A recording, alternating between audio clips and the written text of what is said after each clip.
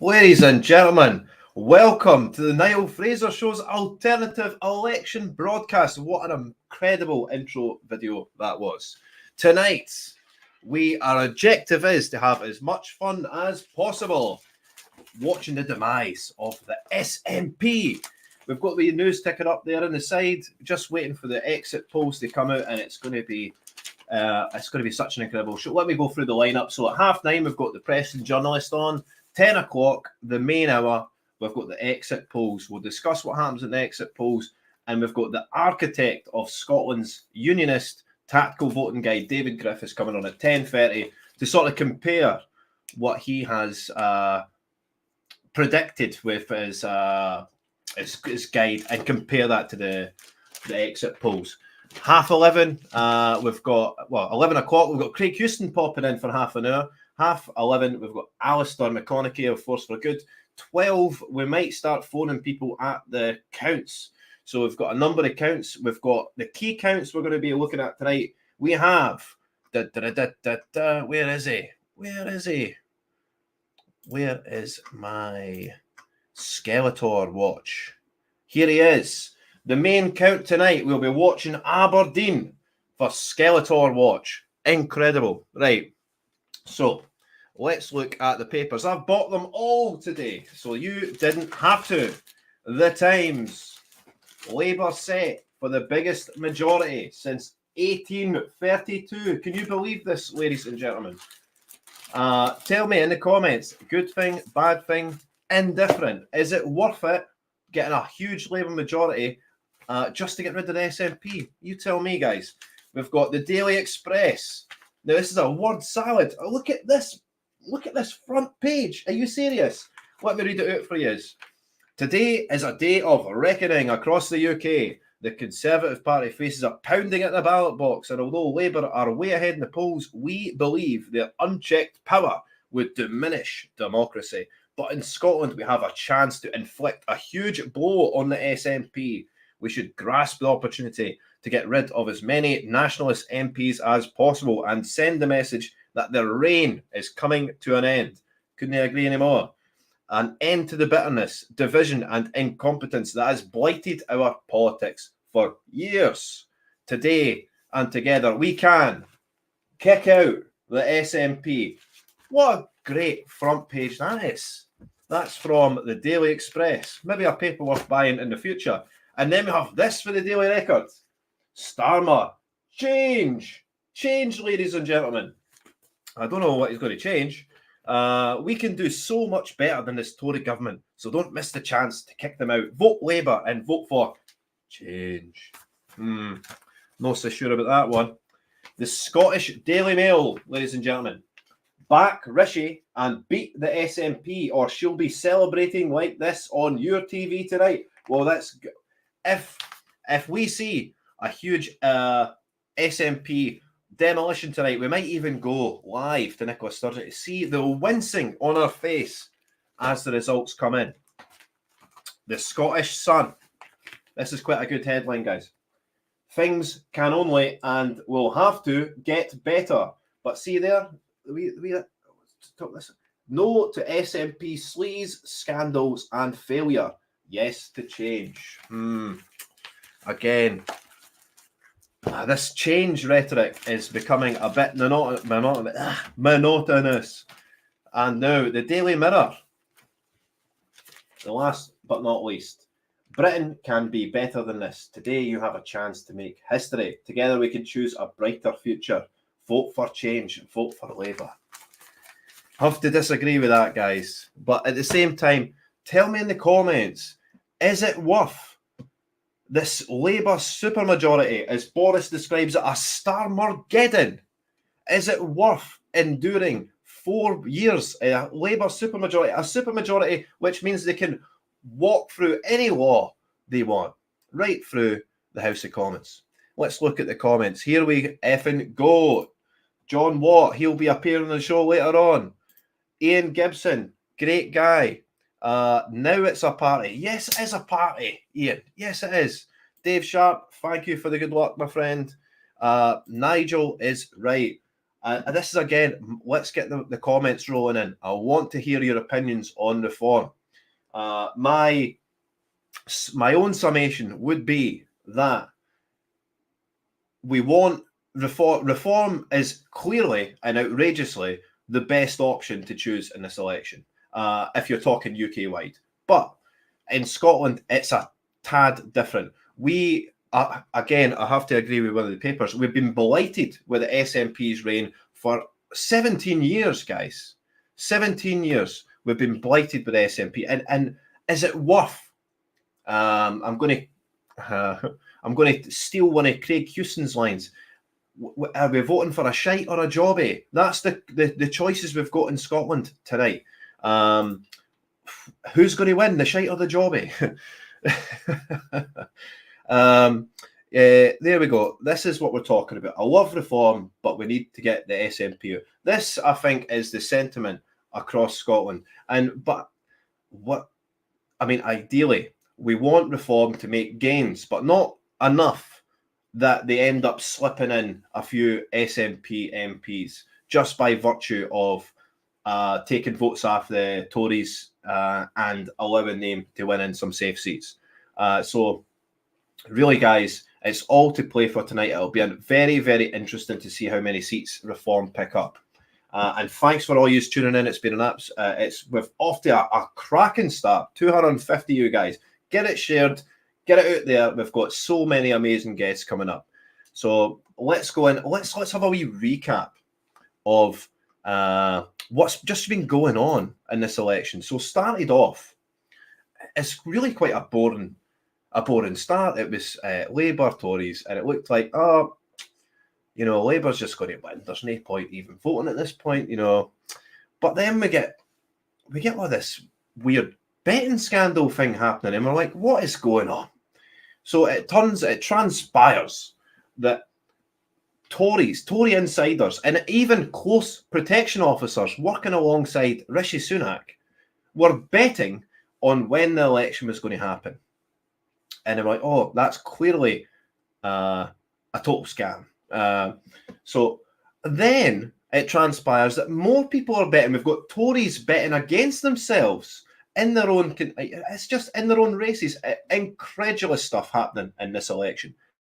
And then we get Alex Cole-Hamilton. We'll just get the video up of him now. I've had a number of very small punts on a couple of races in this election, but that's only because I know and like the candidates. I think they've potentially got a good chance, but I'm also prepared to lose my money. They're all Lib Dems, but at the end of the day, this is a very different kettle of fish to what we're talking about here, and why the Gambling Commission are interested in the story in Downing Street, because these people knew something for certain and bet against that in the bookies. But from a moral point of view, do you have any issue with that at all? You're saying you have placed bets on Lib Dem candidates presumably winning seats in this election. And, I've not broken any rules. And so I didn't peg Alex Cole-Hamilton as a betting man. Oh, sorry, Alex Cole-McCririck with that stupid jacket that he's got.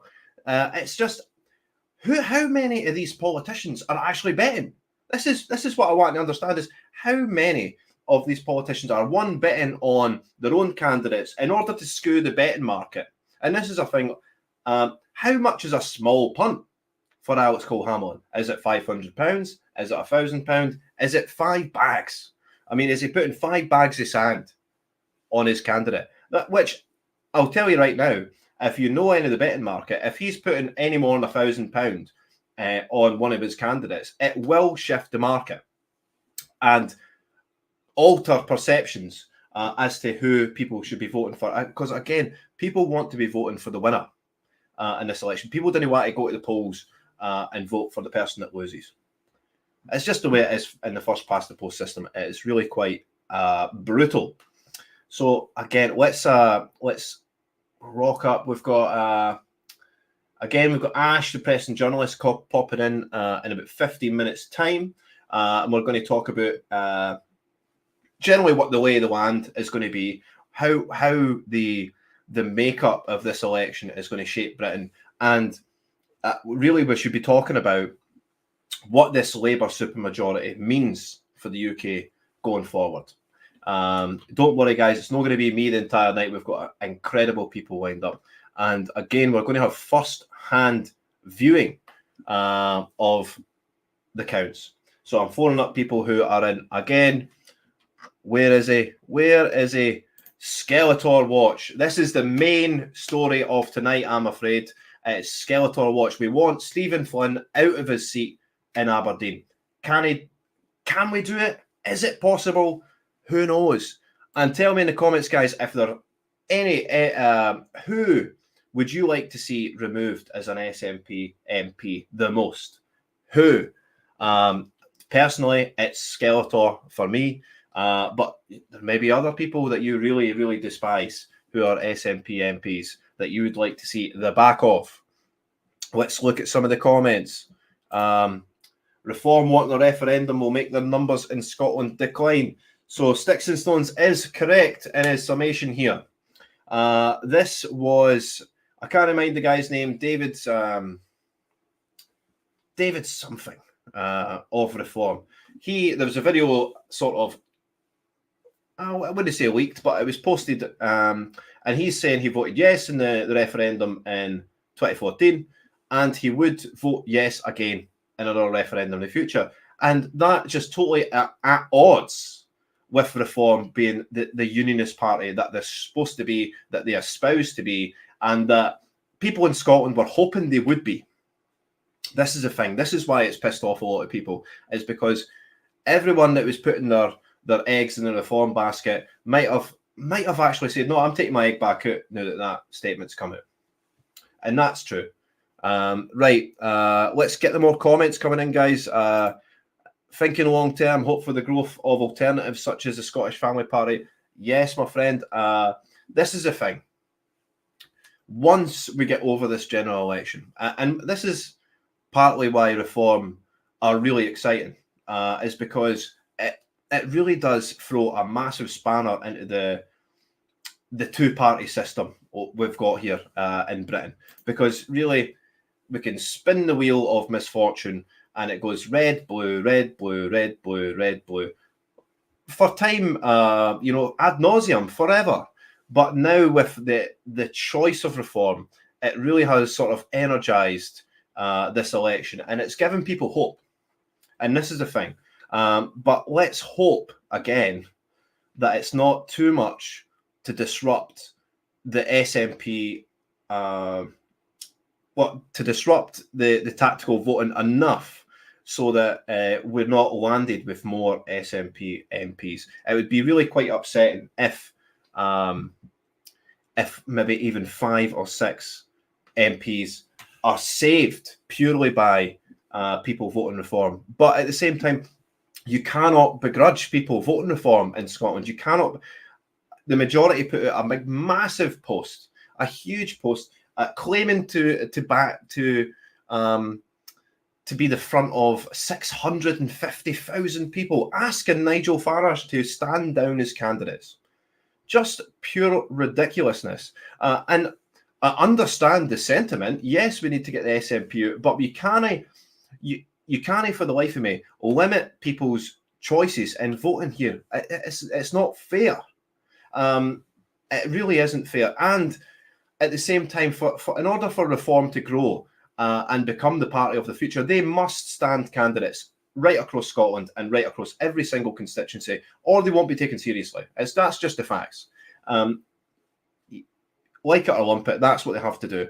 And they need to show credible growth. They need to show credible numbers, and they need to be willing to put their money where their mouth is.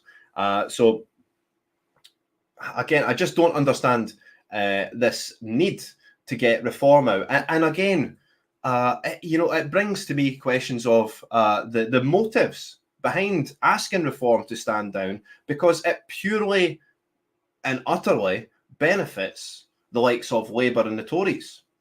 I mean, you would think that they're almost shilling for Labour at the moment by demanding that Reform stand in their candidates, or shilling for the Tories for demanding that the Reform stand down candidates. It's not fair. And even Douglas Ross, his tactics changed. You've seen his messaging change mid-campaign. His tactic was, to begin with, hold on a minute, it's a straight race between me and the SNP. And then it changed to, oh, don't vote reform, get SNP. Again, it's just purely pathetic. No positivity, just pure negativity over and over and over again. We've had some crazy election gaffes by the likes of Swinney. I'm going to bring one up now. And the classic, I mean, to think that this is a gotcha question is just ridiculous, but we're going to play it anyway. Here we go. The gotcha question that is stumping candidates up and down the land. First Minister, how many genders are there?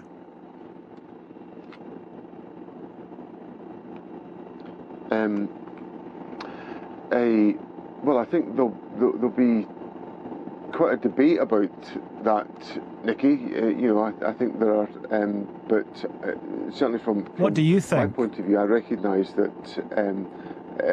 Well, I think in this debate, a woman is an adult born as a female, and they're also transgender women.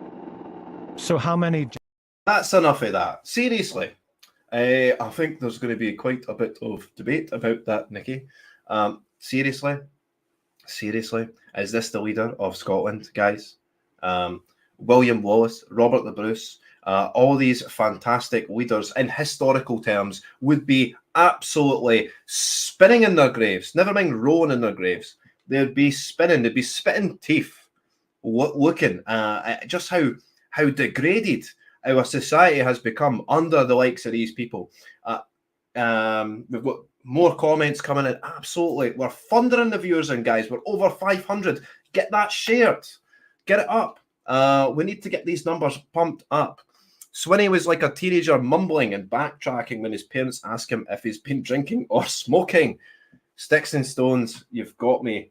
Absolutely perfect analogy. Here we are. I asked the question, who would you like to get rid of the most? Kirsty Blackman says Berserk. Kirsty Blackman would be a great loss for us.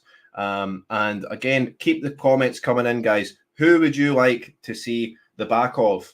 Personally, it's Skeletor, Stephen Flynn in Aberdeen. That will be a hard seat. That will be hard for him to overcome and lose his seat, because he is the leader of the Westminster SNP. He's got so much media focus. The guy was on Loose Women. He's taken a page out of Sturgeon's book. Imagine Loose Women bringing on Stephen Flynn. What's going on? What's going on? Right, guys. We've only got another 10 minutes before we get the press and journalist on. So we'll maybe crank up Sky News a bit, see what these guys are talking about. But nah, I don't think we'll go to that. Nothing of note happening. I hope you're not tuning into Nicola Sturgeon's ITV appearance tonight. That would be absolutely outrageous. We might tune in once we get the poll in, just to see her wee face turn beetroot. That would be hilarious. I'm just scouring Twitter now. We're absolutely killing the viewing figures tonight. So we'll get Skeletor off the screen for a second. And bear with me, guys. This is the very, very first time that I've used this streaming software. I'm trying my utmost to keep it going. If we can get Skeletor off the screen, there he is. Get him off. We'll go back to Skeletor Watch when we can. Let's get the comments in. We actually have Ash here already. If we can get, he's got another 5 minutes. But if he wants to come up early, that would be great, just to give me someone to bounce off of, because we're absolutely thundering up the viewers. Ash, would you like to come up, my friend? I'll get him on the stage. Ash, my friend. Evening, how are you? I'm very well. Sorry for just cutting to you immediately, but this is a renegade political podcast here. So you are the press and journalist. Just tell tell people about yourself before we crack on to what you think this means for Britain? Yeah, so hopefully most of you know me from YouTube. I talk about politics all the time, focusing quite a bit on Scotland and the SNP. It's the only reason I started doing this in the first place, to be honest with you, was because of the SNP and people like Nicola Sturgeon. But I do obviously talk about the UK more generally as well. So as a political junkie tonight, it's like Christmas Day, Christmas Eve, I absolutely love. And I'll be up all night listening to or watching the results coming in.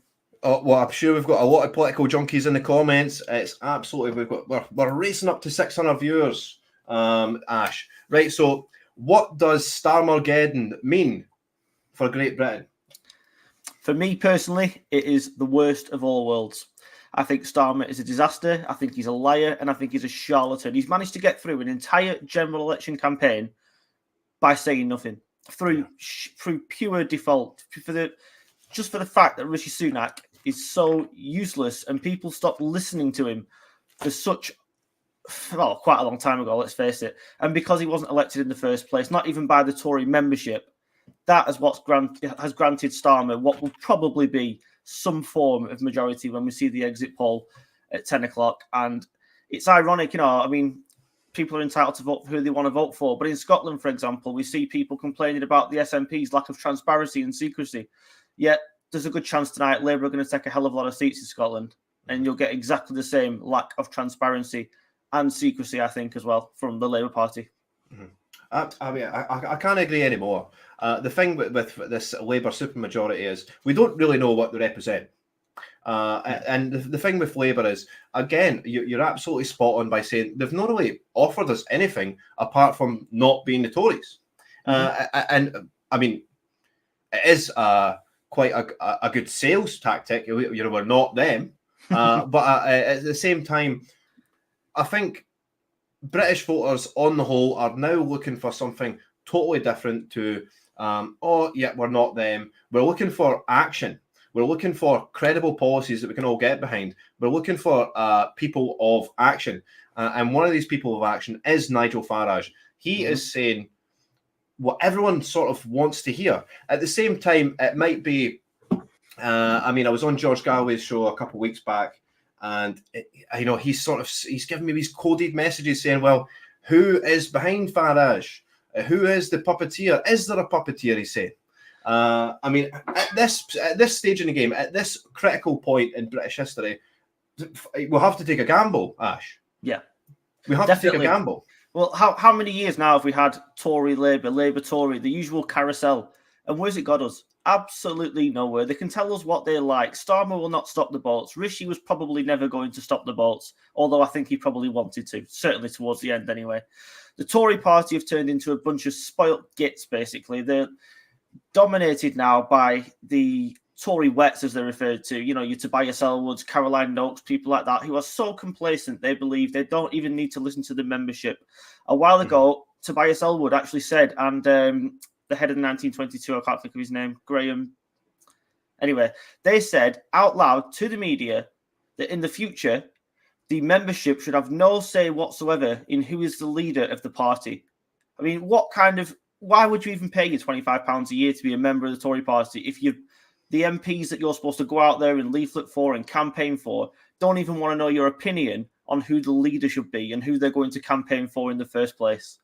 These people have lost all sense of reality. And if the Tories do get a kick in tonight, the best thing that can happen, if it's ever going to rebuild itself, is that, in my opinion anyway, some more of the most conservative people, such as your Priti Patels or your Bravermans, maybe even your Jacob Rees-Moggs, people like that, may survive and rebuild the Tory party. But if the people that remain, who sit in some of the safest seats, as I said, your Elwoods and people like that, they're finished. And they're finished for a long, long time. And that void will be filled by Reform and by Farage and people like that, I believe.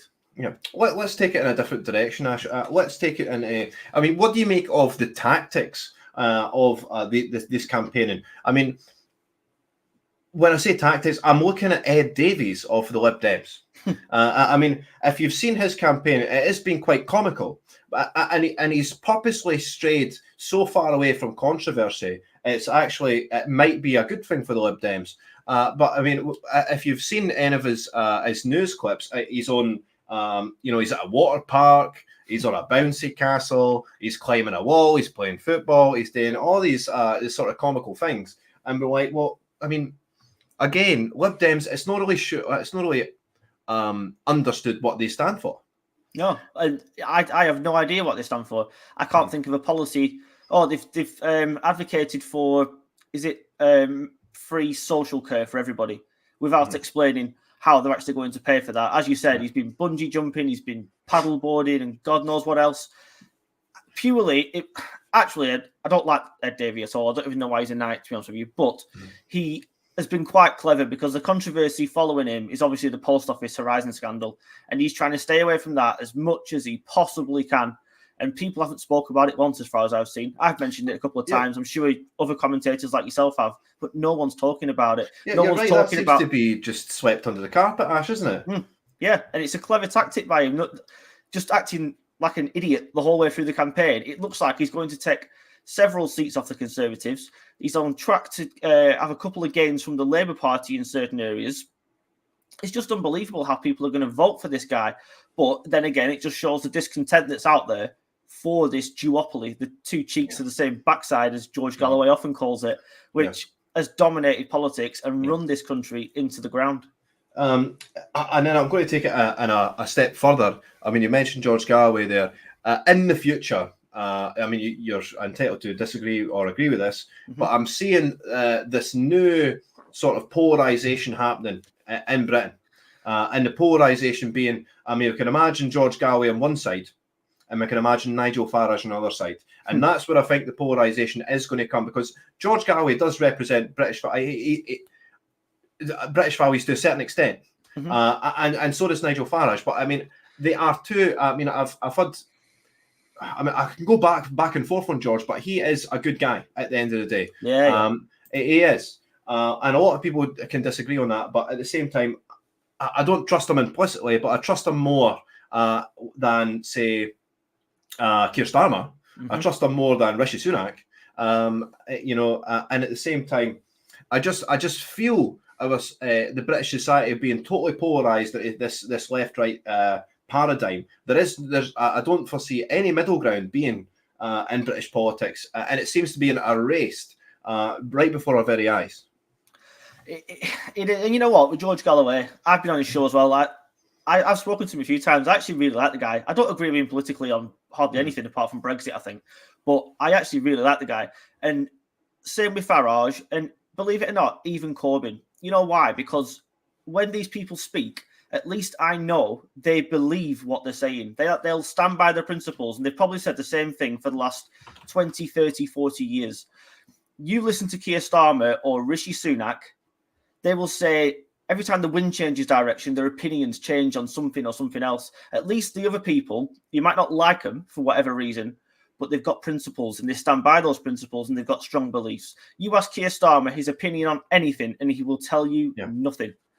Same goes for Rishi Sunak. I don't trust any of these people that are standing to be Prime Minister. And, there was a poll out the other day from YouGov, and it had on it Rishi Sunak, Keir Starmer and Jeremy Corbyn. And the approval ratings for Corbyn and Starmer were 22%. The approval rating for Rishi Sunak was 18%. The disapproval ratings for Starmer and Sunak was 60%, and Corbyn's was only 55%. This is a guy who's going to be Prime Minister of this country tomorrow, probably, and he's going to be the least popular Prime Minister from the word go. And if he sees 5 years out, I will eat this webcam that's in front of me. There's no chance. I mean, it's absolutely true, and it's astounding at the same time, Ash. Right, that this guy who's just cruised along, he's sort of avoided controversy. He's done nothing. He's really just espousing change. What doesn't make any, change what? And again, he's going to be Prime Minister with, according to the paper, the biggest majority since 1832. Can you believe this? I mean, this is what British politics has devolved into. A guy that's got no charisma. He's had a charisma-ectomy. At the same time, there's nothing about him that I feel that is sellable, other than the fact he's not the Tories. Yeah. That's it. Yeah, you tell me his opinion on anything. If anybody can put in the comments or anything, a policy that Starmer has announced this general election campaign and hasn't rolled back on, I'd be shocked because I haven't heard it, including, by the way, the private school VAT thing, which is not only very unpopular, he's now said, well, we're going to delay it a little bit. We might do it a bit further down the line, kick the can down the road. So that's not going to happen now either. I honestly don't know. Nobody seems to know what this guy stands for. There was I'm sorry to keep quoting polls, but there was another poll that was done by YouGov, and it out of Labour voters, they asked them, why are you voting Labour? 50% said because they aren't the Conservatives. Guess what percent said it's because they like Starmer? 10. Less. 1% of people in the poll said it's because they like Keir Starmer. 49% don't know. That's simply incredible, Ash. It really is. This is going to be the most crazy election we may ever see in our lifetimes. But the size of the majority, it's going to be too much. It's going to be unfettered power. And he's going to be able to do whatever he likes, and there's not going to be anybody. I don't care if you've got big voices in there like Galloway or Farage in the Parliament; they won't be able to do a single thing to stop him. See, tell me in the comments, guys. We've got 700 plus people watching. Tell us in the comments. I mean, with this unfettered power that Ash is describing here, what will Labour do? What will Labour do? And this is the thing. They will be able to rush through any law straight away. They've got a super majority in the House of Commons where they can do anything they want. And what will they do immediately? I don't know. But I'm not really enthusiastic about what they're going to do. In fact, I'm actually quite fearful about what Labour's going to do. And people are voting for this. Yeah, they don't... I hate to say this because obviously I unlike Keir Starmer, I abide by democratic votes. I don't say people don't know what they're voting for, but it's very hard to know what you're voting for when they won't tell you what they're going to do. And for example, this gender ideology only in the last few days, when now they've got a nice big poll lead, have they started putting out this gender stuff? None of them can say, for example, what toilet a bloke in a skirt should use who pretends to be a woman. None of them can tell us what schools are going to be taught. Are they going to keep up the Tories' strict line on stopping teaching children, for example, or convincing them to change their gender at the age of 5 just because a girl likes to play football and a boy picks up a doll, for example? Doesn't mean they're on their own bodies, but that is the kind of crap that's going to come down the line with these people. And the situation now is bad enough, but things are only going to get worse. It's going to be like the SNP on steroids. It's going to be horrendous when they get this power.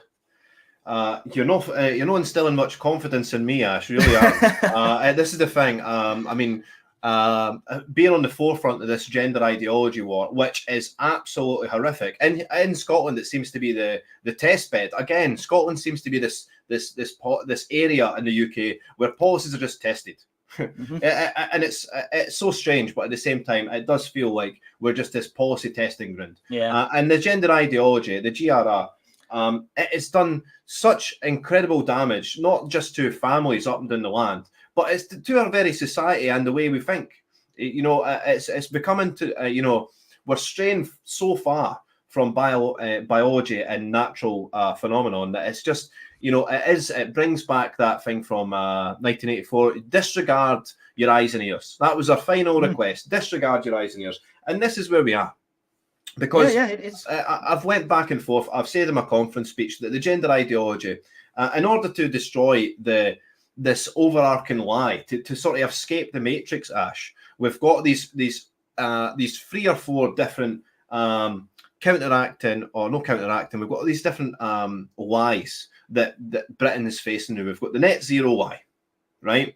Where that's it's a fool's errand. While we shut down our entire economy and ruin our energy infrastructure, China build a coal power plant every other week, and India do the exact same. And yet, if Britain was to sink into the sea, it would make no difference on the global carbon emissions, no difference whatsoever. And yet, we have to do that, right? That's the net zero lie. Then we've got this, the gender ideology lie. This is, to me, it's the single easiest lie to deconstruct. You don't even need to be able to read or write to understand what a man and a woman is.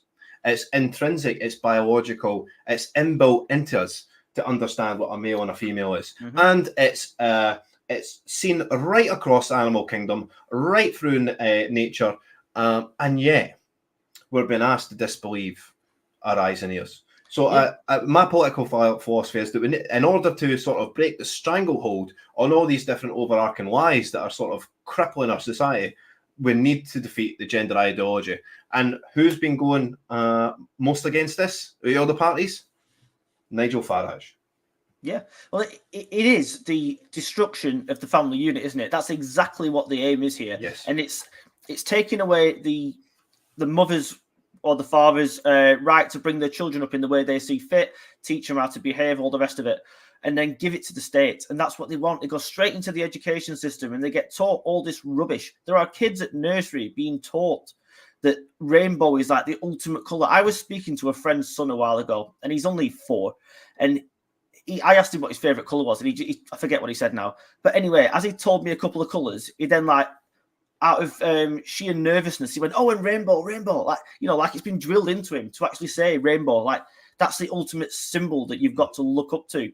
It's like looking at a bloody swastika. I know it's a bit of an extreme example. I know. But, you know, it's like something to bow down to, this rainbow flag and this ideology. And then they change the flags into different little patterns and keep expanding the LGB to T and Q, and God knows what it's up to now.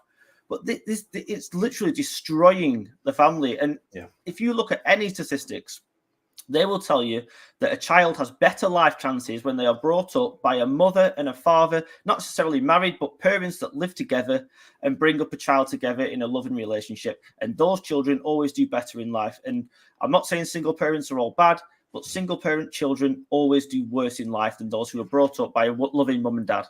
Yeah, I mean, it's and in this day and age, that is supposed to be a radical statement, Ash, right? Yeah. But over time and over the last sort of month or two, I would say we've seen more and more politicians start to say that.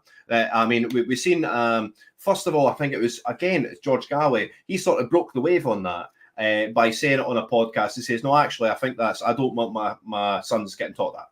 Simple. And now we've seen David Curtin of the Heritage Party say very similar things on Ian Dale. And Ian Dale threatening to cut his mic off. I know. You know, you cannot say these things. These are verboten statements.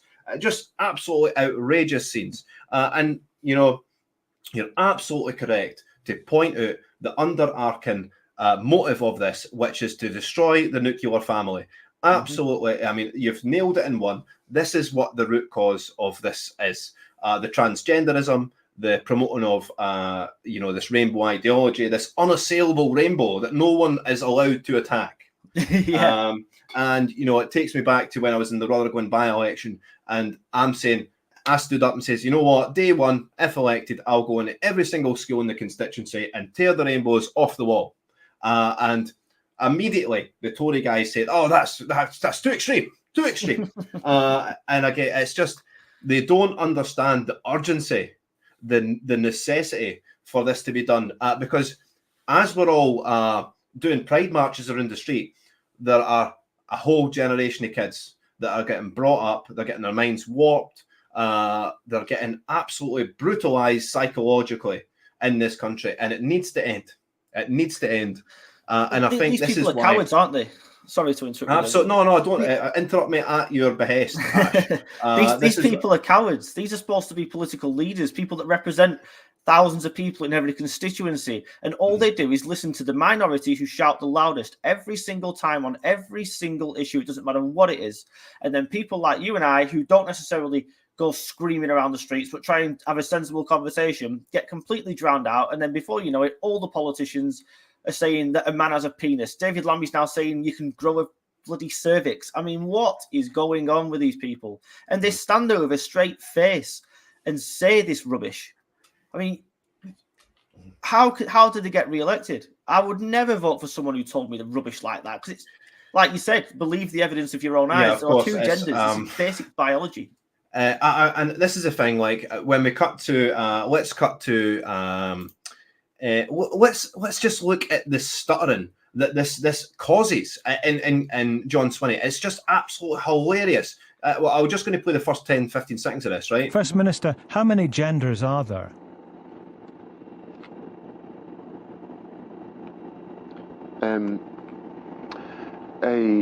well, I think there'll be quite a debate about that. Let me stop you there, John. No, there won't be quite a debate about that. I know. If this guy asks you on the radio, how many gender, you say, why did you ask me such a stupid question, Nicky? There are only two. What are you talking about? You know that. I know that. Everybody knows that. And yet you're asking me, what is going on? It's insane that this is the gotcha question. And it shows the degradation in our society that this gender ideology has sort of, it's a big rainbow spell that's been cast on the land. What does Swinney think he's doing, though? What kind of election tactic is that? Who's he appealing to? You know, these people that believe there's 2.5 million genders, they're about 0.0001% of the population or something. This guy saw the gender recognition reform bill. He saw that 70% of Scots and 80% of the UK population as a whole would not have voted for it in a month of Sundays. Mm-hmm. He's now trying to appeal to such a small minority, probably losing people that actually respect biology and family values, etc., which are going to be a hell of a lot more votes to lose than a few trans people. Mm-hmm. You know, what this guy's done in his election campaign, he's been probably the one person that's been worse than Rishi Sunak for this election campaign. I mean, it's again, all the leaders, I think definitely John Swinney has performed the worst. And that will hopefully transpire and sort of eke its way into the results that we're going to get in about 15 minutes with the exit poll. But again, I think John Swinney has got like key inside knowledge here. He was the one that implemented the curriculum for excellence, or sexcellence that I call here in Scotland. He was the one that implemented that. So, and this was way back when.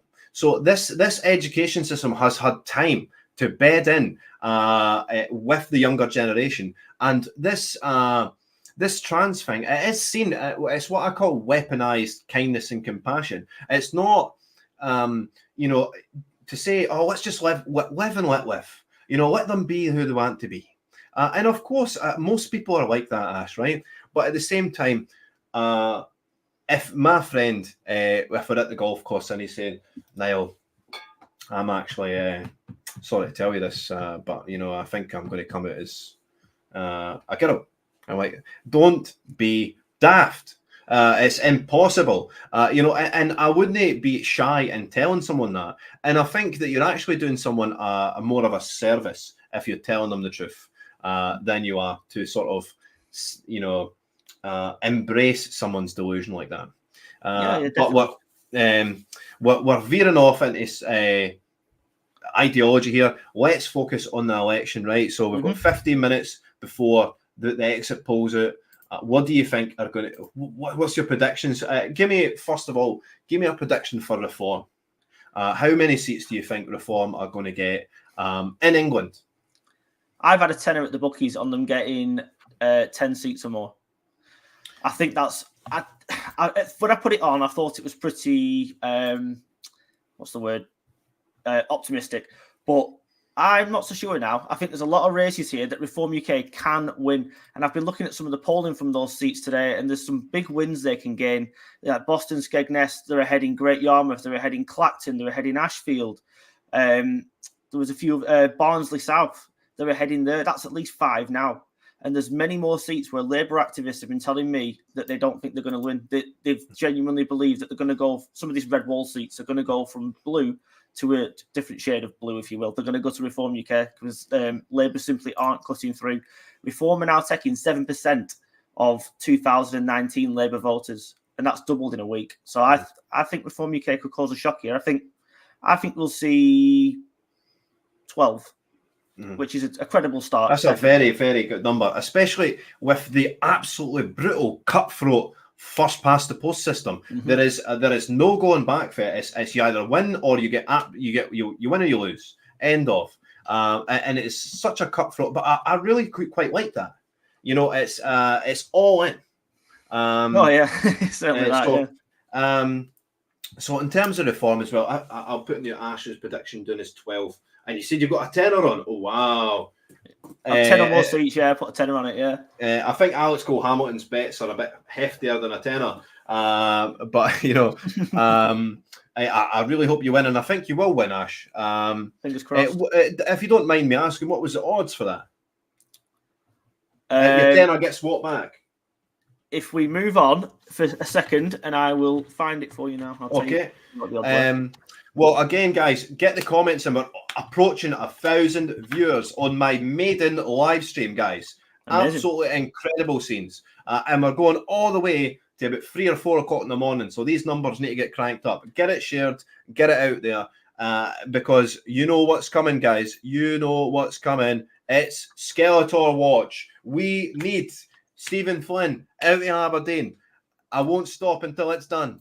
So Skeletor Watch will be happening. We'll be going back and forth to Aberdeen, and we've got a man on the ground in the Aberdeen count who's going to give us a bird's eye view of what's happening. We'll get him on the phone closer to when the polls get picked up. I reckon it could be about 12:30, 1 o'clock, 1 a.m. seems to be the best time to phone and get sort of, because it allows the people at the counts to sort of see if there's a pattern emerging in these votes. Right, okay. What else is happening? So we've got 10 minutes until the exit polls, guys. Tell us in the comments what you think is going to be the results. And more to the point, I think Labour, obviously, the story of the night is going to be the Labour supermajority. But tell us in the comments, what does that mean for Britain? Really, what does that mean for Britain? And what does that mean for Britain on the global stage? Is this Keir Starmer's going to be his Walk of Fame? Is this going to be the next best Prime Minister? Is he going to come of age, really, in his post as Prime Minister? He certainly can't be worse than Rishi Sunak. I just don't see it being that bad. But will they be able to make a stranglehold on this House of Commons? How long are Labour going to maintain power with a supermajority like this, Ash? How long? I mean, it's a very divided party. Let's not forget there are a lot of people in there, including the deputy leader, who cannot stand the sight of Starmer and they cannot wait to get rid of him. They've kept the gob shut for the majority of this campaign to make sure they get into power.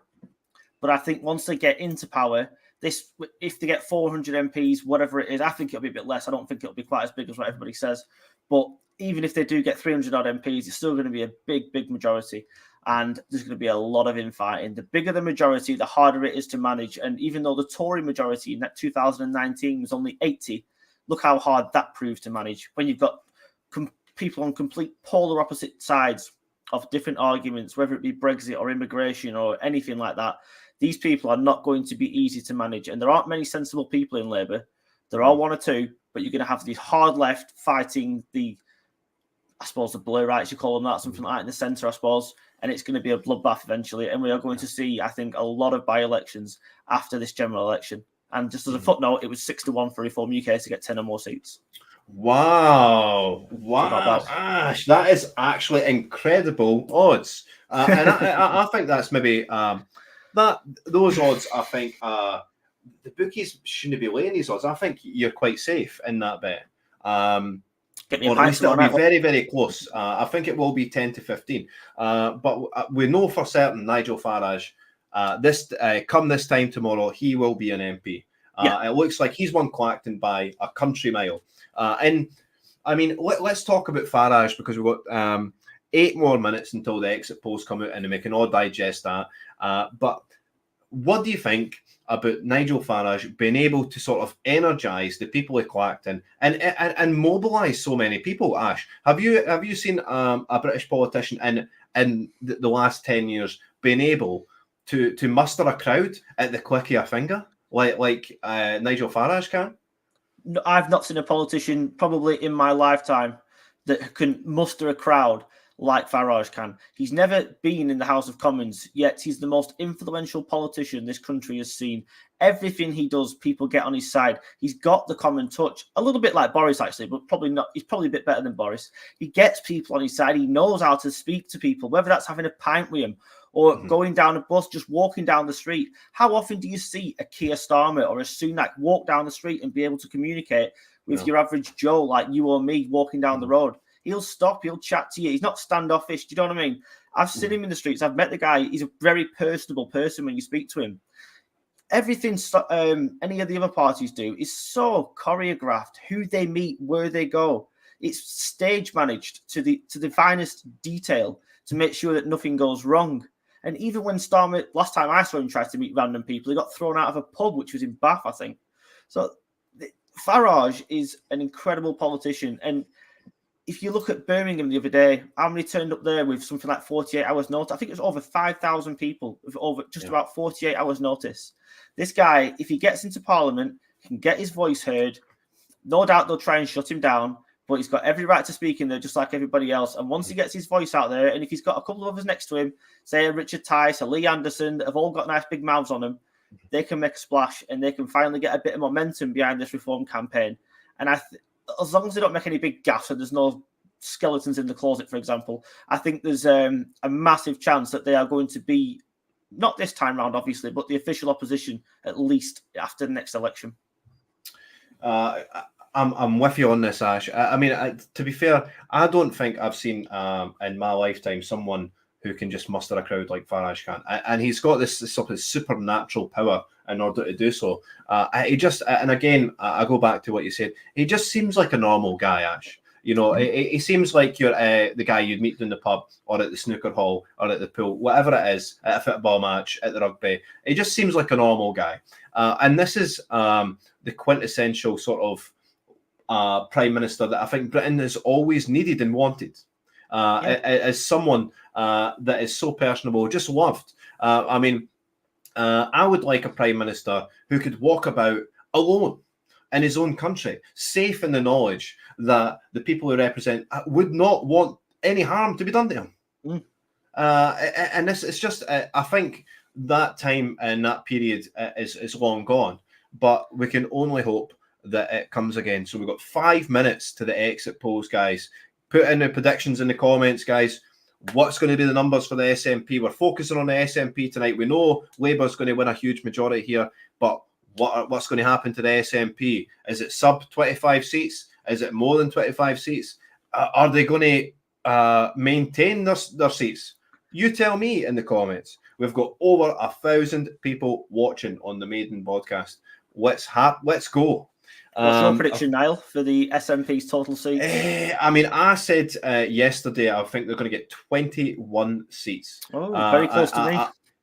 I hope and pray it's less than 10. But really, there's so many on a knife edge that it could go either way. And just judging by the sort of, I've been living on Twitter the last few days, but just judging by what I've seen on Twitter, there have been a lot of people in Scotland that have disregarded tactical voting and given reform the nod, which could really affect, the sort of areas in Scotland like Dumfries, the borders, and north of Aberdeen and north of Aberdeen, and seats like Douglas Ross's seat, and seats like Stephen Flynn's seat, and fleets like Oliver Mundell and the borders in Dumfries. So this is it's really quite crucial, I think, that in order to sort of save reputational damage, I think reform really need to sort of skirt just under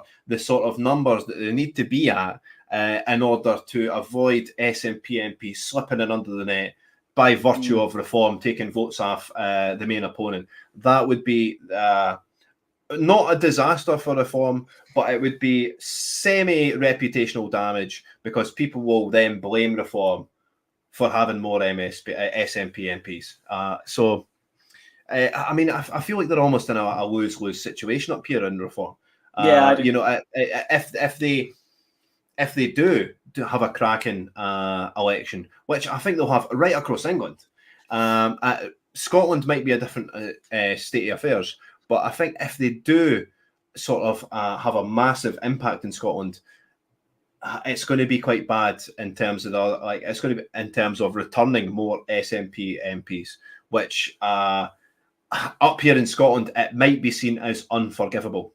Because that's just the way people up here in Scotland, they're like, we've been trying so very long to get the SNP out that I think if reform end up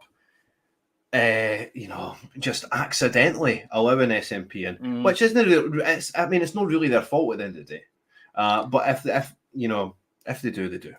To be taken seriously, though, Reform have got to stand candidates everywhere, I believe. Yeah. And if you're going to say, well, I'm going to stand aside for the Tories or Labour or whatever to stop the SNP getting more seats, then I don't think that's going to do Reform any favours either. I think it'll be equally as damaging for them, because it's essentially doing what they did in 2019 for Boris Johnson.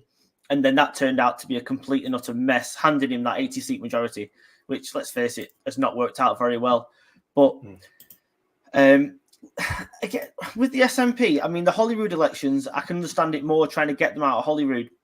Oh, 1 minute 10. With the SNP's Westminster contingency, essentially, they're pretty powerless. I mean, they can't really do a great deal. I believe it's in Holyrood that they do most of their damage. Because in Westminster, they're just loud voices shouting, really, and nobody takes them that seriously. So I think if getting them out of Holyrood is far more important than actually getting them out of Westminster. But obviously, it wouldn't do any harm to get rid of them. Here we go. The moment is here, Ash. The moment is here, my friend. Oh, no. Oh, no. Are you ready for this, ladies and gentlemen? The exit polls. 30 seconds. Brace yourself. The Titanic is going to hit the iceberg, ladies and gentlemen. Brace yourself. Hold your breath. This is going to be absolutely crazy, guys. I'm going to grab the coffee that's been slipped at the door. 10 seconds to go. Oh, my God. Oh, my God. Oh, my God. It's almost too much to bear. Here we go.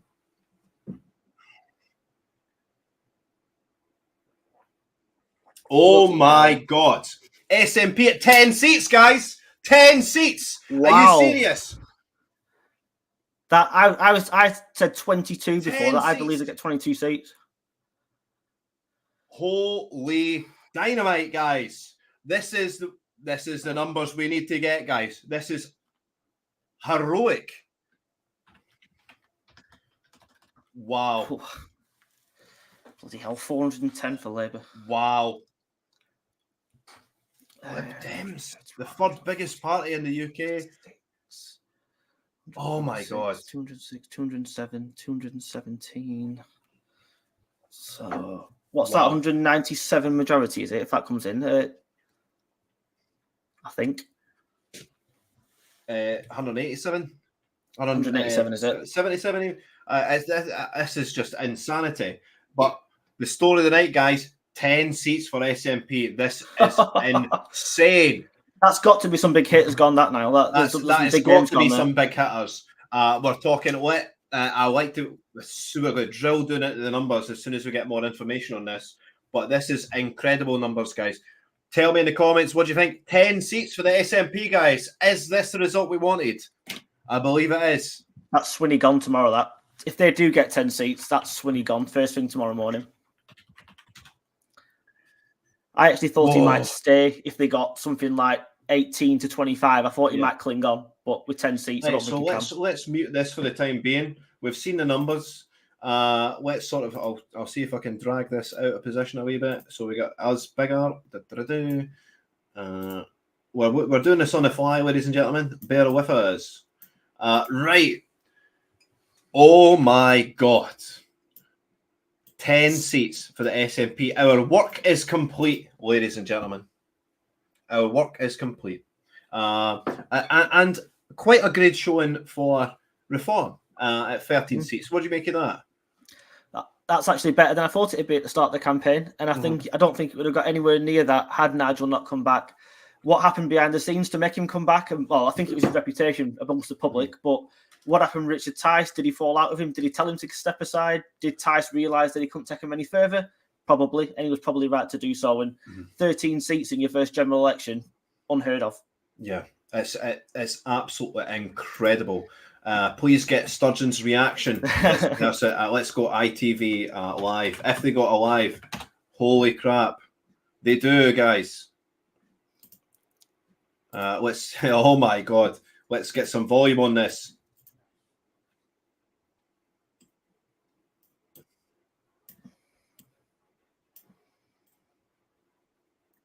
let's get us sort of smaller. We're getting this. All eyes on Sturgeon's tears tonight. Get Sturgeon tears in the chat, guys.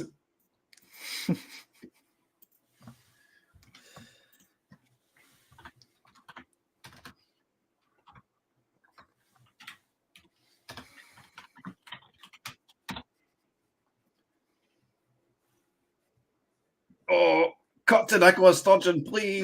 Please, please, please. Oh, this has got me in such a good mood, Ash.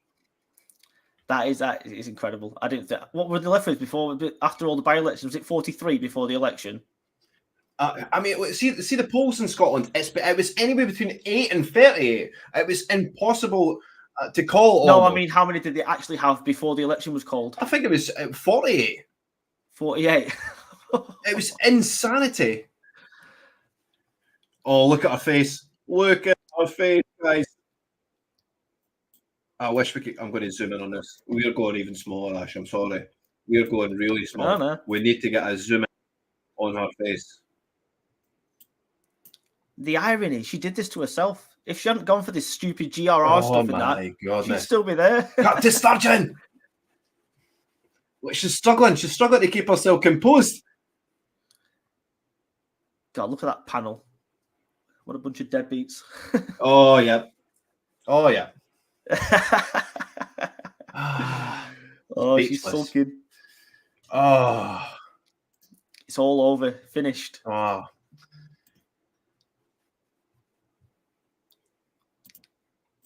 She won't I even know, look it at is the a camera. typical nippy face. It is absolutely a typical nippy face. Oh, my God. It's like I she's been asked a suppose, difficult question by a journalist. Yes, they have.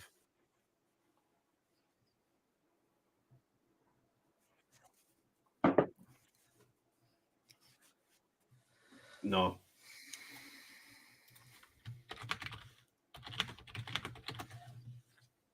Can't hear it. Right, I'm going to crank it up a bit. Sorry, my man. No, I mean, that's all. Oh, Is it something in the studio? Since you left yeah, office, I've got it. some of it we can't. You talk should be able about. to hear it, There's a guys. Police investigation, Yeah, an active my bad. one, and for legal reasons, you can't talk about it. I can't ask you about it. Nevertheless, there are going to be lots of people watching in Scotland tonight who are going to say, "Look, this looks like an absolutely Look at her disastrous face. result," and there are going to be people inside your party and perhaps out saying, "It's all your fault." Absolutely, I don't doubt that at all. This is at the grimmer end of expectations for the SNP if the exit poll is right. And given what I said earlier on, I suspect it will be broadly right. I'll come back to that in a minute. I think, first of all, this is seismic for Labour, and there's no getting away from that. A massive achievement for Keir Starmer. I think it will be interesting as the night progresses to see the extent to which this is a victory driven by a Tory collapse as opposed to a Labour surge. I agree with Ed, seeing the vote shares will be fascinating. I think there's also a question about this massive mandate Labour now has and what actually is it a mandate for. They were very, very cautious during the campaign. I think the UK political system may be reaping the whirlwind of appeasing Farage rather than taking Farage on the core arguments that he makes, particularly around immigration. But a seismic win for Labour, and it looks as if Labour has also won its first election in a long time in Scotland. Yes, there are clearly big issues in a result of this scale for the SNP. The SNP's been in government for 17 years. We're in government now at a time when austerity is really biting. The impact of Brexit is biting. Of course, you know what I think this is there will calls always for? going to be real challenges in this election. But it's also about the context of the election. This was a kick the Tories, get the Tories out. And that always happened to the SNP pre the independence referendum. Let's get the party started, guys. To that tonight. But, this is not a good night for the SNP on these numbers. And there'll be a lot of questions. Not a good night. To be the asked, understatement of the century. There'll be a question about whether there was enough in the campaign to give effectively a USP to the SNP in an election that was about getting the Tories out and replacing them with Labour, but no doubt we'll get into much of that as the night progresses. She embezzled all the money, that's why there's no campaigning. Rob, so for me, this is the most important general election result since 1979. That was important. We discovered actually somewhat after that election date, simply because it represented such a dramatic policy shift. We don't know actually quite yet what kind of policy shift this will represent. But if you just look at what's happened to the Tory right, share guys. of the Now vote, that Sturgeon the lowest has, it's been, we're think, going since to sort of 1832. shorten the we volume on don't this. actually Just yet a know. tad. We're hearing, and this in We're going to itself bring us decides back, that Ash. Reform is going to get a significant number of seats. Right, guys. Tell me in the comments. This Small is what compared to the big parties, but we've never. knew in we're our going to history lose had a 38 populist far-right MSP party MPs here, representing those sorts of SNP numbers MPs. in Who do you want our gone the parliament. most? And it Is Stephen certainly Flynn? Is conceivable, Skeletor given this among issue them? around the so-called Is efficiency of the Labour vote, in other Skeletor words, propping among up votes one in places of they could win. these MPs Reform gone? didn't have We can multiple only presidents cross our compared to fingers this. We and know pray, that guys. their We can vote only do is it. going to be very inefficiently He's spread, got to Right. be, but hasn't their he? Surely. share of the It's overall got to vote be. may be pretty Right, close guys, let's get to the party started. I Conservative think this is Party's deserved. share of the It vote. really And is. that is also This is highly a significant. colossal And then result for the everyone in falling Scotland back, tonight. if it's It really right, is. we don't know, because This there are is margins of error here, incredible. but if the SNP falls back to just 10 38 seats in Parliament, which MPs implies gone that Labour in a is now flash. once again the Cheers, biggest everyone. party in Scotland by a margin. I That will had have 11 profound names that we've implications actually for heard that of from the debate SNP that over were down to lose their seats. The rest are pretty As I much say, nobody's. for me, But this is the most if they've all gone, significant night in our political history. they're finished. since at least Absolutely 1999. finished. This Jane, is, I'm gonna ask a I colleague mean, to let me know in the possibly go through the comments, exit guys. poll. Can you What just does set this the mean for scene in John terms of Swinney? what you think is Really, what does under this the mean? wire here? Please, So I think be the Skeletor reform God, potential please. for reform steps to be Please. really quite significant Uh, is high. And the potential also, I not just in actually those can't seats, and this describe is, as how Robert said, this is a jubilant really I extraordinary am moment. It's a this real evening. breakthrough for reform for Nigel Farage. What an But incredible, I imagine incredible that night. the impact that We can reform is These having exit right polls across are the absolutely country accurate, though. in Right? loads of seats The night is where the still young. Conservatives are being damaged is going This to be it might not be really minus 38. It substantial. might be, And you know, then plus we've or got minus the one or two. I likelihood don't of a think the very exit strong polls are tactical vote rarely helping wrong. the Liberal Democrats. So Uh, on both sides of that Here kind we of go. question, you've got voters Bob, really I in think this the 38 pensive will movement include the trying to two unseat the Conservatives in this election. Alba So I and think, Lisa I think Cameron. not Oh yeah, only it will. Yeah, it is Yeah, the will. of number course. of Well, MPs Neil for reform Hanvey, I will be don't think had a incredibly chance, I'm significant in afraid. Parliament, Neil Hanvey but the was in electoral Cowdenbeath significance and of reform is going to really Kirkcaldy. pose a quandary I for didn't the see two them largest returning him, parties. even The though I quite like Conservatives Neil obviously have Hanvey. to try He's to stood out come on back from this some of the somehow, core and the Labour issues, Party's going one, to the have to gender help with that ideology too, that we were because talking this about earlier on, majority is going and to be at least the substantially off the back vaccines. of reform. You know, he's been one of the guys that Colin, stuck out his The neck exit poll. Take it out. away. Here we go. Yes, the exit Chin chin, poll. guys. I hope Well, you're joining I think me. what it tells you, and Jane is sort of already Oh, hinting at this. Ash, it tastes beautiful. Everyone going, how I can bet we it does. get rid of the Conservatives? We found that I in should have changed the label to 1997, there were Sturgeon only two Tears. choices. It was you either Oh, Conservative, yes. Lib Dem, depending on I where wonder you what were. Peter Murrow is This doing time, tonight, Reform ladies has and joined the party, gentlemen. and to a more limited extent, the Greens Getting a as lawyer. well. So what we'll find when the results come in is we'll find the Conservative vote collapsing everywhere. No, just some of the names that I had, Niall, like Alan Dorrans, Neil Gray, Martin Day, Stuart McDonald, Tommy Shepherd, Joanne Cherry, David Linden, Patrick Grady, Alan Smith, Kirsten Oswald. All these people were predicted to lose the seats. Wow. They've probably all gone Labour now, will be as okay. well as a lot But in more. some of the And places which Stephen voted Flynn was on a very knife heavily edge, so we Leave don't, in we obviously we don't know where that's 2016 going to go yet. referendum, and in some of the places that Oh voted man, Conservative in see, 2017 and it's been a 2019, long and where time they coming seem to for have Joanna very Cherry as big well. majorities. It really has. Many people have So decided Joanna that they Cherry can't has vote Labour. been sort They're not of Labour kind of people. flying below the They've swung radar. there. They will have She gone to honestly reform, has. and I She's been think we'll flying see below some the of those radar areas in the where SNP reform for is. such a long time. We're just going to mute that for a second. Did I mute that? I don't know. Yeah, you did, yeah. This is quite annoying, this wee layout. There we go, that's better. So we've got another 15 minutes before we get David Griffiths on. We're going to wave goodbye to Ash, who's been such a great co-pilot for the last hour, mate. Thanks very much for being here. And thanks for sharing this moment with me, Ash. It feels like, did you say 16 seats for reform? Is that your tenor being ripped right off you? 10 or more. 10 or more. 10 or more? Yep. That's the easiest £50 you've ever made. Exactly. Fingers crossed. Incredible scenes, Ash. Well done. Well done. This is it. We hope Flynn loses his seat. Skeletor demands it. He-Man.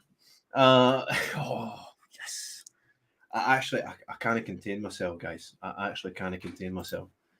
This is incredible. Well, make sure you We've enjoy got the rest of it. almost- And I'm going to carry on watching anyway, so I'm sure it'll all be good fun. It's going to be incredible, guys. It really is. You're welcome to stay right up until David Griffiths comes on in 50 minutes if you'd like. We're approaching 1,200 viewers, guys, on my maiden broadcast. And Ash, I can't thank you enough for spending the last hour with me. You've been very astute in your analysis. You've even made £50 in the process of this last hour. So your hourly is absolutely smashing it. Please, if you don't know Ash, you don't follow Ash, give him a shout. Give him a follow. I'm just going to bring up your socials. Ash. So x.com, AK Writing 88, known on YouTube as the Press and Journalist. Very astute political commentator. As you can see, he's placed a bet and correctly won. I mean, you can't beat that, really. So next we've got David Griffiths coming up at past, who's going to discuss. We're going to discuss the exit polls, what that means for. Well, David Griffiths was the architect behind the tactical voting guide here in Scotland, and it looks to have paid absolute dividends. The question is, which 10 MPs remain? Maybe that's the chance. Maybe that's the opportunity for. So I'm losing my track of my mind. This is like we'll be able to get a more sort of clear picture of who's going to win or who's going to retain their seats. Sorry, with David Griffiths coming on, because he'll know which seats are on a knife edge. I think in my heart of hearts, I want Skeletor to be gone. But I think he might be one of the ones who retained his seat. Ash, what do you think? If I was going to say anybody, yeah, I'd say you would. But then again, he and the SNP are threatening 240,000 jobs ish in the oil and gas industry around Aberdeen, and those communities rely on that industry a lot. So maybe they've had the good sense to get rid of him. But it'll be absolutely humiliating, and I won't be able to stop smiling if he does get voted out. Right. We're going to take a short break. We're going to take just give me a wee second to get the toilet and all that stuff. We'll come back. I'll keep it running in the background. What I'll do is unmute this.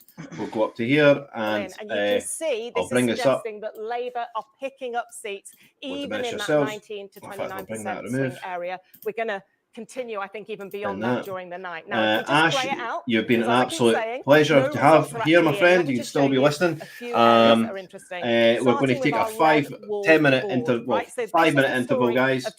Enjoy. Get yourself a drink. Get yourself a coffee. We're buckling into the rest of the night. We're going to get people. We've got David Griffiths coming up in 10 minutes. Alistair McConaughey, if Force for Good, at 11:30. We've got 12 o'clock. We're going to get. In between that, we've got Craig Houston Talks as well, who's our fantastic host. 12 o'clock, we'll probably cut to John Watt, Bring the Noise of the Vaccine Injured Group. Then we've got David Scott, another great political analysis. And then we're going to go live. We're going to phone people on the counts. I'm just going to put them right on speakerphone, guys. Right? As you can see, and then Dave's speaking the truth. I do need to pace myself. I really do. Right, guys. Thanks for coming on, Ash. Please send Ash your regards. Give him a follow. It's been fantastic.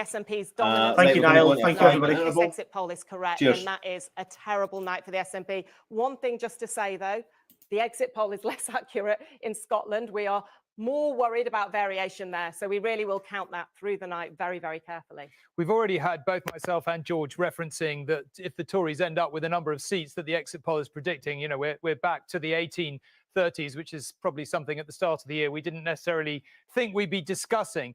We've talked a lot about which cabinet ministers might be under threat. Can we have a look at who is particularly? Bring this up. Just huge caveat on this. I told you individual seats we're going to be careful about. These are the people who will be nervous. The exit polls suggest they're going to go, but we don't know until those results come in. So this was the cabinet. Up top left, Alex Chalk. He was always worried. Godalming, that will suggest The exit poll is suggesting that Jeremy Hunt, the Chancellor, has lost his seat. Below him, Grant Shapps in Welwyn Hatfield. I mean, this is more really than we were expecting. We've seen scalps go like Ed Balls before. This could be a number of scalps. There you go. Mark Harper there in Penny the Forest Morden of Dean, as well, and Penny Morden in Portsmouth Portsmouth North. Remember, lots of these people might be thinking about future leadership, and I think maybe we can show you some pictures of some of them who might be thinking about leadership, and not all of them, according to this exit poll, are going to survive the night. According to this exit poll, only James Cleverly there at the front and Kemi Badenoch at the back right will survive the night. But as I say, be careful. Okay, be careful with the caveat. Right, let's get our first official reaction from Labour. We're joined in Manchester by the Deputy Leader, Angela Rayner. Angela, just wind back a little bit. Let's go back 6 months or maybe a year. You couldn't possibly have imagined a result like this. Well, we're very encouraged by the exit poll, and it shows what a tremendous job Keir Starmer has done in transforming the Labour Party and putting forward a programme for government that people can really get behind. I think it also shows that 14 years of the Conservatives, where they've had chaos and decline, people are really punishing them for that record of failure. I mean, do you think a Labour majority this big is going to feel very different in government than a smaller, much smaller Labour majority? Will it empower you to do things you wouldn't have thought of otherwise? Will it encourage you to be sort of bolder? Well, look, it is just an exit poll. And again, we haven't had any of the results through yet. So I'm not about to start counting my chickens just yet, but it is encouraging. And, you know, it doesn't matter the majority. The point is that the mandate, hopefully, that Keir Starmer will have is that we can go forward now and turn the page on the chaos and the decline that we've seen under the Conservatives and really have that programme for growth now, which will enable us to pay for our public services and get back on the right track. Look, we totally acknowledge. Sorry. That's quite all right. We wouldn't want you getting wet. It's raining. It's Manchester. Yeah. What can one say? Well, listen, we're very pleased that you ladies and gentlemen, us, the rain and all. Let's but get look, me back reality, on the screen. I totally understand why you're being cautious, but the exit poll would have to be wrong by a factor so gargantuan that for you not to be in government when all is said and done, you must be feeling right, pretty amazing at this point. Let's set it this way a bit. I mean, first of all, it's incredible that so many people, it looks like, have given Labour that opportunity. And if we do have that opportunity with all of those fantastic candidates that we put forward to the demise of the SNP. This is I've been a member of unrecoverable 9 years, and for I've spent the all SNP. of that time in opposition. Truly is. To have the honour and the privilege they will not to be recover able for this, be guys. government I'm and telling serve you the right people, now. as Keir This Starmer is says, if Labour nails does in win the power coffin tonight, of the it's about SNP. putting country first, Let's party second. mute We're all very Angela clear about Rayner's that. going to It's have to roll up our the night of sleeves her and to life deliver tonight. I'm for the sure British of it. people who desperately need that change. Let's mute this now. Wow, guys. Never in my wildest imagination did I think the SNP would lose 38 MPs in a one-hour, guys. In one single election. This is truly one of the greatest moments in Scottish history. We've finally done it, guys.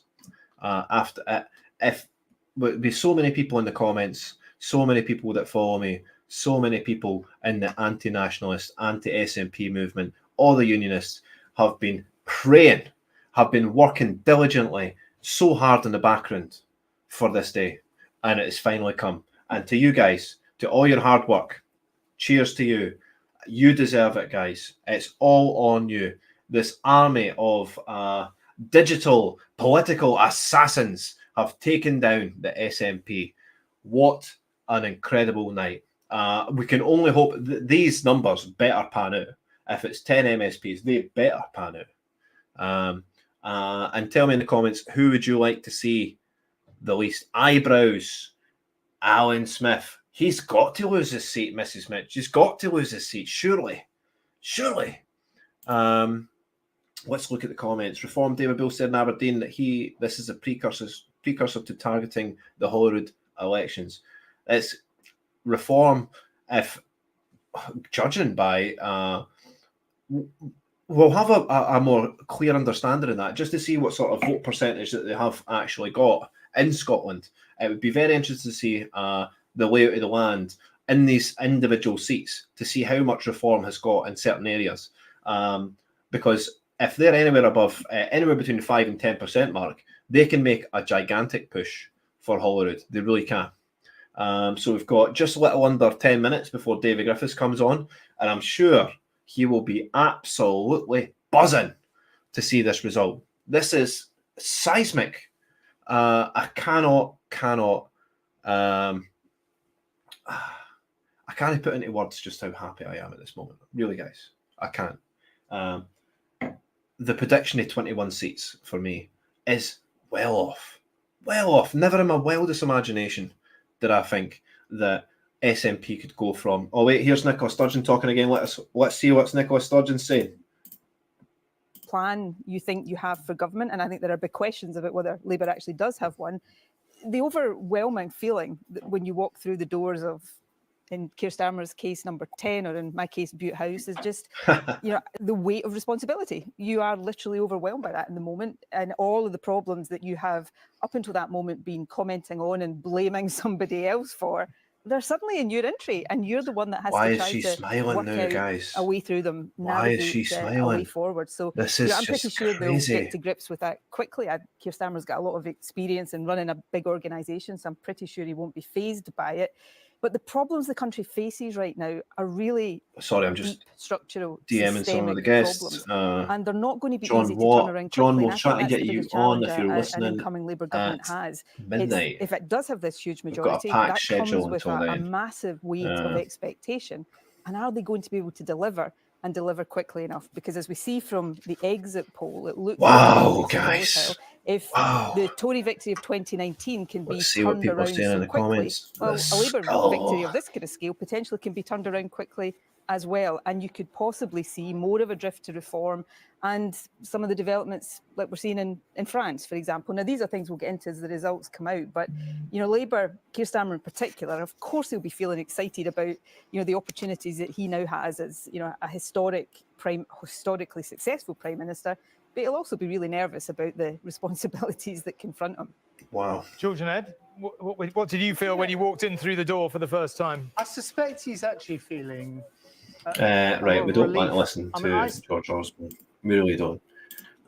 Anytime Nicola Sturgeon's going to be talking, we'll go right back to that. We want to hear what she's saying. But the fact that she's smiling on camera, guys, what is this about? SNP... loyalists, SNP supporters must be watching this and be like, why is she smiling? Why? It's insane. Imagine if this was the Scottish election. Oh my God, it's been a force for good, the majority show, Scotland and Union, and among others. Yes, Derek Hart, sorry. The combined sort of digital output of these, I can only describe people like myself, Scotland and Union, even the majority, even though I've sort of fell away from them a wee bit, as a grassroots digital army against the SNP. Everyone has seen, everyone with a brain has seen just how devastating the SNP have been for Scotland, Scottish politics in general. And even SNP supporters have been totally disenfranchised by the SNP at this point, to the point where we've got new independence parties, 2 new independence parties, maybe even 3 spawned off the back of this, because even the people who support independence can see it's not going to be delivered by the SNP. The carrot that they've been dangling it's rotten, and everyone can see. Yes, Derek, Ash was absolutely brilliant. Thanks again, Ash, for your contribution. You have been stellar, my friend. And sorry, I can't answer the phone, my friend. People are trying. My phone is buzzing off the hook, guys. We'll go to people live at the counts. Ideally, we've got someone on the ground in Stephen Flynn's seat, so we'll find out rather rapidly how things are shaping up in Aberdeen North, I believe, when the ballots start coming in. So we've got 2 minutes to Davy Griffiths. Hopefully he is coming on. Oh, see, I don't drink very often, guys. I've got hiccups already. Wow. There's the press and journalist there. Thank you so much. If you haven't followed him already, please do. We'll get his socials up below. Here we go. We've got a bottle of bubbly chillin'. You gonna keep? No. Get it open. Get it open. It looks like it's a win-win. Even if the SNP were to get maybe a couple more MPs than what the exit poll is suggesting, the work's done, guys. See, the thing is, even if the SNP had been reduced to, say, 20 seats, that's still a death knell for the SNP, and there's no coming back from it. Once people see that there's blood in the water in Scottish politics up here, and that the SNP, their vote share is well up for grabs, it's over. It's absolutely over. But now they've been reduced by such a margin, people are going to be all over the place. And the Holyrood election, oh my God, could it be another decimation for the SNP? Could it be? Unbelievable, Jeff. Unbelievable. There we go, the press and journalist. Yes. Crack open that beer, my friend. Work well done. And again, to your political knowledge, you've just earned yourself a wee easy nifty 50. Lovely, lovely stuff. So, guys, we're already over 1,200 viewers, guys. And I must say, this is my maiden broadcast. I've named it the Niall Fraser Show because, well, frankly, I couldn't think of another name. And just like this, we've got the amazing, sensational, tactical voting architect, Davy Griffiths, arriving very shortly. When you're ready, David, you tell me when you're ready. We'll bring you up. Prepare, guys, for Davy Griffiths. He's going to come up and he's going to give us his take. So to the stage. Welcome, David. I know. Let me get this side by side. First of all, what's your thoughts on the exit poll, my friend? Well, I was rather taken by two digits in particular. The SNP one. It started with a 1. Oh, David. Oh, God. How? Let me just ask you, what does this mean for you? And because I know just how much work and how much effort and how much emotional toil it has been over the last few years for people like myself and you in particular, about how much, this battle against the Nats has been going on for years. We've been in the trenches for years, David. You in particular, you've been leading the charge. What does this mean for you, this result? Well, I'll tell you on a personal level, what it means is, and this is genuine, I've been thinking to myself before the results were announced, I was thinking, am I finally going to be a success at something in my life? Am I finally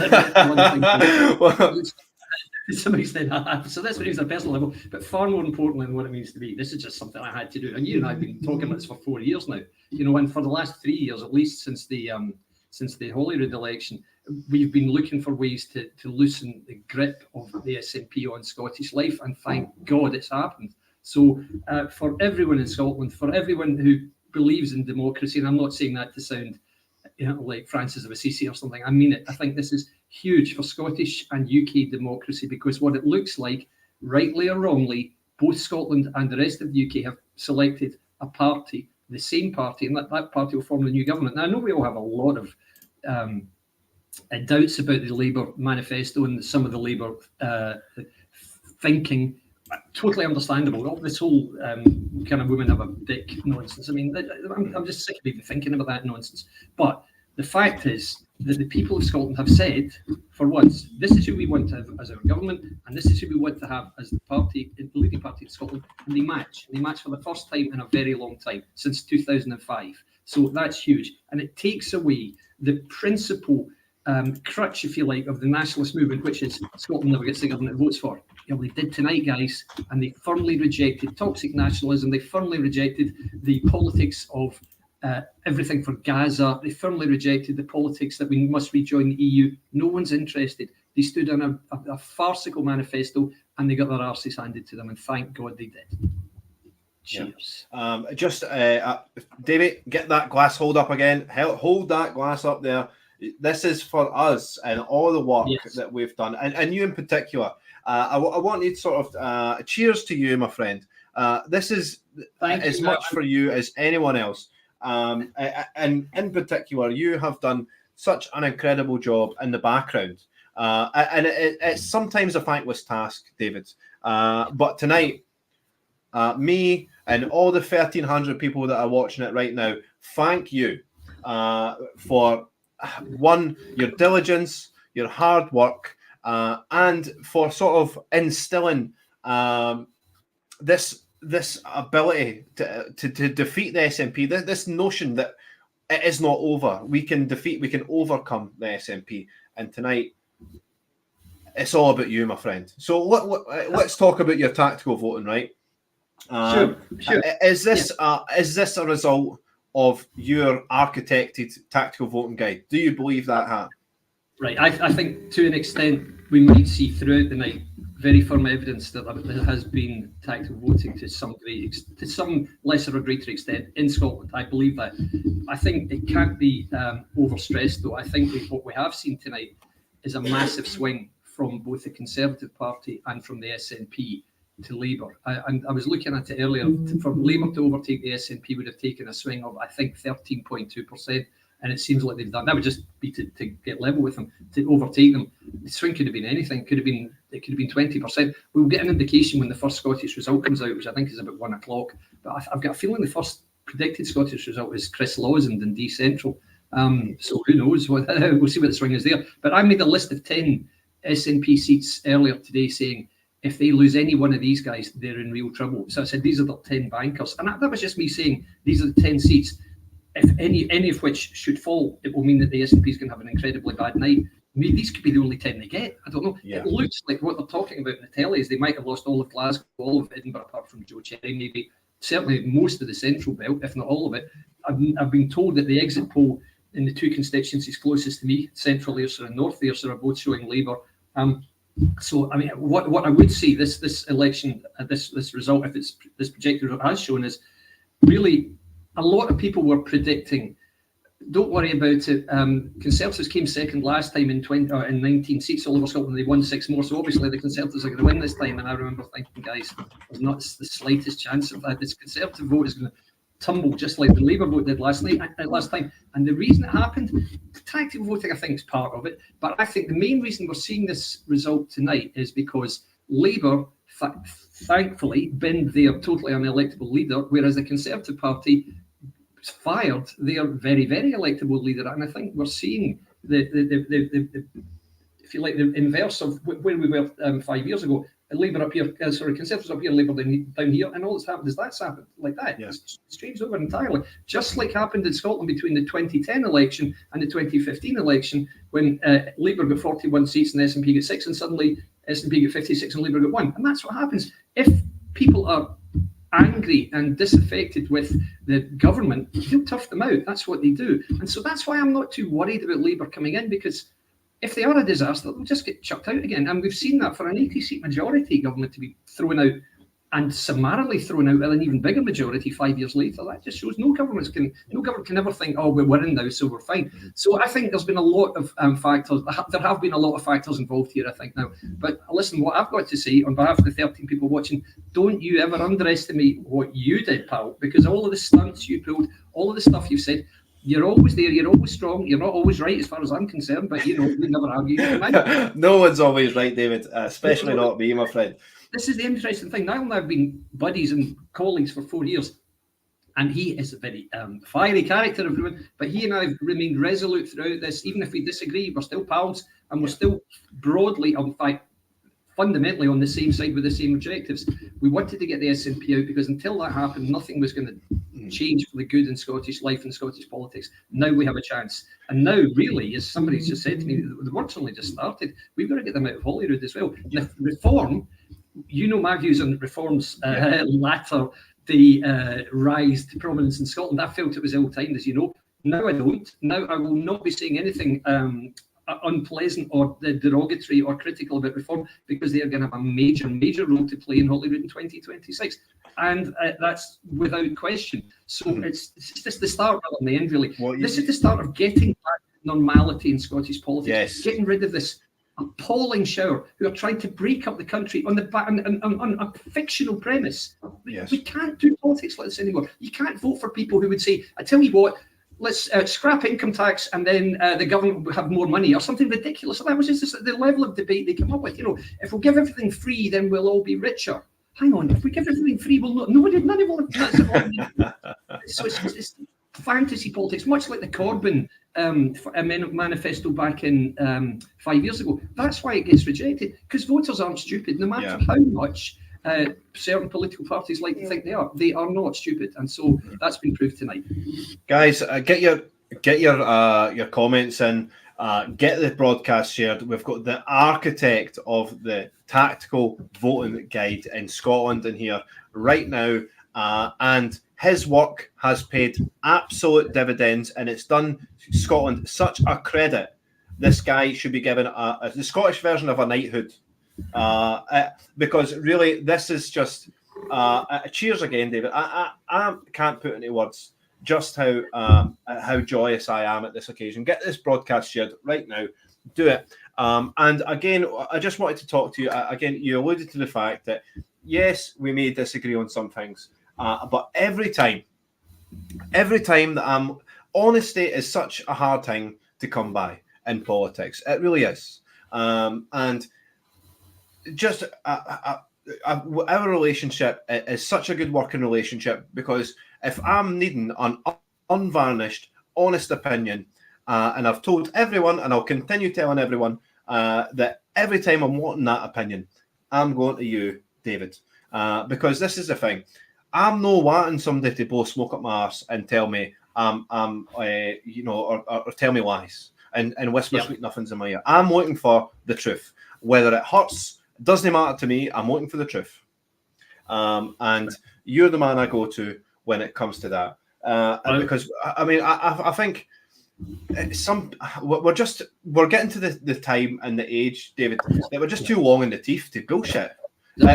Honestly, we are. Agreed. And listen, those words mean an awful lot to me, because I know you've been through a lot, buddy, and you've had a great deal of happiness and joy, and I know I was one of the people you shared that news with very early on, of which I was very proud. But no, I think you've worked very hard. You've clearly got a major role to play in what we're going to do in future in Scotland. I mean, you're a big figure in the Scottish political landscape now, and I think you can do whatever you want to, really, pal. So I would just think about it over the next few weeks and months and just decide what role you want to play. But, you know, nobody, I think, has been more instrumental in terms of getting our side noticed than you have. So there you go. So we better stop saying nice things about it. You're going to make me blush, David, but the thing is, there's two sides to the same coin, right? You take the more analytical approach, which is, no, we need to promote XYZ in certain seats, and you're very mathematical, you're very statistical orientated, whereas me, I'm more like a sledgehammer, where I'm saying, actually, there's two sides to this. Yep. We can promote one side, but we can also smash down the reputation of the SNP. And that's what I've been focused on all this time, because not everyone agrees. I mean, you'll see in the tactical voting that, you'll have seen across yourself, people, I can't in good conscience vote for Labour. I can't in good conscience vote for the Tories or espouse this tactical voting guide. But in tandem with that, I've just been smashing the SNP's reputation into the ground over and over and over again, because this is what needs to be done. There's two sides to play the game. We either diminish their vote or we try to promote another. But why not do both? Exactly. And this is, I feel that this is a sort of this is just like the working of both. This is me both smashing down the reputation and you promoting the best tactics in order to remove the SNP. Absolutely. And together in tandem with that, it's just worked wonders, David. So this is your night, my friend. As far as I'm concerned, guys, if you don't already follow David Griffiths, we'll get his socials up on the screen. Give him a follow. Again, I can't espouse just how amazing his political analysis is. And again, you're not going to get bullshitted by David. He's going to tell you like it is. Exactly. Yeah, true. If like me, you value honesty, he's the man to follow. And again, I've said it 100 times. If I want honesty, I'm going to phone David. And over the night, I'm going to get.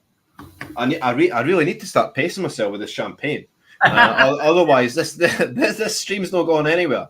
But let's get the comments in. Please send your comments in for David. Give him a thumbs up. I mean, this is just incredible. 1,400 viewers on my maiden broadcast. Brilliant. Can you believe it? Absolutely sensational.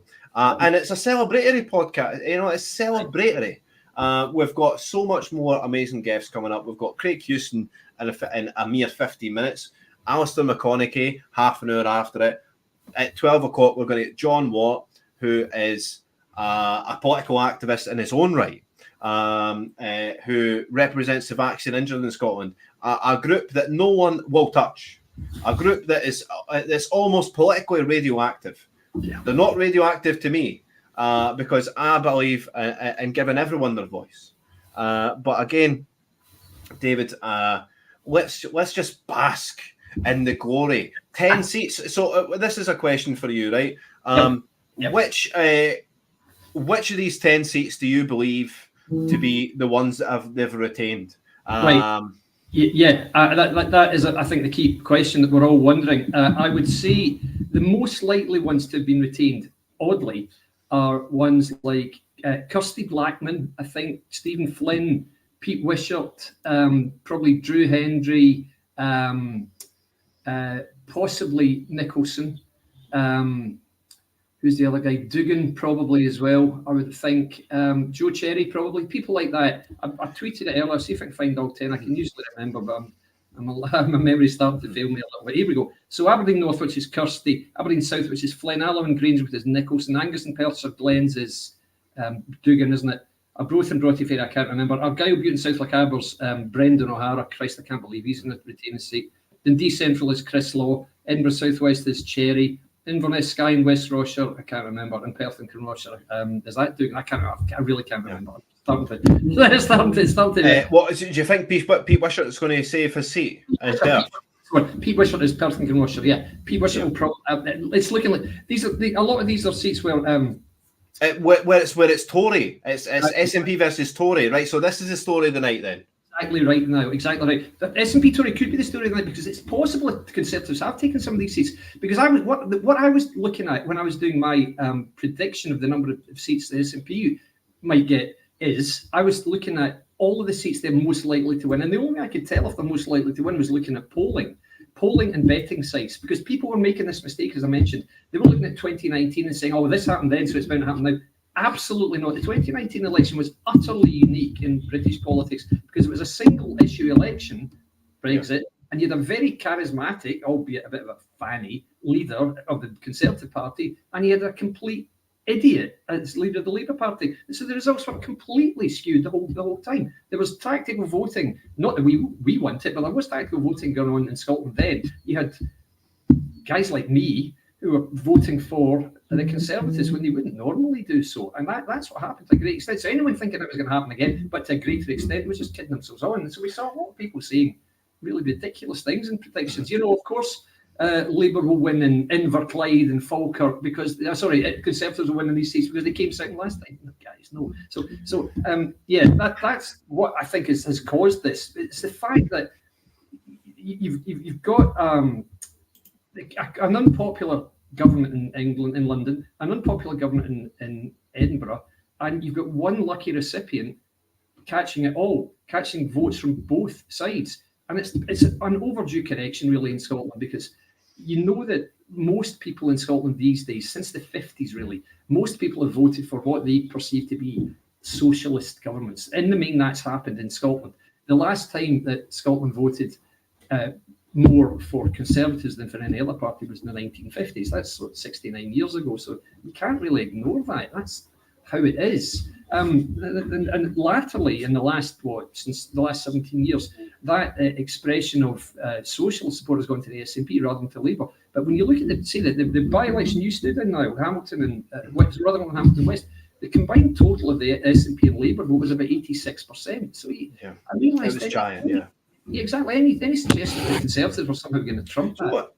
It leads on to the next question as well, which is, where's the lay of the land for the SNP in Holyrood now? Because, I can already see your mind is already working on the next task at hand, which is ridding the SNP, ridding Holyrood of the SNP, right? Absolutely. So are the SNP going to be, vote for us on the list? Yeah. Vote for us on the list, David. It's an incredibly accurate and relevant point. Remember that the 2021 election where Niall and I both stood for the same party, we stood as list candidates for a party that was put up list candidates only.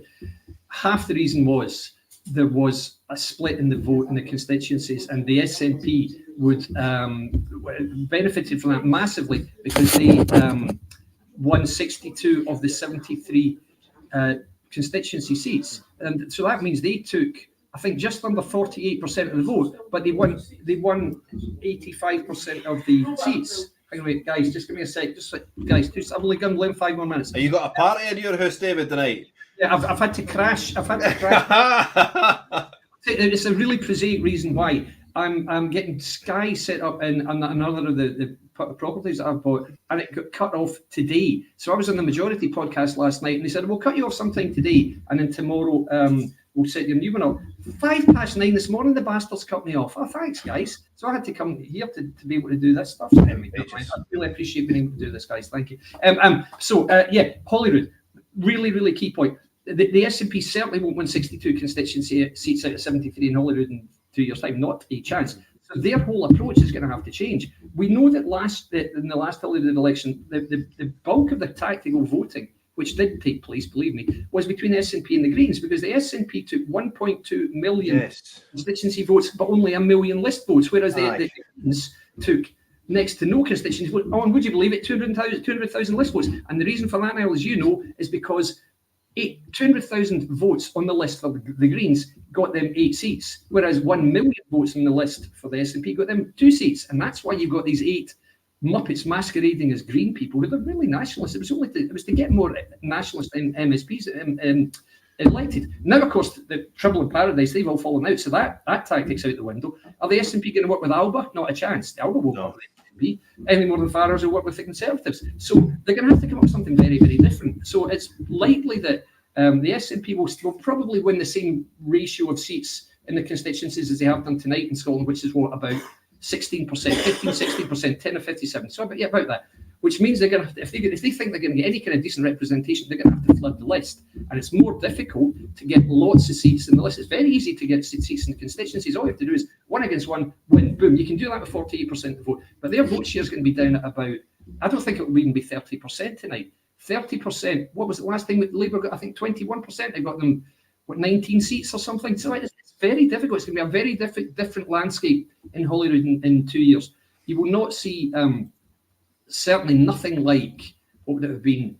Was it 71 out of 129? So that 63 is, or 64 plus 8, so 72. Yeah, 72 pro-nationalist, pro-independence MSPs in Holyrood.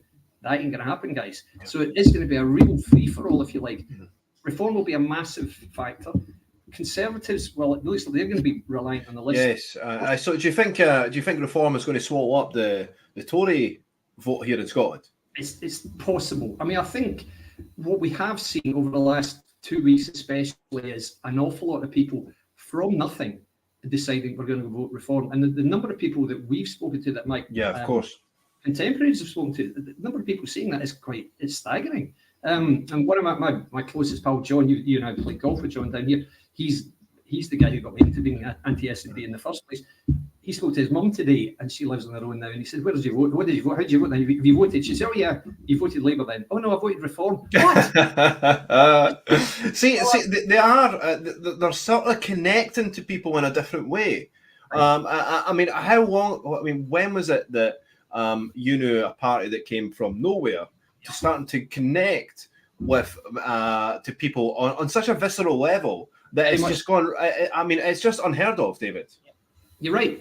And it's a key word, visceral. It's not just on an intellectual level. I'm not thinking these guys are the ideas for the future to get the economy thrusting forward. It's not that at all. Their main thing is, how about when we're overcrowded already and our public services can't meet the demand, how about we stop unlimited, unfettered immigration, particularly illegal immigration? How's that for an idea? And how about stop pretending that women have cocks? How's that for another idea? And everyone's going, yeah, I can't say I disagree with that.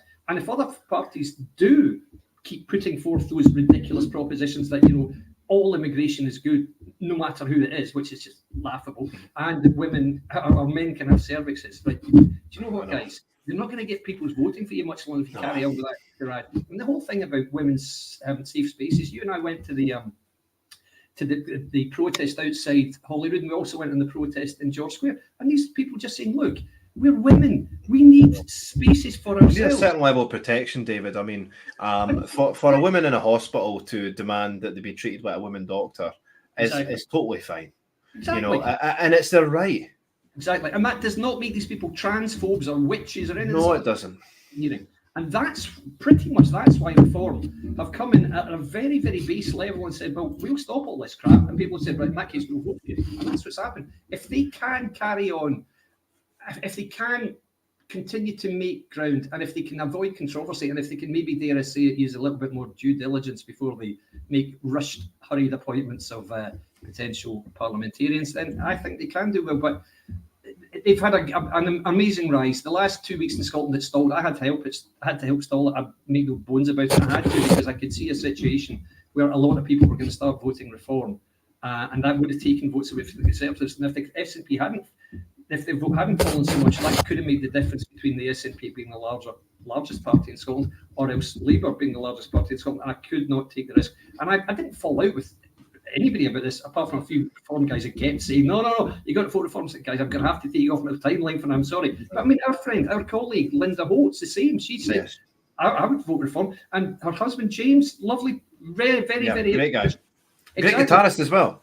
Exactly. He said, he said, I voted Reform. If I hadn't voted Reform, I'd voted Alba. Oh, wow, okay. And this is because these people are appealing to voters on, as you say, a visceral. These people feel it. They don't think, hang on a minute, that will mean a 1.2% growth in GDP. People don't think like that when they vote. They think, hang on, who's actually telling me the truth here? Who's saying something that I believe in? And the number of people in my time, people I respect a lot, saying, I can't vote for these people. I cannot vote for somebody who tells me in all seriousness that a woman can have a penis. I'm not going to do it. Okay, I'm not doing it.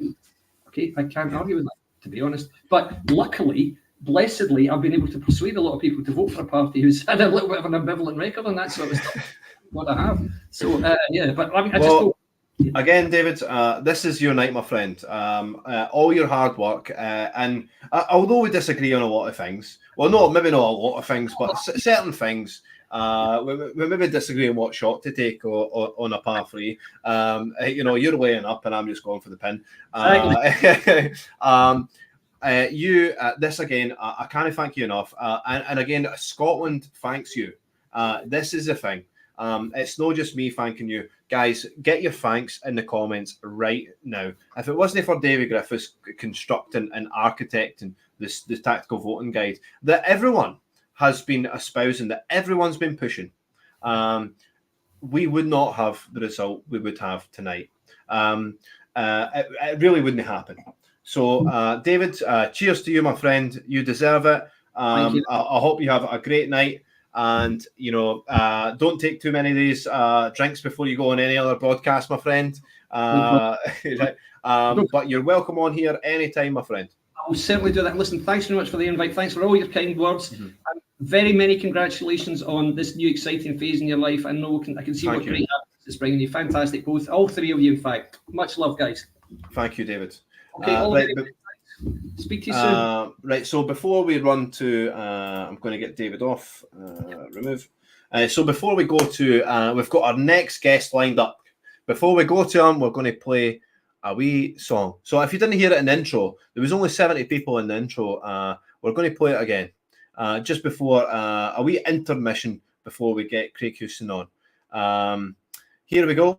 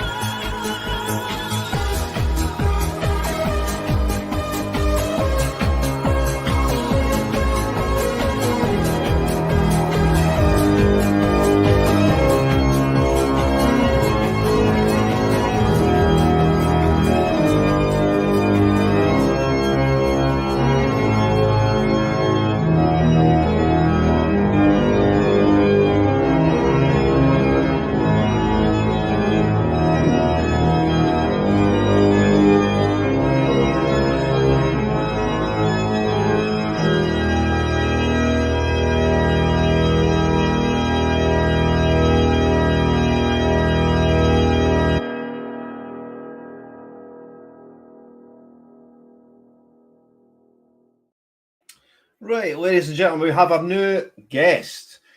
Give a loud applause for Craig Houston. Craig Houston, welcome to the show, my friend. You will be celebrating as soon as I am, right? Cheers to you, mate. No. Cheers to you, Craig. I think your work recently has been instrumental in diminishing the SNP's vote share, and we must congratulate you on all the hard work that you've done. I've been addicted to your 10-minute moans on YouTube, and it's just what a sensational night we have. Honestly, this I can't actually contain myself. That's so beautiful, sensational. Let me ask you a few questions about what this means for Scotland, what this means for the SNP. Is it a nail in the coffin? Well, my main driver is my microphone working okay, by the way? You are absolutely loud and clear, my friend. I'm always loud. Yes, you are. my main driver for joining the tactical voting campaign was my belief that a good result here tonight could, if it doesn't, actually bankrupt the SNP, but put that some way towards bankruptcy, because I just simply can't see how a business who the last set of accounts lost £800,000, they had about 50 grand in the bank, can sustain losses like this. The short money of 1.2 million and the ministerial levy of about 600 grand gave them about £1.8 million income for supplying parliamentarians. So if you base that on that was originally 48, I'm not sure if the last set of accounts what number they were at exactly, but if you're going to make a dent in that and make it less than a quarter of what it already was, that's just blown all my expectations, mate. Yeah. So we could be denting potentially at 1.8, about taking that 1.8 million down to about 400 or 500 grand, 1.2, 1.3 million pound of loss of income like that. Well, I think you're probably responsible for at least 200 grand of that yourself, Craig. If I don't say so myself. How does it feel? I mean, this is our night, and especially it's your night, Craig. I mean, over the last, you've risen from to prominence. I would say, correct me if I'm wrong, but in the last 6 months, you've went from a relative newcomer to YouTube, a relative newcomer to this political domain, to being a huge star and a voice of reason in the Scottish political community. So you can maybe speak to your journey and, what would you say to aspiring people? Because this isn't the end of the battle here. They've still got 10 seats, according to the exit polls. So that's 10 too many as far as I'm concerned. And I'm sure it's 10 too many as far as you're concerned. So what can people do to diminish and to crush the SNP down further?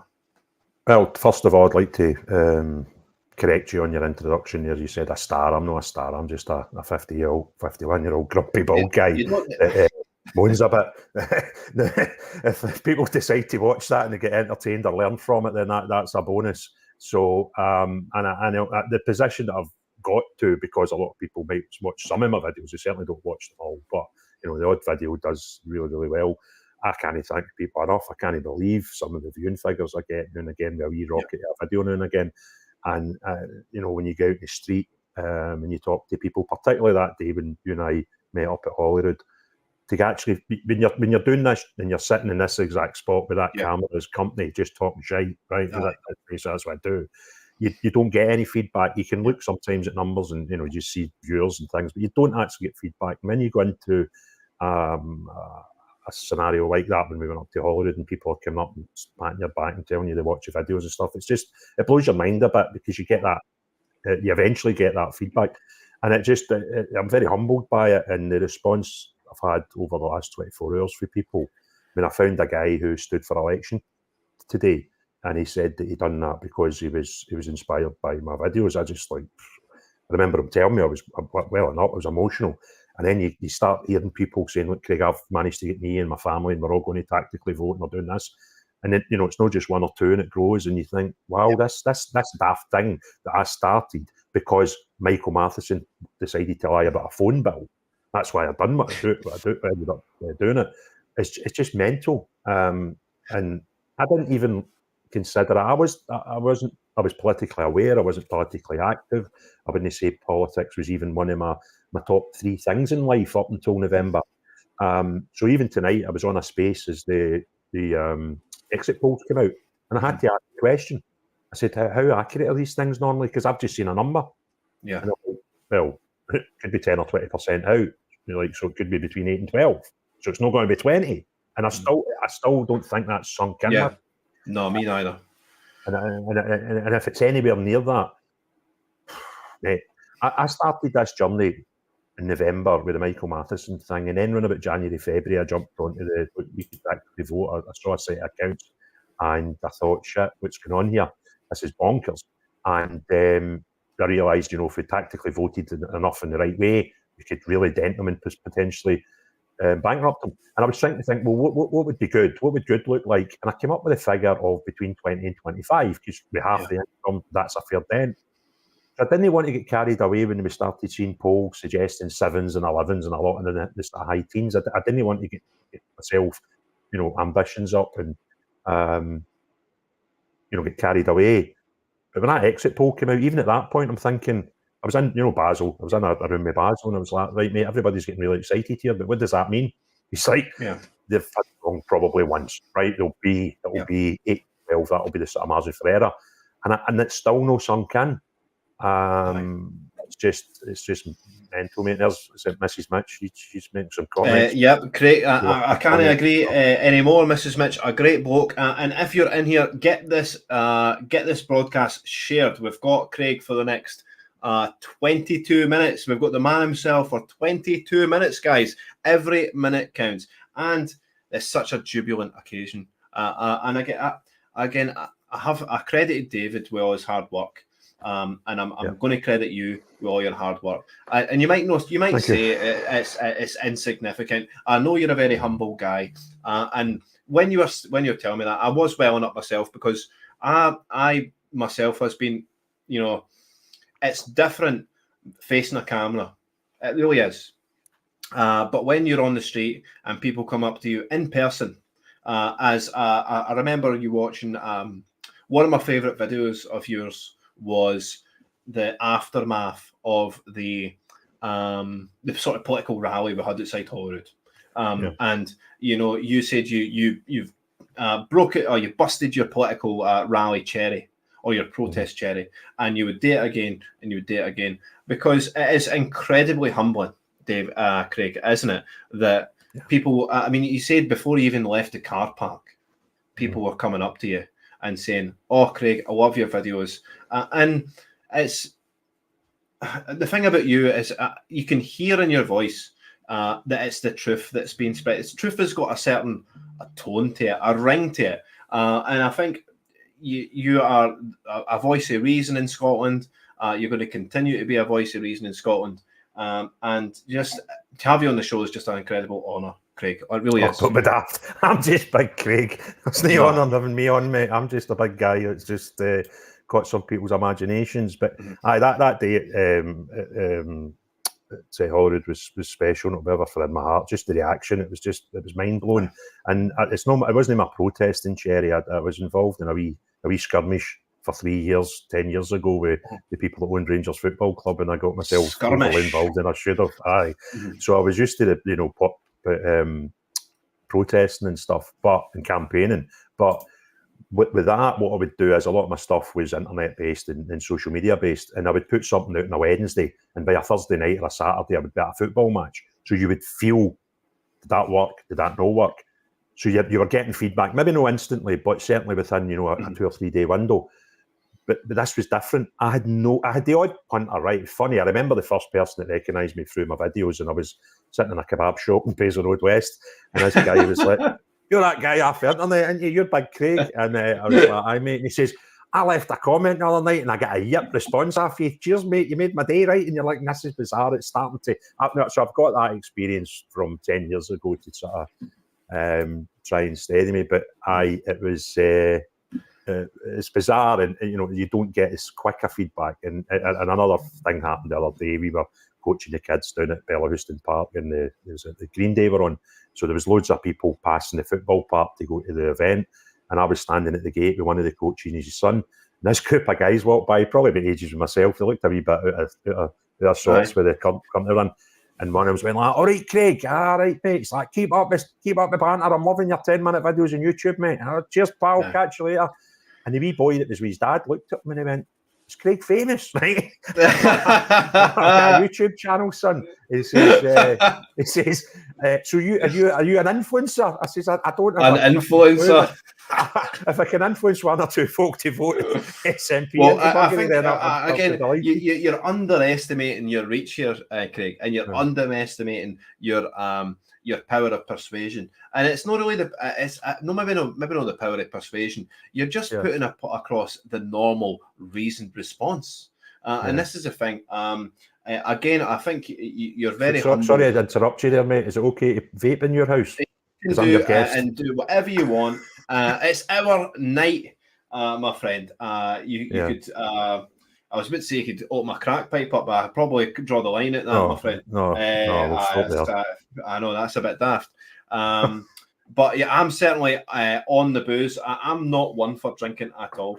But we've got, see, since you've come on, we've just increased by about 200 viewers there. So we're up to about 1,800 now. Incredible scenes for my maiden show. Aye. Probably if I keep talking shite, they'll turn out. And even we've had our good friend Basil jump in. Enjoy the night, boys. Yes. How did you get him? How did you get him out of space? How did that happen? See, Basil's a bit of a weird creature nowadays. No, especially on the Twitter. Sometimes, I mean, I've been living on Twitter the last few days, and he's never off a space, Basil. I don't care if the guy sleeps. I went on to one. I got up one morning, 7:30, 8 o'clock, something like that, and I went on to check something. I was having a conversation with somebody at the end of my night on Twitter, and I wanted to go in and check if they'd responded to me. And I seen on the space, Basil's talking, right? So I clicked on this thing. I'm like, what's he doing? Right? It was about 8 o'clock in the morning, right? Now, we'd shut a space about 3 o'clock in the morning, 5 hours earlier. And there's Basil in this room full of Americans talking. Americans, right? I'm like, get off the telly, man.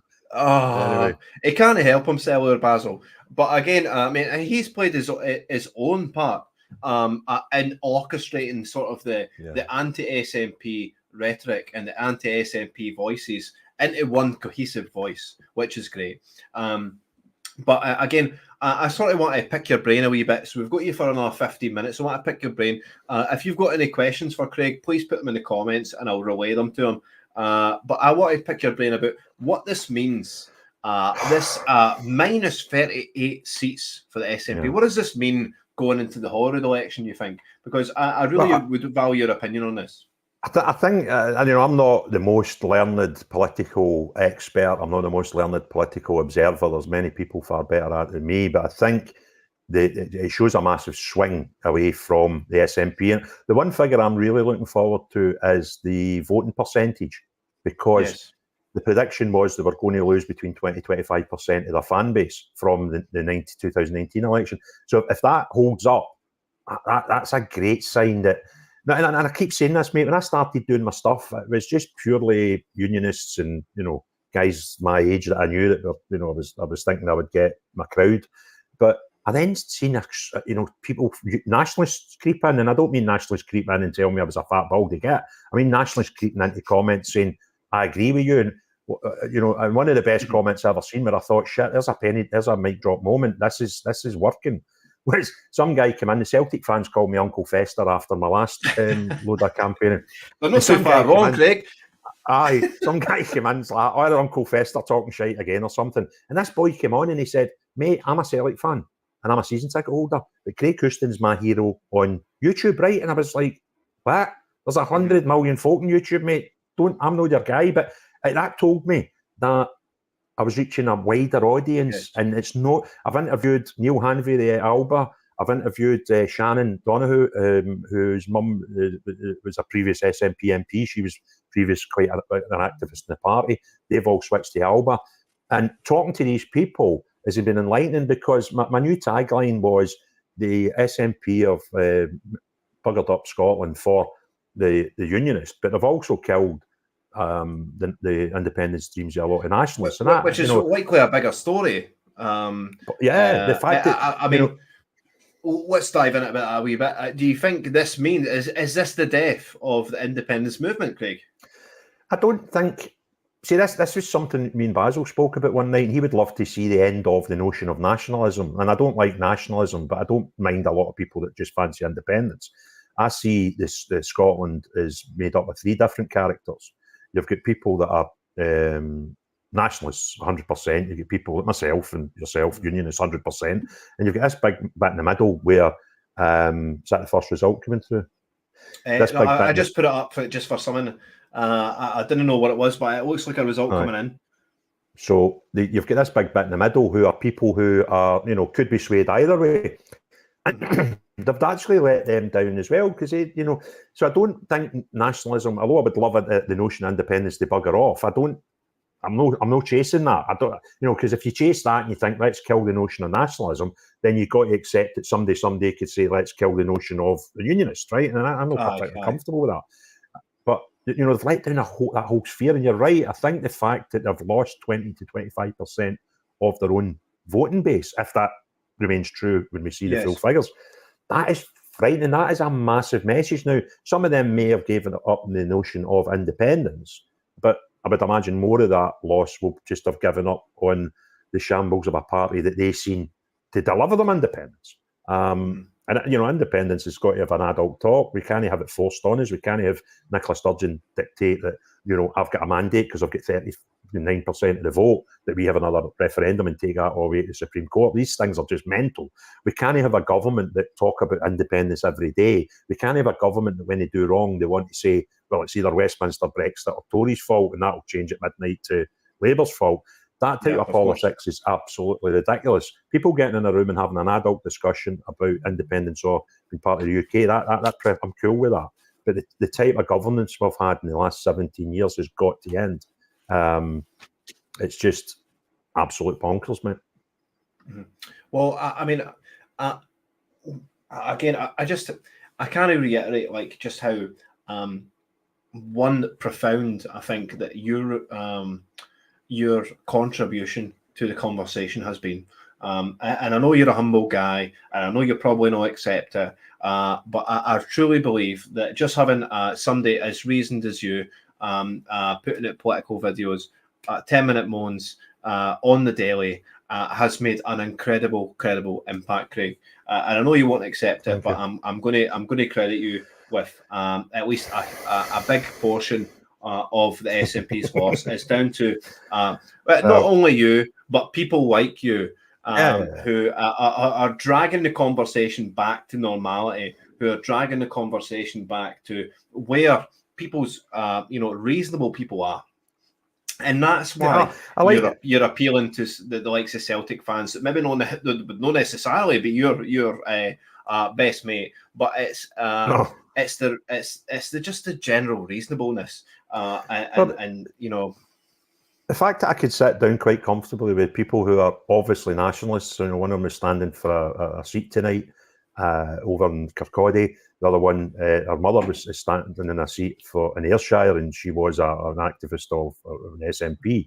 I'm trying to be a grown-up about this thing, and I think that's where we need to be with politics.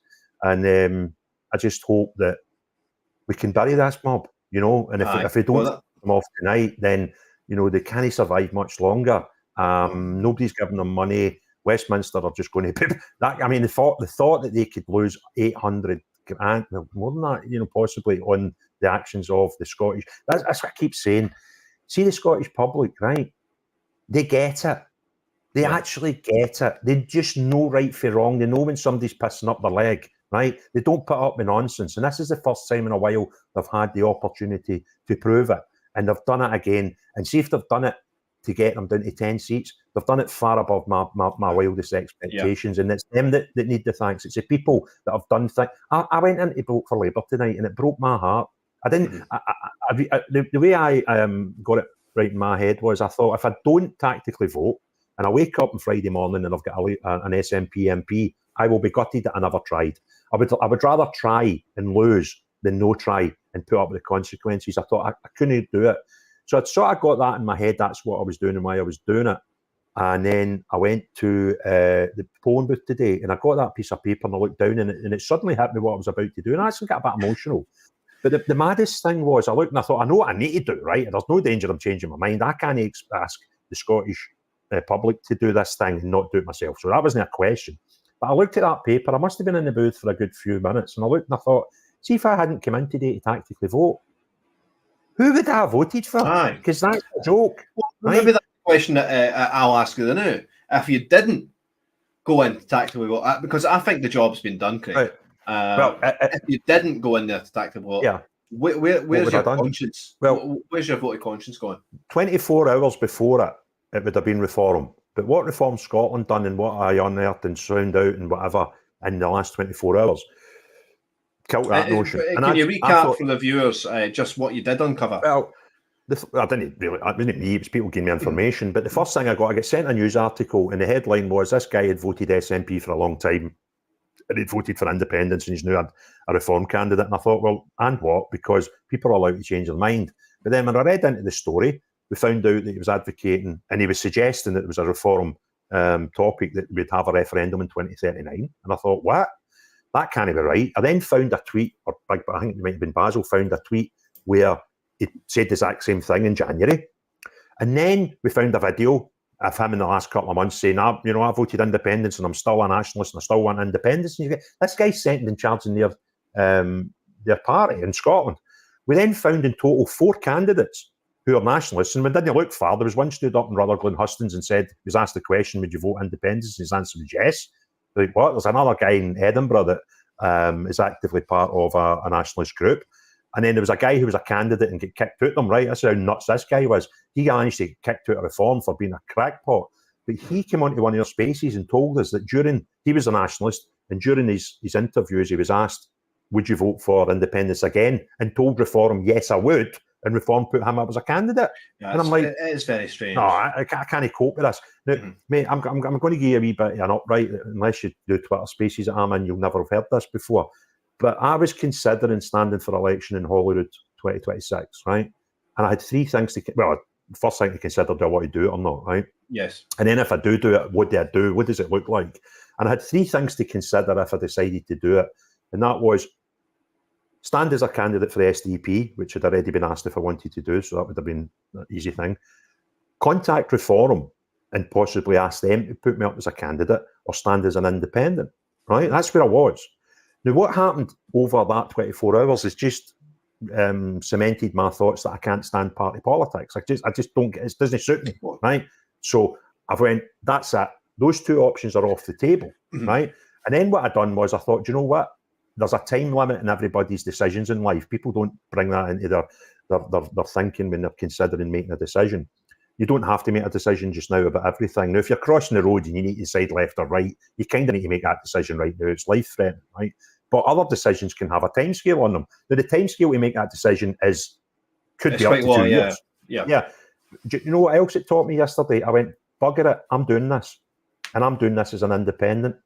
And I'm doing this as an independent, standing in the regional list in Glasgow. And if Hamza Yousaf is still going to compete for his seat, I'll go in the constituency list because he's my MSP, and I'll stand against him. But I'll ask folk not to vote for me on the constituency list. I'll ask them to do tactical voting again, if need be, and I'll ask them to give me their second vote. Well, I think, and I may or may not get a win there. I don't think you'll need to contact Reform. I think Reform might that's off the table, mate. I'm you.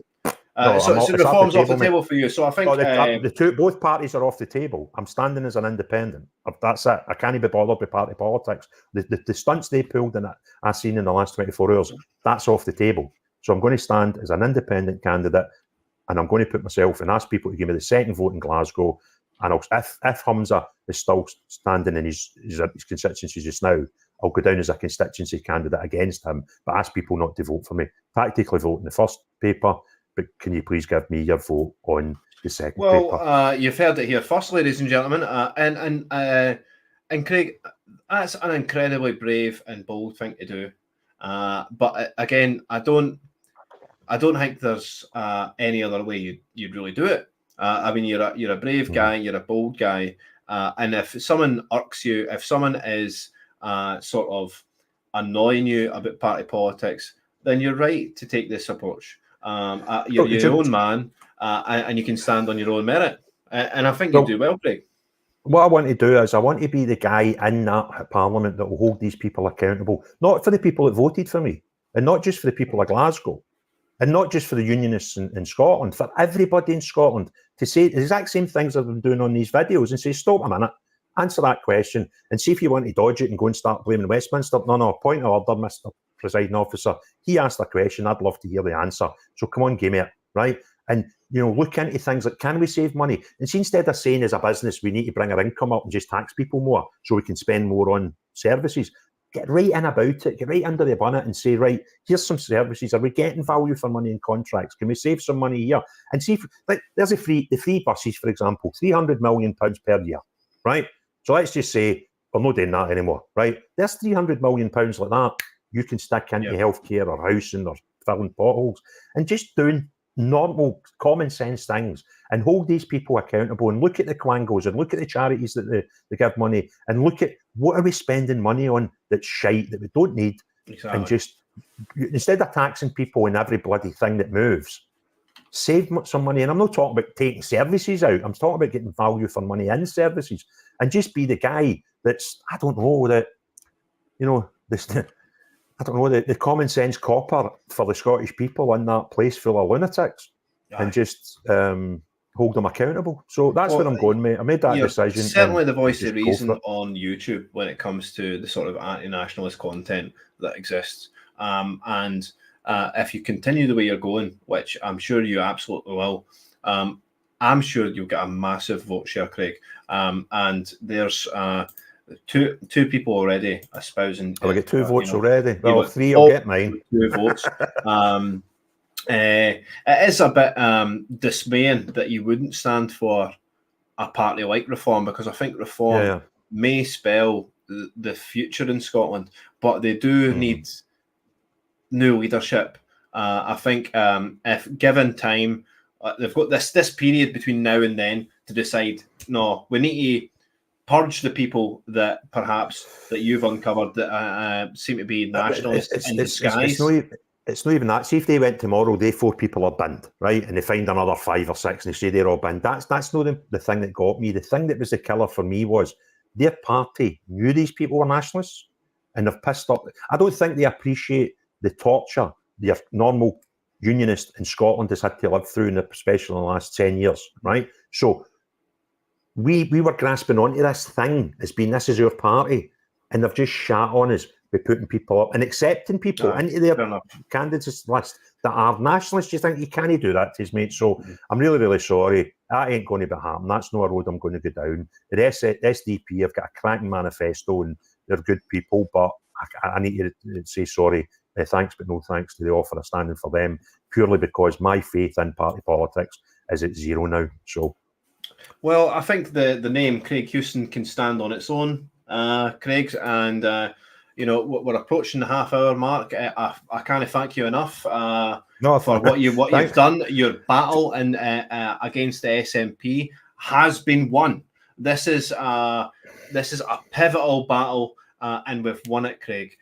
You have been instrumental in diminishing the SNP's vote share. Don't be humble about it.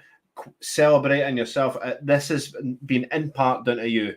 What percentage of that part is you know, it's anybody's guess, but you've been certainly a part of it. I can't thank you enough for all the work that you've done over the years.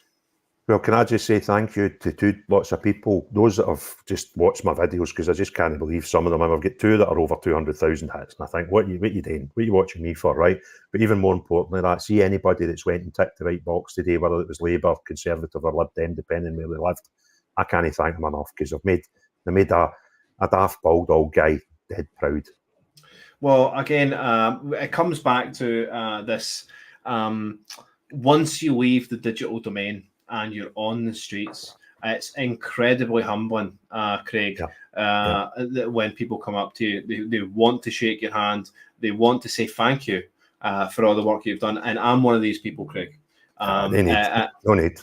Right, well, it's been a pleasure, Craig.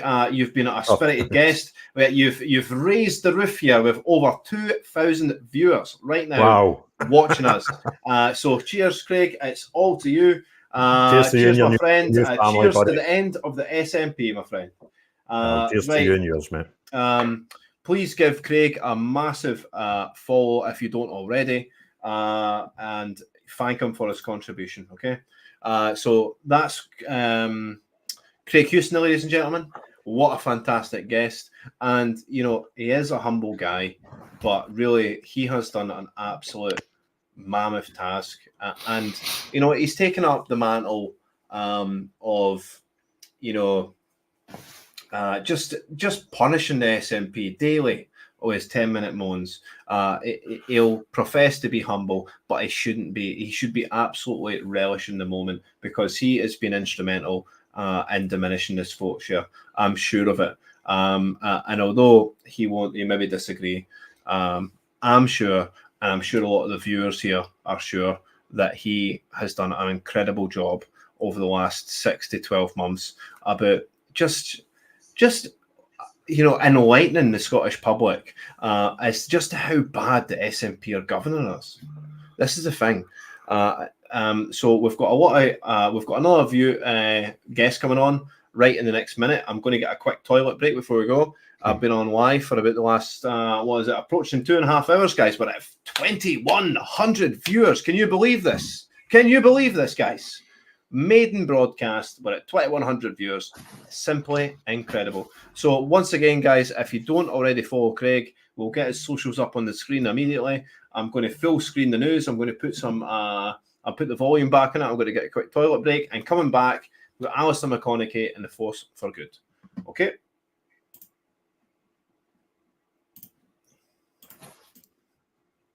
Votes polled by Ian Labour are down, which feels pretty significant. And again, the reform increase is dramatic. I mean, it's they've almost trebled the number of votes that they won in this constituency.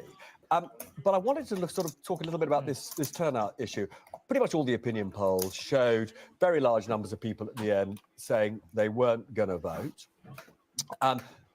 Pretty much all the some of the pollsters believed them, and some of the pollsters then actually distributed those votes in a way that in most cases showed the Tory party actually doing a bit better than other polls. Now, if the vote share is as low as it might be, then actually, I think in terms of the margin of error, in terms of the exit poll, you could end up seeing fewer Tory seats and more Labour seats, because that is what the MRPs showed with lower turnouts built into their assumptions. And I have to say, talking to people in both camps, they are fearful of that. They are fearful that, dramatic as this exit poll is in terms of the number of Labour MPs and the size of the Labour majority, it could be even bigger than this if we get, if those people who said they weren't going to vote genuinely haven't voted. These things are, to a degree, modelled into the exit poll. In fact, on the first two results we've had, Houghton and Sunderland South, and in Blyth and Ashington as well, the exit poll sort of under the radar figures are pretty similar to what's actually happening in the constituencies. Okay, I just want to pick on one thing, just briefly before we move on, because we talked about it a little bit. Does it matter that Keir Starmer hasn't got this massive personal popularity that Tony Blair had in '97? Does it actually matter in the politics of it? It doesn't matter tonight. I mean, he's won a tremendous victory. So, and George is right, we shouldn't try to take that away from him. I think it starts to matter. The reasons behind the victory start to matter as he starts to govern. I mean, if this is a mass rejection of the Tories, which I suspect it is more than a huge endorsement of Labour, then, particularly given that he's gone through the entire campaign without really confronting any of the big issues that the country faces, how does he then govern? And how does he then deliver on the expectations that that massive majority will create? And if he doesn't quickly deliver, what then starts to happen to support for reform, to levels of discontent? For my own party in Scotland, that may turn out to be a good thing as we approach a Scottish election. But elsewhere, what happens to that? So I think it becomes an issue. Ed is probably right. There's more of a plan there than has been shown during the election campaign. But the problems right now are bigger, more systemic, more challenging than when Tony Blair came to office.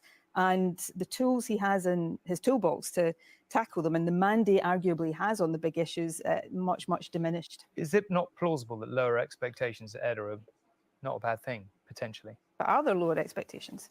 Out of a result like this, so why can't he suddenly make people's lives feel better? He's got this massive majority. Why can't living standards rise? Why can't we start to see improvements in the NHS? And if that doesn't happen quickly, then where do people go? What happens then? I think you have to start from the political challenge, which was that in 29, Labour was led by Jeremy Corbyn, and they lost terribly. And there are lots of people, I was one of them, who thought this could not be turned around in a parliament.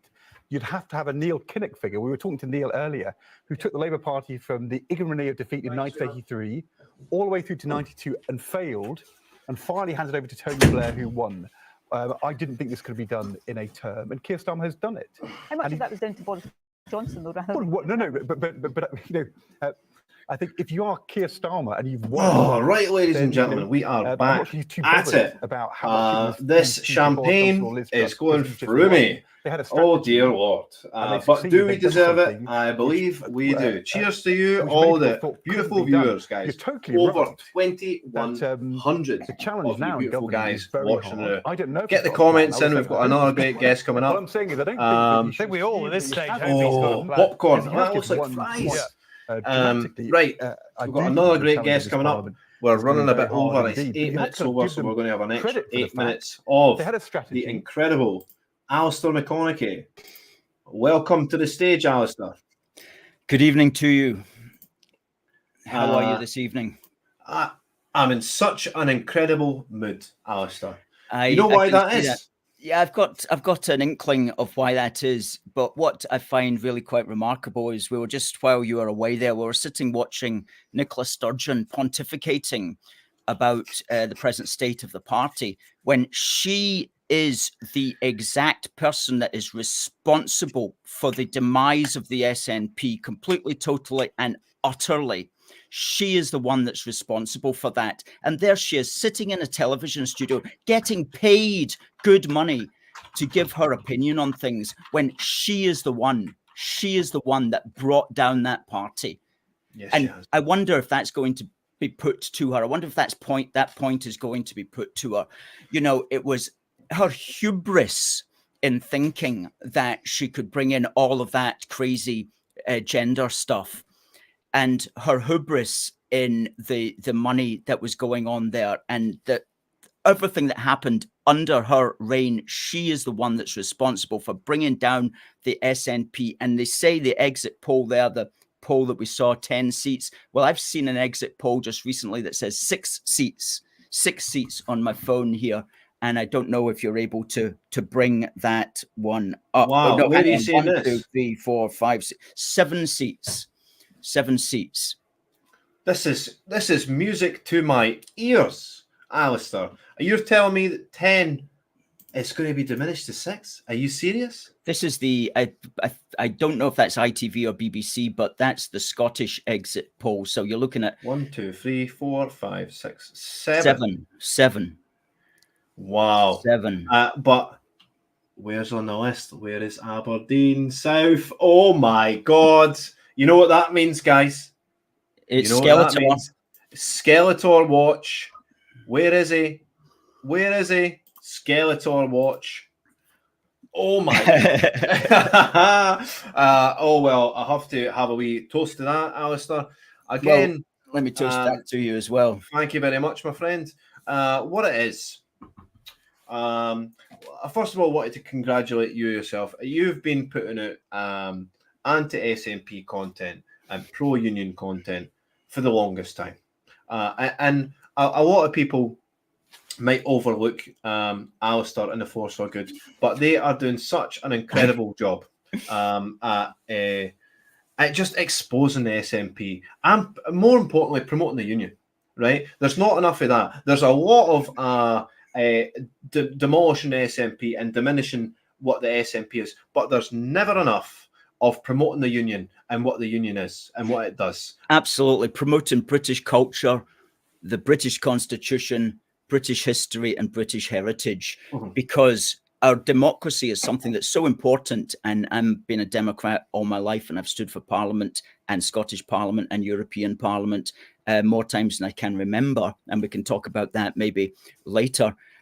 But I am a nationalist. Like, I am a British nationalist. I love the British nation. And, you know, I don't go along with I'm a patriot, I'm not a nationalist. No, if you believe in the nation, you're a nationalist. And in that sense, I'm also a Scottish nationalist, because I love Scotland and I love Scotland's history and its heritage and its constitution and culture. And just yesterday, myself and our team of another 11 people, we were on the Royal Mile shouting as we do, waving our flags against a group, a London-based group called Republic, who were up from England to be rude to the King and Queen and the Duke and Duchess of Edinburgh and Prince William. So we were upholding the British end, as we always like to say, and as we always do as well. And that's just so important as well, to be on the streets and showing the flag, you know, and that's our niche. And I totally get and I totally respect others who have their own niche and who do their own niche much better than we could possibly fill it. But we fill our particular niche, which is all about, you know, the red, white and blue, as you can see. And that we're good at that. And we've been doing that now for almost 13 years. So, yeah, a great result tonight. And if we look at that exit poll again, if you want to, it's interesting. Yeah, if you bring it up, if we put it up, Tories, the Tory votes as well. The Tories have got 12 seats. Now, they wanted 12 seats. So they've got 1, 2, 3, 4, 5, 6, 7, 8, 9, 10, 11, 12, including the very marginal ones of Dumfries and Dumfriesshire. Yes. Obviously, we'll have to wait just to see how that works out. But I know a couple in one of those seats, and they both wanted to vote reform, but they also wanted to vote tactically also for the Tories. So they came up with a really clever answer. One of them voted tactically and the other voted for reform. And so they balanced that one out that way. And I thought that's very clever. So if we just go through them from the top there, Aberdeen South. Now that wasn't one of the target seats. That Skeletor seat, that was not a target seat. And the exit polls saying that they won that one. Aberdeen North was a target seat, as was Aberdeen North. Am I right in saying that is Douglas Ross that is contesting that seat? Aberdeenshire North and Moray? No. I'll be able to tell you in a second. Aberdeenshire North. Yes, that's Douglas Ross. That's Douglas Ross. Aberdeenshire West was also a target seat that they've won, as was Angus, as was Argyll, as was Berwickshire, as was Dumfries, as was Dumfriesshire, as was Gordon, as was Moray West. Now, Perth. And Perth would mean that Pete Wishart has lost his seat and Luke Graham has now become an MP. Yes. And Stirling, that was not a target seat. So the Tories have had if that's going to be a reflection of reality, the Tories have had a very good night in Scotland anyway, not so much in Englandshire. I'm looking at let's see what this gentleman is saying. Manifesto in this election, as I say on page 1, line 1, front and centre, a vote for the SNP is a vote for independence. John Swinney told me a vote for the SNP is a vote for independence, and he told me as well a vote for any other party risks damaging the independence cause going forward. Stephen Flynn, the SNP's leader at Westminster, told me in an interview, independence is on the ballot paper. Now, I'm being told by some of the people here tonight, some of the SNP staffers who are saying, well, this was about change at Westminster. We've been caught up in this election about taking out the Tories. But the SNP set the terms. These were their terms. This was also about independence in Scotland. And if this exit poll is to be believed, the people of Scotland have had their say, and perhaps the message is that independence for them is not a priority right now. That's going to be something that's going to be carrying into the next election, because what's crucial, Tom, is that although Prime Ministers have ignored the SNP and said, no, now is not the time, Nicola Sturgeon was on the receiving end of a few of those messages back from starting with Theresa May after the Brexit vote, and there was a huge clamour to have another vote in Scotland. But what I think is important to remember is that if the SNP had won a majority on these terms that were crystal clear, they would have demanded a referendum. It would have been extremely hard for Keir Starmer to shrug that off. It would have been a thorn in his side for the next 5 years. He would have to address it, have to acknowledge it, that the people of Scotland had an opportunity to have their say, and they would have backed that message. The people of Scotland had that opportunity, and it does not look like they have backed that. It's now going to be much This is incredible, Alistair. It really is. We'll get this away. We'll get us back on the screen. This is simply incredible. So, if we are to believe these exit polls, where does the SNP go from here, Alistair? I don't think it goes very far, really. For the next 2 years, it's going to be staying at Holyrood. And politics is going to change in Scotland very, very remarkably. And it's not necessarily going to change for the better, because I think Ash alluded to this in the first person that you interviewed, the fabulous Preston journalist. And he was just pointing out the danger of this Labour government and the danger of something like that having, 410 seats in the exit poll. That will turn it into a dictatorship. And that's not good for the country at all. And Labour governments are never good for the country. We at A Force for Good did not advocate. We left it up to people to decide, because we understand both sides of the equation, the tactical voting and the voting on your heart and so on. And I can understand that. So we just kind of stayed out of that and left it up to other people. But the fact of a massive Labour domination in the United Kingdom, including in Scotland, they've got nothing good planned for us, in our view, nothing good at all. No. And, you know, the next few years are going to be categorized, not so much now by Scottish so-called independence or separation, but by the massive influx of huge numbers of people into our islands.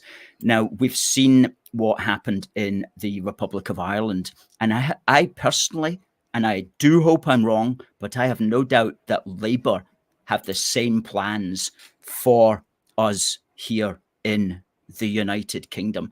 And they will try to do it. And especially for us in Scotland, which is the very worrying thing. Anybody who saw the headline in the Herald on Sunday, Labour aims to work with SNP to encourage immigrants to live in Scotland. So forget the Rwanda plan. It's going to be the Scotland plan. And I think it was unconscionable, quite frankly, this sort of thing. So that's what we're going to be facing. The saving grace, and I'll believe it when I see it, is if there's 13 reform candidates. Yes. And that is astonishing. I mean, Massive. That's the story of the night, really. Yes, it is. For a party to come from nothing and to win by first past the post is unheard of, at least in my life.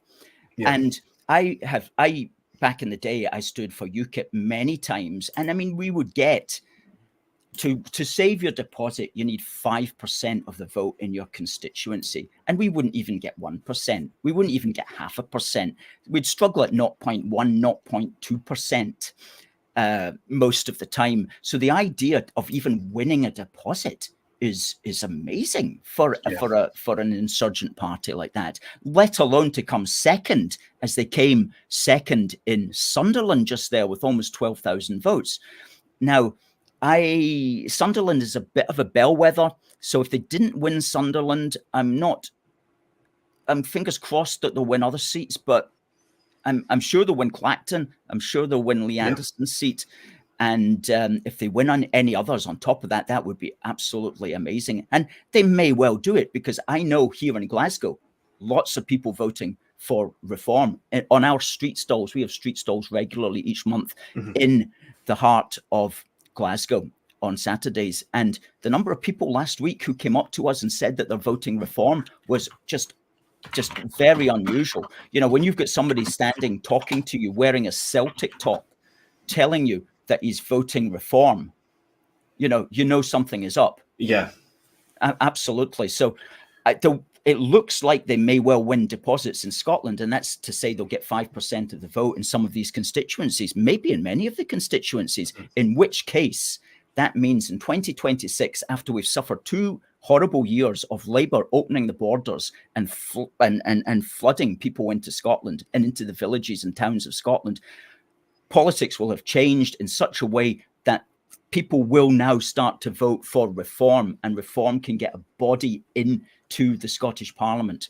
Because what's happening in the Republic of Ireland is there is no voices in the mainstream, no voices in Parliament.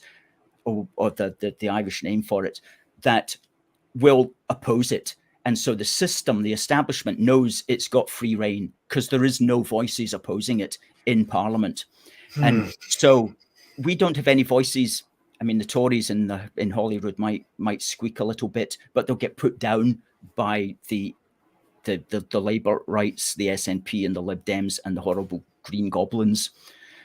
But if we can get reform guys in, then at least they can kick up a fuss. But that's the thing. They've got to have the heart and the muscle to do it because they're going to get absolutely attacked. There you go. That's us on our street stall there. Incredible activism. Yes. Alistair, yes. it really is. Yes. And this is the thing. You're getting... It's a different thing being on the digital domain, Alistair, isn't it? And it's than being on the streets. And on the streets, you're really getting a more in-depth, sort of accurate representation of how people are feeling. Because I mean, not everyone's going to give you a correct, not correct conversation, an honest conversation online.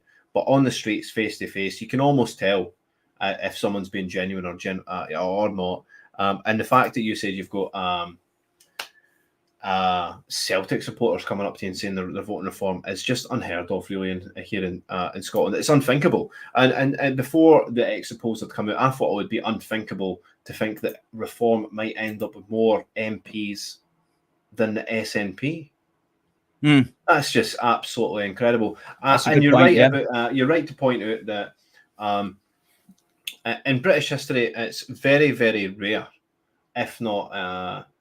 It feels like an impossible task to come from a new party to then go to winning first past the post. It really is one of these things. It's impossible. It's like climbing Everest in a few hours. It really is. It feels like an impossible task. Yes. But for Reform to do it with such gusto and such rapid fashion, it does give us a wee bit of hope going into the future. I think Scotland's future does have quite a home for reform, if I'm honest. I think you're right in what you're saying. If you want to hold up that paper again and just give the nightmare feel to the viewers with 2,300 people watching this. Labour aims to work with the SNP to encourage immigrants to live in Scotland. Yeah, and what I found very interesting with was Jackie Bailey's comments, and everybody saw Jackie Bailey, wonderful, isn't she? Like the only intelligent Labourite that there is. Well, I'm afraid she's kind of lost a wee bit of that standing here because the Herald on Sunday asked Ms. Bailey how Labour planned to keep the support of Yes supporters who had switched to them in order to remove the Tories. And she replied, quote, because while we might fundamentally disagree on one issue, which is the Constitution, we are absolutely in lockstep on a whole range of other issues which the Scottish Parliament is responsible for, close quote. Absolutely in lockstep. And she's hinting here that they're going to promote a particular immigration policy for Scotland where the Scottish Parliament can set the visas for study and work specifically in Scotland, as if we don't have enough immigrants, as if my local supermarket doesn't have enough immigrants and more immigrants every single time I go into it each week, So these people are going to bugger up our country in the next 5 years. That is just taken for read. And quite frankly, if you elect an SNP person, Ash said the same point. He or she sits in Westminster, doesn't have any power. You elect a Labourite, they're going to bugger up your country. Of course. So anyway, we've got 410 of them.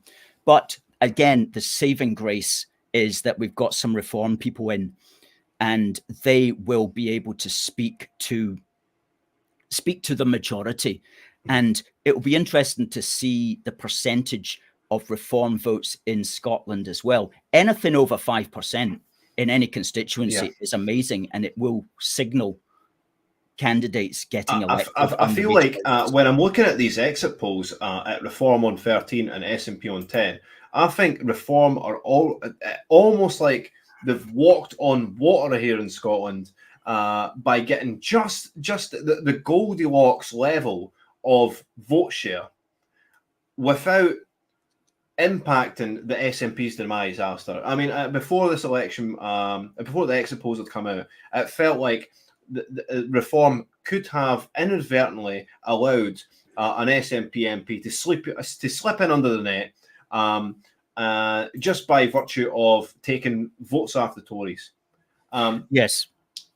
It looks like they've avoided that. Yes, it looks like they've avoided that, and it's been a strange combination of several.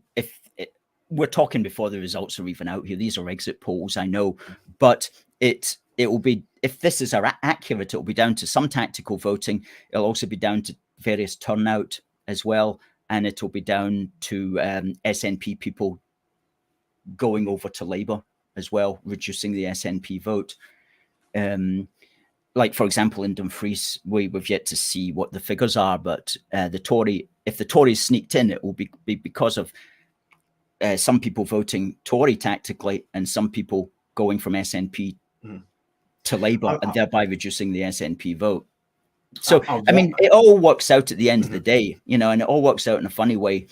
And that's one of the amazing things about first past the post. Not a particular advocate as such, but I do see its values. What is also going to be interesting is to see the overall reform vote, because back in 2015 in the general election back then, UKIP, which was the pre-runner to reform and to the Brexit Party, got almost 4 million votes, and they got one candidate elected, and that was in Clacton.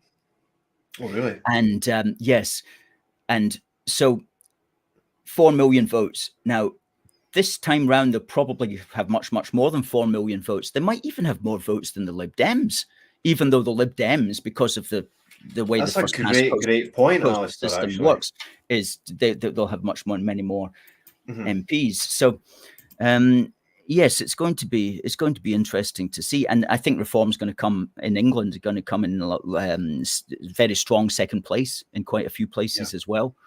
And the popular vote will be quite a sight to behold, Alistair.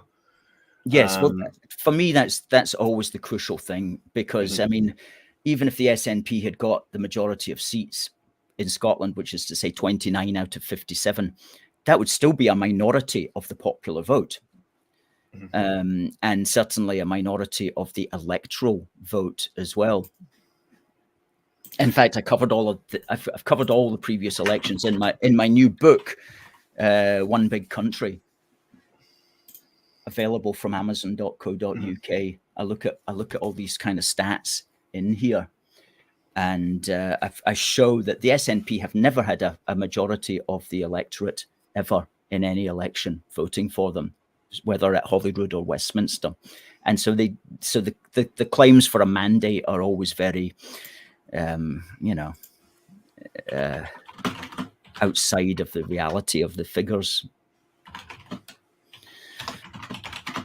Sorry, I'm just typing away. I've got we've got a lot of stuff happening in the background, Alistair. We've got people phoning up people in the polls live, and you guessed it, Skeletor's constituency. You guessed it, guys. We're going to find out exactly what's happening with Stephen Flynn. If he loses his seat, I'm going to finish this bottle in a winner.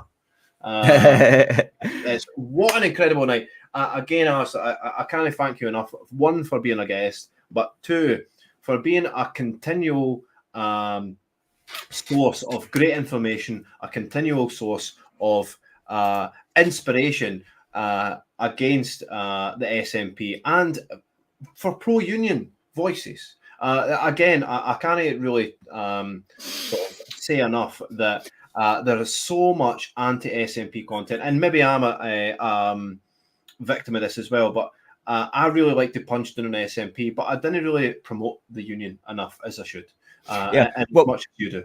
Well, again, I was talking about people fitting into the niche. I mean, you've been absolutely amazing in the work that you've been doing for the Scottish Family Party and in standing up for the rights of children and women against all the kind of freakery that's been going on in Holyrood. I mean, you've been an outstanding voice. I know you take a lot of flack for that, a lot of nasty flack as well, and you come through it with blazing guns, as it were.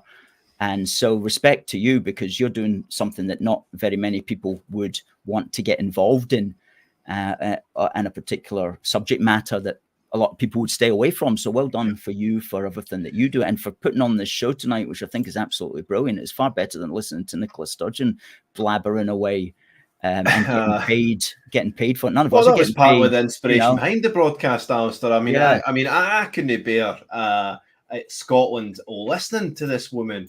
And again, I don't know why she's on the show. Did they know already that the SNP was in for decimation, that people would tune in just to see her face as the results come in and just to see her wince? But again, she's got such a brass neck that she won't claim responsibility for this. Oh well, it's John Swinney's fault. Is it John Swinney's fault, Alistair? No, he just took on the poison.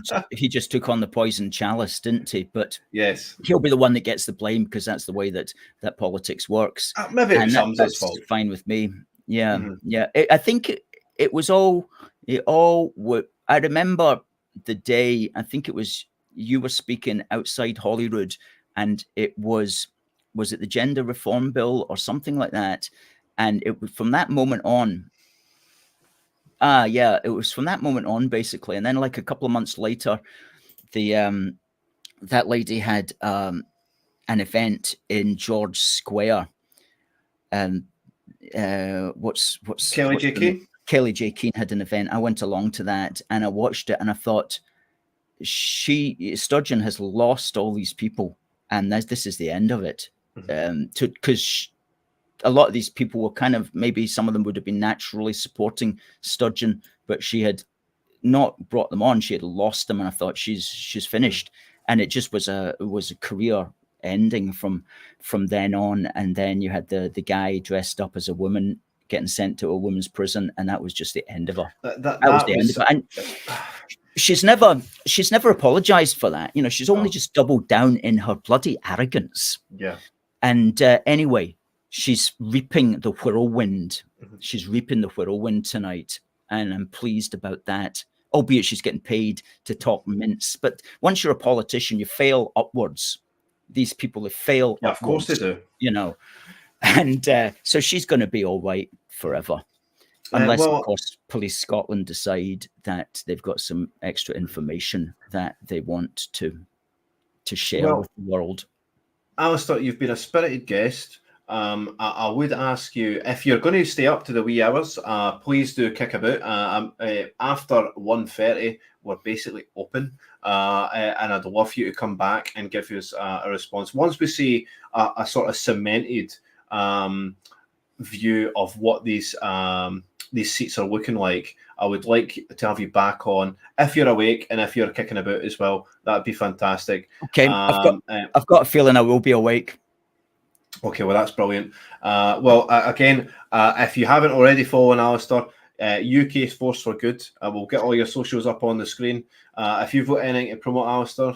The only thing I'd like to promote at the moment is we're running a crowdfunder. We run 2 crowdfunders a year. We run our British Summertime crowdfunder, and we run our Yo Britannia Christmas crowdfunder. So it's a British Summertime crowdfunder at the moment. It ends next Wednesday. It's at crowdfunder.co.uk/Union 2024.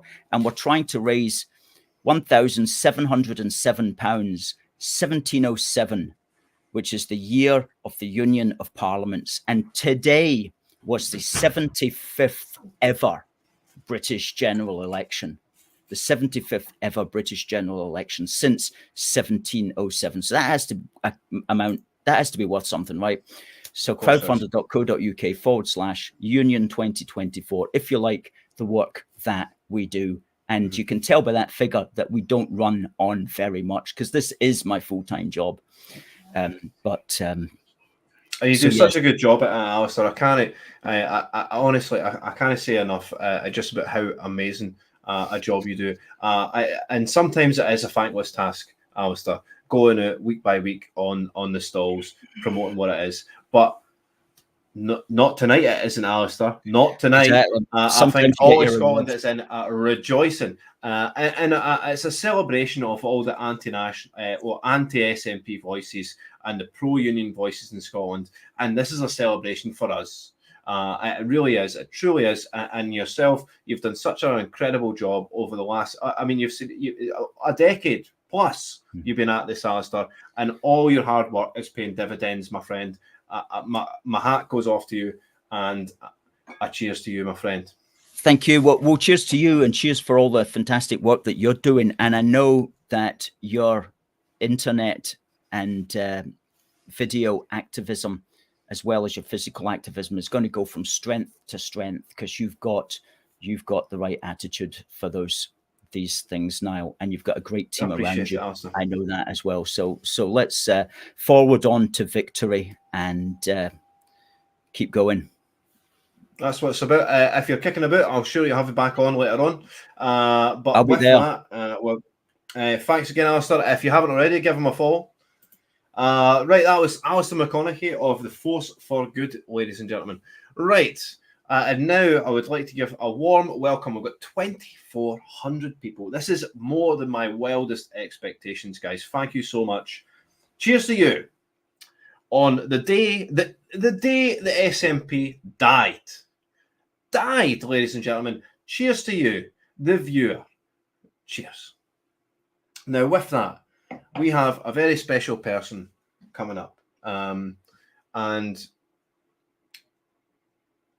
he's a very special person for a few reasons. One, because it's not the easiest thing to talk about. It's not a simple thing to talk about. In fact, it's very difficult indeed. And for me, he's probably one of the bravest guys in Scotland. And we are very, very lucky to have him on tonight. So please give it up for John Watt, the de facto voice of the vaccine injured here in Scotland. He took on Rishi Sunak face-to-face on GB News, challenging him on the vaccine injuries. So here we're so privileged to have him here. And here he is, John Watt. Welcome to the show, John. How you doing, Niall? Are you good? I am fantastic. I've been on the booze since that exit poll came out at 10 o'clock, John. I couldn't help myself. I've been watching, mate. I've been watching. It's been fantastic, mate. I've really enjoyed it, to be honest with you. I've really enjoyed this tonight. Well, I mean, it's if it wasn't for my fantastic partner Megan in the background putting everything together, I would not be able to pull this off, John. I really couldn't. But I mean, thanks for coming on in the first place. No problem, mate. What's your view on what's happened here in Scotland? Tell me your personal views. What in regards to what we've seen so far tonight? I mean, with the exit poll, what does it mean for Scotland getting diminished to 10 MPs? I mean, for me, I mean, it's fantastic, and you're speaking to someone that actually the last time, Niall, I voted for SNP. In the past, I voted for independence, but there's not a chance in hell I'd vote for it now, mate, to be honest with you. I think at this point in time, I think if you're voting for SNP, I think you've either got Stockholm syndrome, or I also think that you're re-electing criminals at this point. So, you know, my understanding is that this is just kind of like a guess just now to where we're at, but I'm kind of hoping that as the night goes on, those numbers, I don't know if they can drop now, but I really hope this is the end of the SNP, and this will hopefully filter in to the next election in Holyrood, and hopefully we see the back end of them, to be honest. And I actually think that this actually might force them to actually call it another early election. Well, it could be a tactic, mate. You know, it's kind of showing that, you know, Rishi done it. So who's not to say that, you know, the SNP could do it as well? I mean, how many first ministers have we went through in the last? That's true. Years? That's true. I mean, we've seen them off like flies, Alistair. They've been dropping like flies. We've had Nicola Sturgeon, Humza Yousaf, and I don't. The shelf life on John Swinney seems to be very short-lived. You know, think? Yeah, I mean, to be honest with you, I don't watch anything to do with them anymore, mate. Funny thing was, they chapped my door yesterday, Niall, and I gave them just absolute dog's abuse, to be honest with you. I was actually expecting the police at my door. Because I don't even know who the representative was in my area, but I just said they use the SNP guys, and they went, yeah. So you really honestly believe in the SNP at this point? Told them about my story regarding the vaccines. I says, talked about the lockdowns, spoke about, what's going on in the COVID inquiry regarding them all. Now, what's happened to me isn't just an SNP issue, it's an apolitical issue. Yes. So let's sort of recap for people that don't know you, John. Your story is very, very integral to what I think should be happening. Your story is very important in such a massive way. It really is. So if you could go through, just recant it in a sort of elevator sort of pitch. Yeah, just basically took what Nicola Sturgeon and all the rest of the politicians, they all told us, which was safe and effective. And within 24 hours, 40 hours now, my life drastically changed. And I went from a guy who was fit and healthy, although people might see me just now. I was in a wheelchair and bedridden for 14 months, and I've spent about £40,000 of my own. Well, there was money raised on a GoFundMe, which helped me get better. But I also have spent about £28,000 of our own money from the family to try and get me in the position I'm in. I was, the number of side effects I had from that thing was unbelievable, from seizures to postural orthostatic tachycardia syndrome, myocarditis. I've now, you might see me here just now, okay, but I'm still not better, mate. You've came and seen me. And no, I know your case quite intimately, and even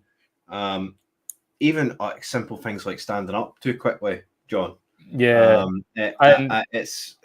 And to be honest with you, I think in regards to what's happened to me, and I asked Nicola Sturgeon, so I had a big account on Twitter, and it got hacked. So all my followers got hacked after I confronted Rishi Sunak, which I find really strange. But anyway, every account got hacked. And when I had that big account, I was doing a rally for people that had been affected by the COVID-19 vaccine. And I turned around to Nicola Sturgeon on Twitter and I says, are you willing to come to this and hear these guys' story? And the woman blocked me. So, this is where we're at. This is a woman that said to everybody, it's your civic duty to take this thing. And if you don't, you're selfish. This is a woman that told young people you can't get into nightclubs, passports, you name it. The woman was well, she came down on us like she was our Lord and Saviour, that she was doing everything in her power to keep us safe.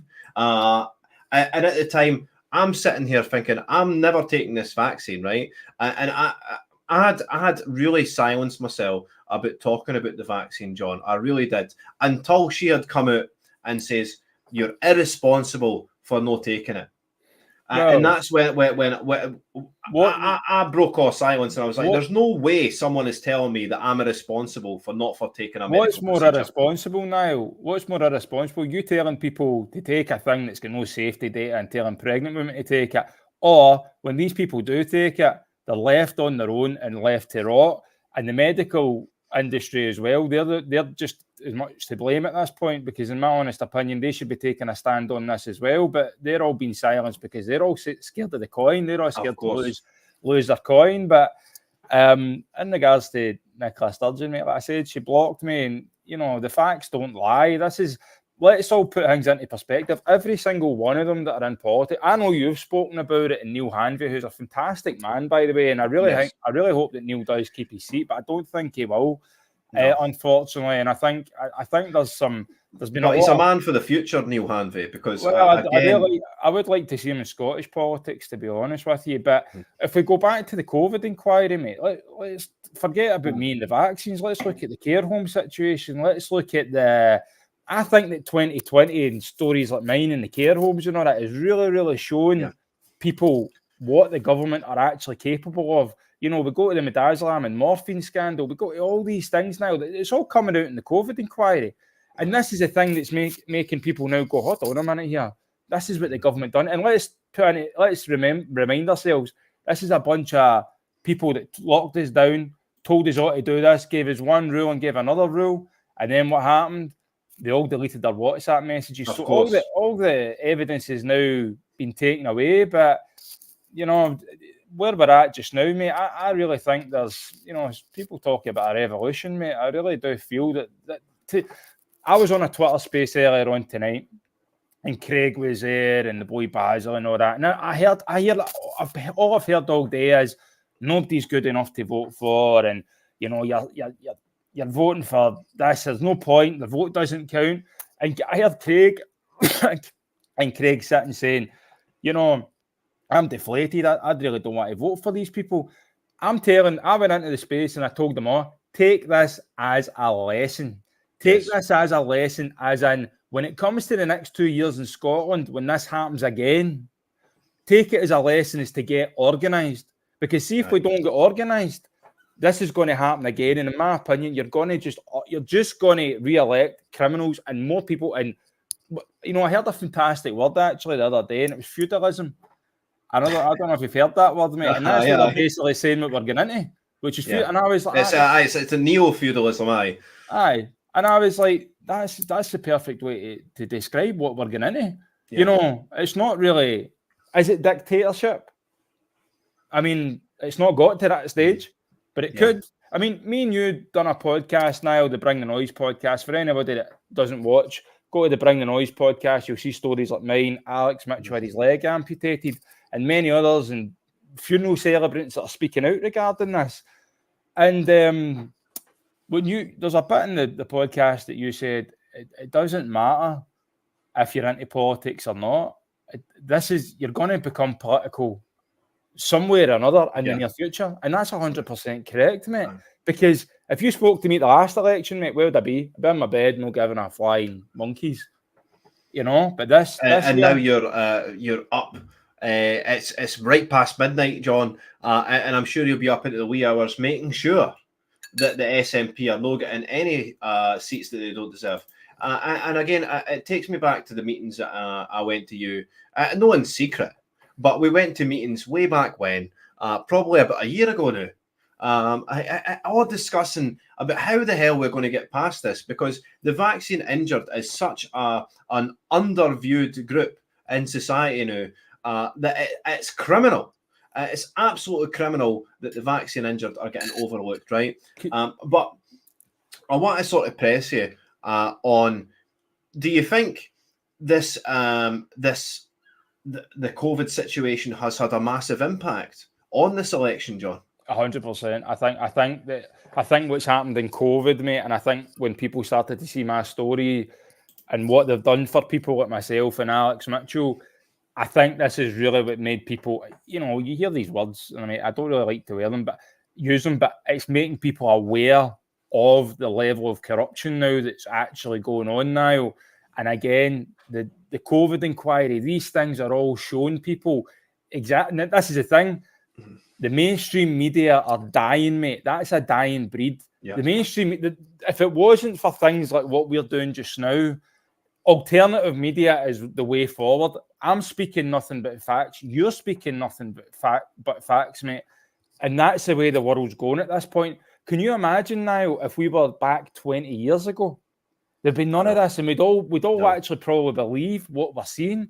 You wouldn't hear my story. I would just be in the ditch. But the honest answer is, thank God for the internet. As much as I don't like it at times, but it really has become a fantastic tool to try and get the truth out there. So going back to your question, do I think that 2020 and what's happened to me it's had a massive impact? But again, to vote Labour in, I don't think people are really realising what you're doing by that, because in my opinion, that man is just as bad as the rest, and he's right into the WEF and WHO's pockets. Well, if you think about it, it seems to be that the Tories have been absolutely smashed into the ground, right? And this is no, it's absolutely due to the lockdowns. The partying through the lockdowns, the lies we were told, I mean, you name it. It's the sort of the misgovernance that the Tories have done, but especially during the COVID period. People, it was too much for people to bear, John. The fact that we've had what's some of wee cats popping in the door there. It was too much. The hypocrisy was almost right in your face, to the point where you're like, hold on a minute, these guys are absolute clowns. They're buffoons. Why are we allowing this to happen? Why are we allowing Boris to be the leader of our country? Well, we only have ourselves to blame for this election right now. We only have ourselves to blame for going up to that polling station today, and I put an X on that paper, and I'm just sitting there going, what's the point? What is the point?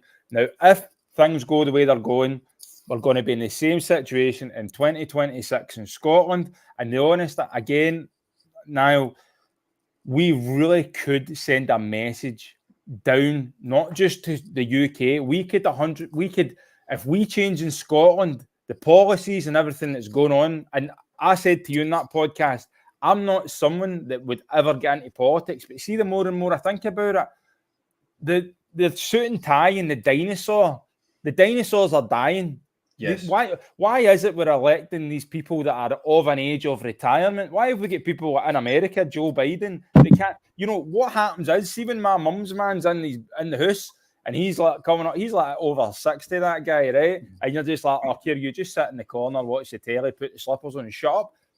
Why are we allowing these dinosaurs to run our country and tell us? I think it's starting to become a way where the politicians, it needs to become younger. Hamza Yusuf's the same age as me, mate. You know, but he was just a complete. That's terrifying.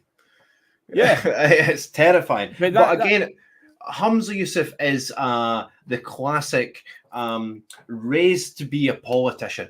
You know, he's right out of Hutchison Grammar, the same as Anis Sarwar. You know, they've raised to be politicians and leaders, right? But they've not got an ounce of leadership quality in them, John.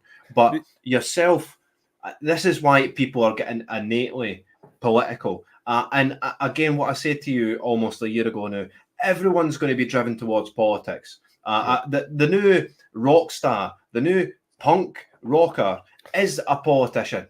It really is. Look what Reform done the other day, mate. I watched that live the other day. Look what Farage done, mate. Now, not to say politics was cool, mate. They made it exciting. They turned it into America. That's what politics needs. It needs to have excitement. It needs to have some drive behind it.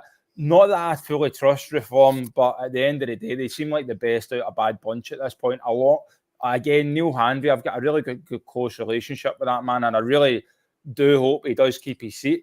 But we really have an opportunity in Scotland to try and make a difference. And to be honest with you, I think where the politics is tripping up in Scotland is we all have these policies in place, and it always seems to go down to what is, your views on independence.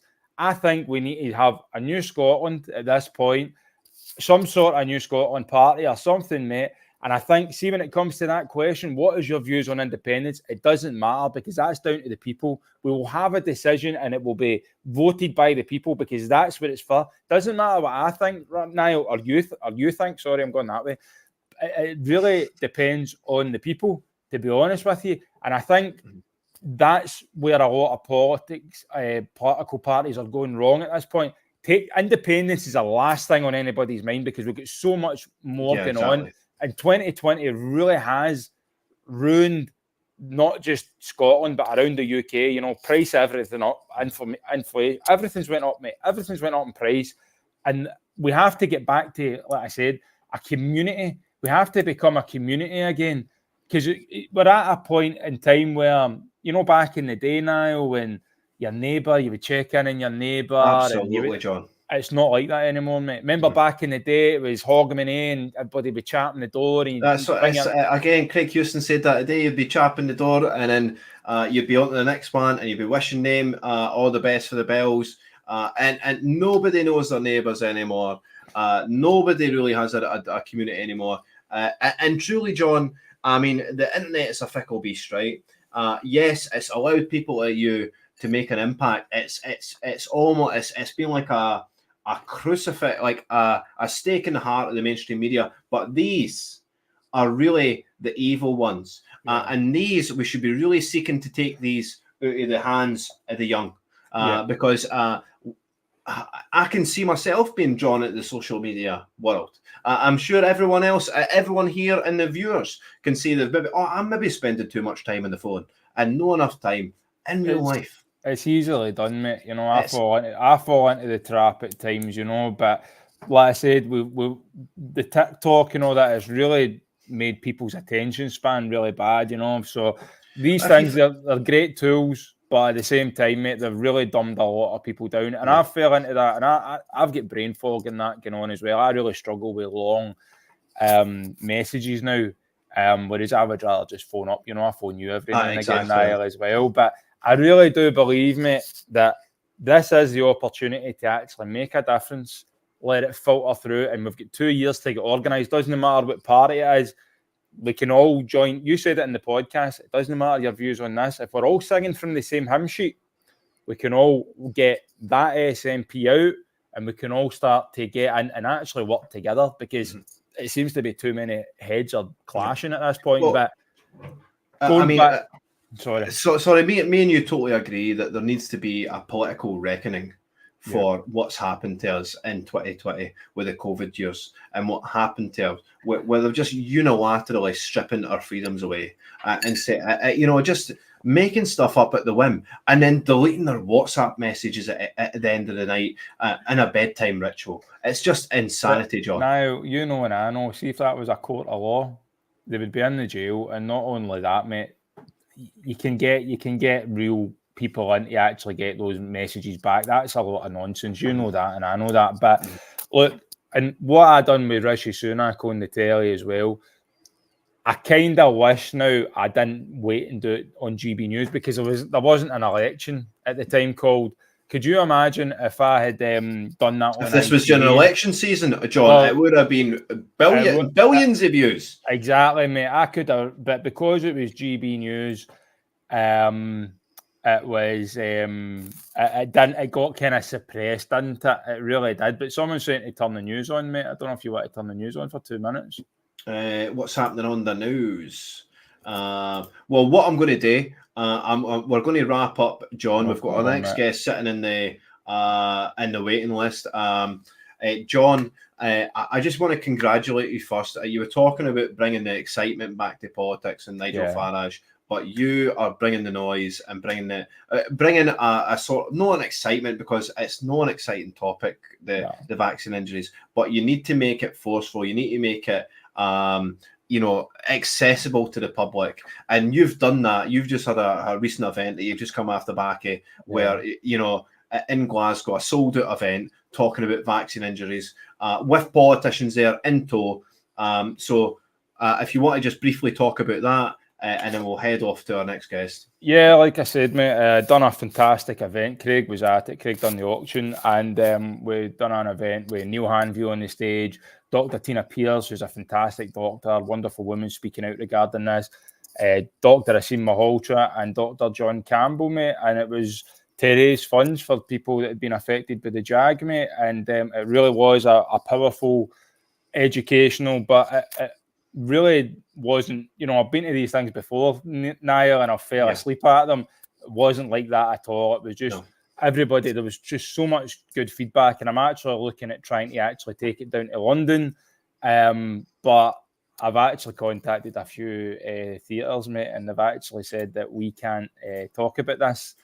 We can't talk about this subject, so unfortunately, I'm struggling to get a venue right now, but I'm hoping to put on an event again in September. Like I said, you had Adam Rowland, whose life's been ruined by this, and Alex Mitchell had a leg amputated from it as well. Somebody's saying Stephen Flynn. I'm just looking. I'm trying to get. I mean, Skeletor is one of our main focuses tonight. We've got the Skeletor watch. We need to get. If Stephen Flynn loses his seat, guys, I am going to down this entire bottle of champagne. Is that your man? Right, guys, while we're trying to find the news for Stephen Flynn, we're going to bid farewell to John Watt of the Vaccine Injured. Tell people briefly how they can get in contact if they know anyone that is affected by the vaccine, if they know anyone, if they want to contribute to the injuries. Yeah, so for anyone that thinks that someone has been affected, there is a website. So it's the Scottish Vaccine Injury Group. If you go to the website, there'll be links there for people to go on, and you can check out the website, and it has a lot of information on there from the COVID inquiry. It's in detail, and it shows the side effects of what this actually can do. So if you think you've lost a loved one, do go to that website. Also, there's a Facebook group, so it's Scottish VIG. And if you've been affected and you were in Scotland or got it administered in Scotland, please join that group. And make sure you answer the questions on entry, because we have had people that have tried to infiltrate the group now, and we can't have that, and we can't use the word vaccine and booster and all that. So, and if anyone wants to check me out, like I said, my old Twitter account got hacked. So if you type in @BringTheNoise_X, you can get me on Twitter, or go to Instagram, again, Bring the Noise, or check out the Bring the Noise podcast on Spotify, free to watch, and you'll see the one I done with Niall. He's over there. The one I done with Niall, and many others that have been harmed, and you can't just listen to it, but you can watch it. And there is a YouTube channel as well. So there is plenty of ways to get the information. So if everybody could please try and raise as much awareness about this problem. But again, Niall, thank you very much for bringing me on tonight. It's been a fantastic show, mate. I'll continue to watch. And again, I'm just going to say, I don't think there's a better time now to actually try and make a change in Scotland, guys. We really are starting to see a massive change in mainstream media. They're failing us. The politicians are failing us, and it really is down to the people of Scotland and the UK that can really make a change. So in Scotland in 2 years, it's time to prepare and get organised. Right, guys, you heard it from the man himself. Thank you very much, John, for joining us. You've been a great guest, and please give him a follow. We'll get his social medias up. Once again, I can't really talk just how brave John is in taking this head on. The guy is an absolute Goliath in terms of taking on the narrative, guys, and really pushing back against just all the bullshit we've been fed the last couple of years. This guy is truly remarkable, right? Before we go to our next fantastic guest, David Scott, we're going to take another quick interval, and you're going to listen to a fantastic song by The Saint, Europe for the Europeans.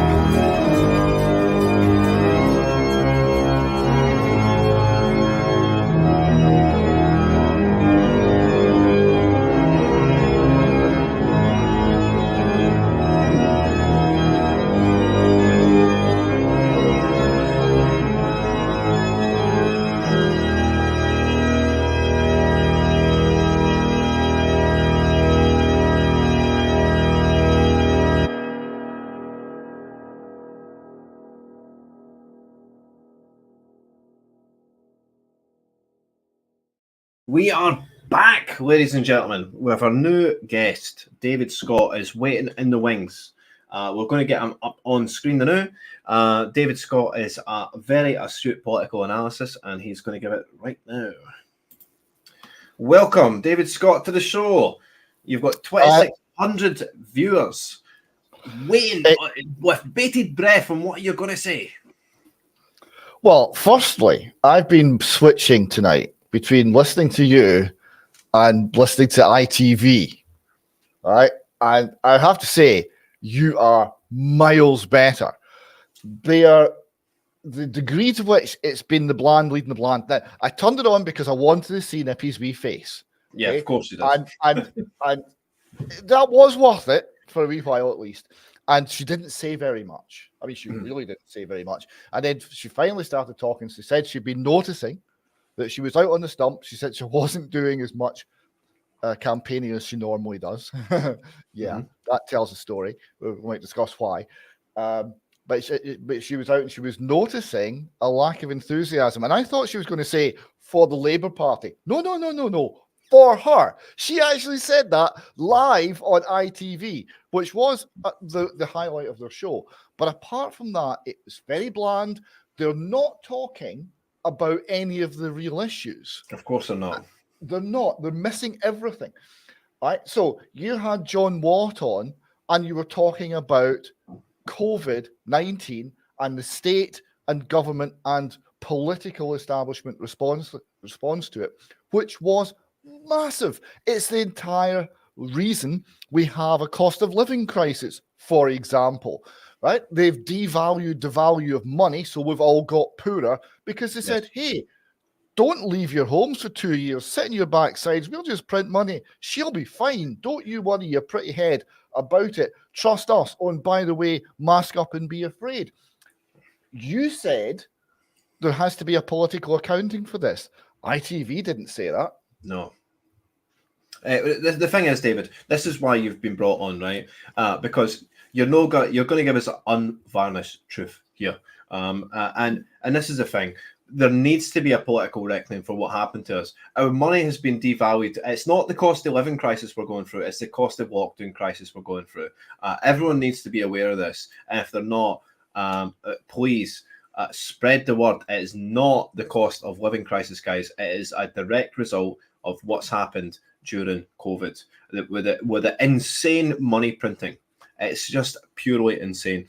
If you would just humor me a bit, I've got we'll go for another 50 minutes, but you can stay on. We're going to run a bit longer with you, David, because I've got people coming into me with accounts with information, so I want to phone them live on the show and find out what's happening at the counts. Okay.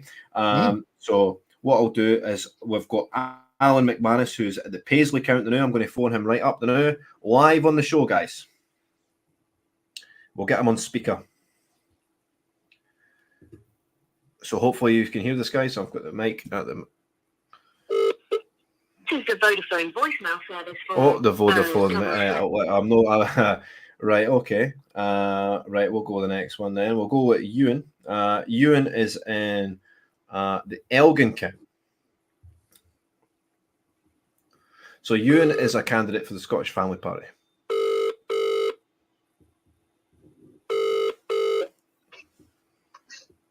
Hello, Ewan. Hi, hello. Hello, you are live on the Niall Fraser show to 2,600 viewers. And we're all wondering what the situation is. If you want to tell people where you are, who you represent, and sort of give us a first-hand view of what you're viewing or what you're seeing. So I'm Ewan Morris. I'm the Scottish Family Party candidate up here in Moray West, Nairn and Strathspey. This used to be Douglas Ross's seat, and last time round he won it by a very tight margin. Notionally, the SNP won it by boundary changes, but I have to tell you, it is a really interesting atmosphere up here because I can't reveal too much, obviously. Mm-hmm. But I say it's very interesting. It's not going to be a good night for the SNP, I don't think. Well, that is music to my ears, Ewan. I mean, you can reveal as much as you would like to reveal. I mean, what are you seeing in terms of the the lay of the land? Where do you think the chips are going to fall? I think, polling for this area has been solidly SNP by 10%. I don't see that happening. Just by seeing the sheer, there's a real backlash against the SNP right now, and they are not even taking, I don't even think, a third. Wow. Wow. I'm seeing a lot of crying, a lot of greeting, a lot of tears. Are you serious? Yeah. Oh my God. These 2,600 viewers are absolutely going to be in fits of laughter here. The SNP mob are crying, Ewan. Oh, I've seen a few tears. I think it's going to be a bad result. I think Reform are going to have an incredible result just from seeing it's this last week has really turned around in Scotland for them. Wow. Right, okay. What you can do, Ewan, when you get a firmer picture of the lay of the land, give me a call back and I'll get you live on the show as soon as you call back, okay? With a sort of when you've got a firmer picture of where the chips are going to fall, okay? Uh-huh. Yeah, right, that's good. We'll see you then. Right, thanks very much, Ewan. You're a star. Thank you. Cheers. So that was this brings us to a really interesting point, Niall. Right? They've got the exit poll, and they're very confident in their exit poll, and we've all been there before, and we've seen them be wrong before. But there's two things that make it very difficult this time to get the exit poll right. Firstly, Reform's coming from a really low base, and it's putting on huge numbers of votes. Right? It's very difficult to predict that from polling. I think that they're predicting, I think currently it's estimated 13. They're still predicting 13 seats for Reform. That could be plus or minus 100%. Right? Yeah. It could easily be double. And the other one is the SNP, because the SNP there's a lot of tactical voting against the SNP, because the SNP, because of the policies in Scotland, which we'll get into what those have been, if you like, but because of policies in Scotland, the authoritarianism, the corruption, the whole stink of it, the view in Scotland is that this is a tired party with no ideas that need to go. Yeah, of course. And there's tactical voting to punish them. So that's a very unique thing for a party that in a UK term is in the UK sense is not in power. They're being punished in Scotland as the party of power. So they're actually having the same thing done to them that is happening to the Conservatives all across the country. So that makes it very difficult to predict in Scotland, and Scotland's already very difficult to predict because it was a 4-way split. Now it's 5. This makes, on a first past the post system, this makes predictions really, really difficult. So the prediction that the SNP will get 10 seats, we'll see, that could be plus or minus 100% as well. Right? I think there's a lot to see here tonight before the night's out. I think it's, despite the fact that we know who's going to win, it's a really interesting election. Mm-hmm. I mean, why do you think? I mean, I've discussed this with many of the guests before, but there seems to be so many factors. Here we go. Actually, we've got a call from one of the counts. David, okay? Fire away. Alan, hello. You are live on the Niall Fraser show with over 2,600 viewers. So if you would just want to tell people who you are and where you are, and what you're seeing on the ground. Okay, hi everyone. My name is Alan McManus. I'm the chairman of Freedom Alliance, and I'm here as the election agent for Mark Turnbull, who's our candidate for Paisley and Renfrewshire South. So I'm in Paisley Lagoon Centre, where the count is taking place for 2 constituencies, Paisley and Renfrewshire South and Paisley and Renfrewshire North. Paisley and Renfrewshire North, they have completed the first stage, and the figures are, I believe, 70,907 electorate, 41,963 turnout, which is 58.8% turnout. They may not be exact figures, but the turnout percentage is exact. It looks to me, just from going around I've sent Niall some photographs.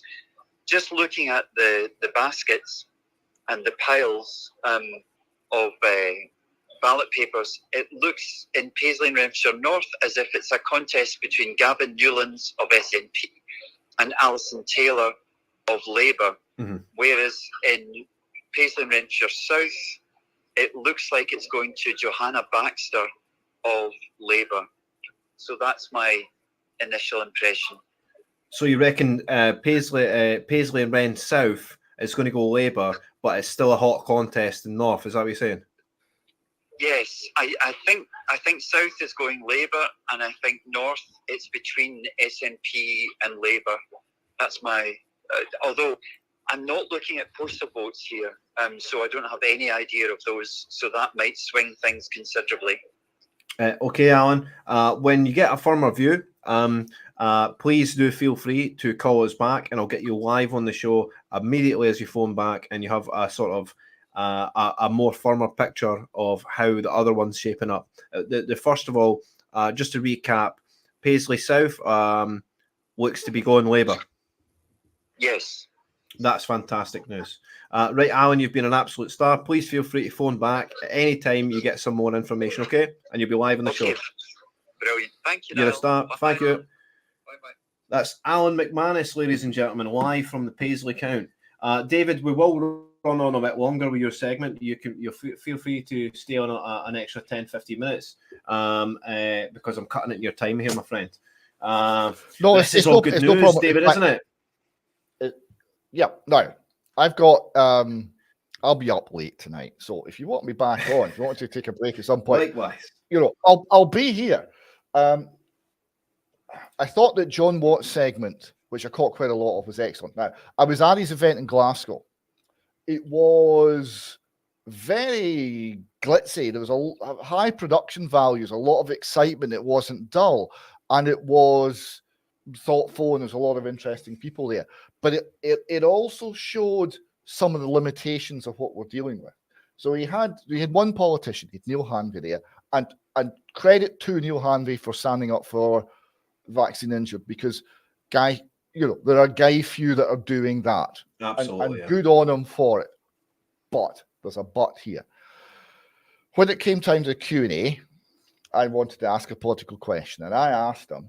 I basically made the case for we should withdraw nationally from the World Health Organization because of the nature of basically the lies it's telling. They've redefined the definition of health. It's a political organization pushing political goals and a political tyranny, a medical tyranny, right? And we saw that during COVID.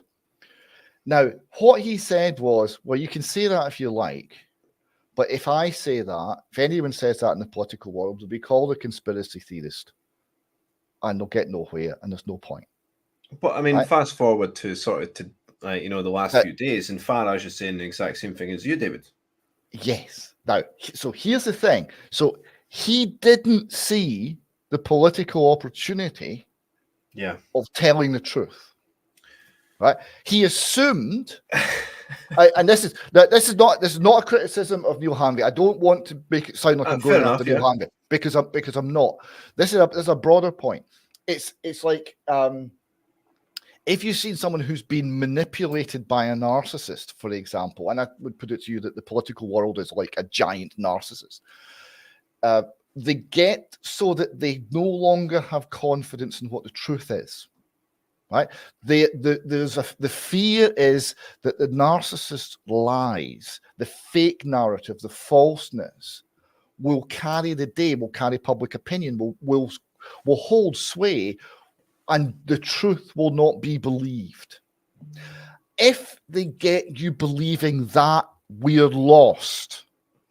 You have to stand up for the truth. Now, Mr. Hanvey and so many others, and Mr. Hanvey's done better than most, but so many others refuse to stand up for the truth. The good thing about Farage, I'm not a particular fan, but from time to time, he will stand up and he will say something that's true when it's difficult, when it's dangerous, when it's unpopular, and he'll say it anyway. He's doing at least something on immigration, and he's the only one talking about that. ITV never mentioned it. I watched a fair bit of the coverage. It never came. COVID-19 never came up. Immigration never came up. Right? I don't know what country they think they're living in, but that was what they were covering, or not covering. So he'll talk about that. He talked about Western policy in Ukraine and how it prompted the war, which is true. Yes, absolutely. And he was rounded on, he's conspiracy theorist, he's an apologist for Putin, all this nonsense. I don't think that harmed him at all. I think the people who are going to believe the nonsense are not going to vote for him anyway, and he's not losing anything.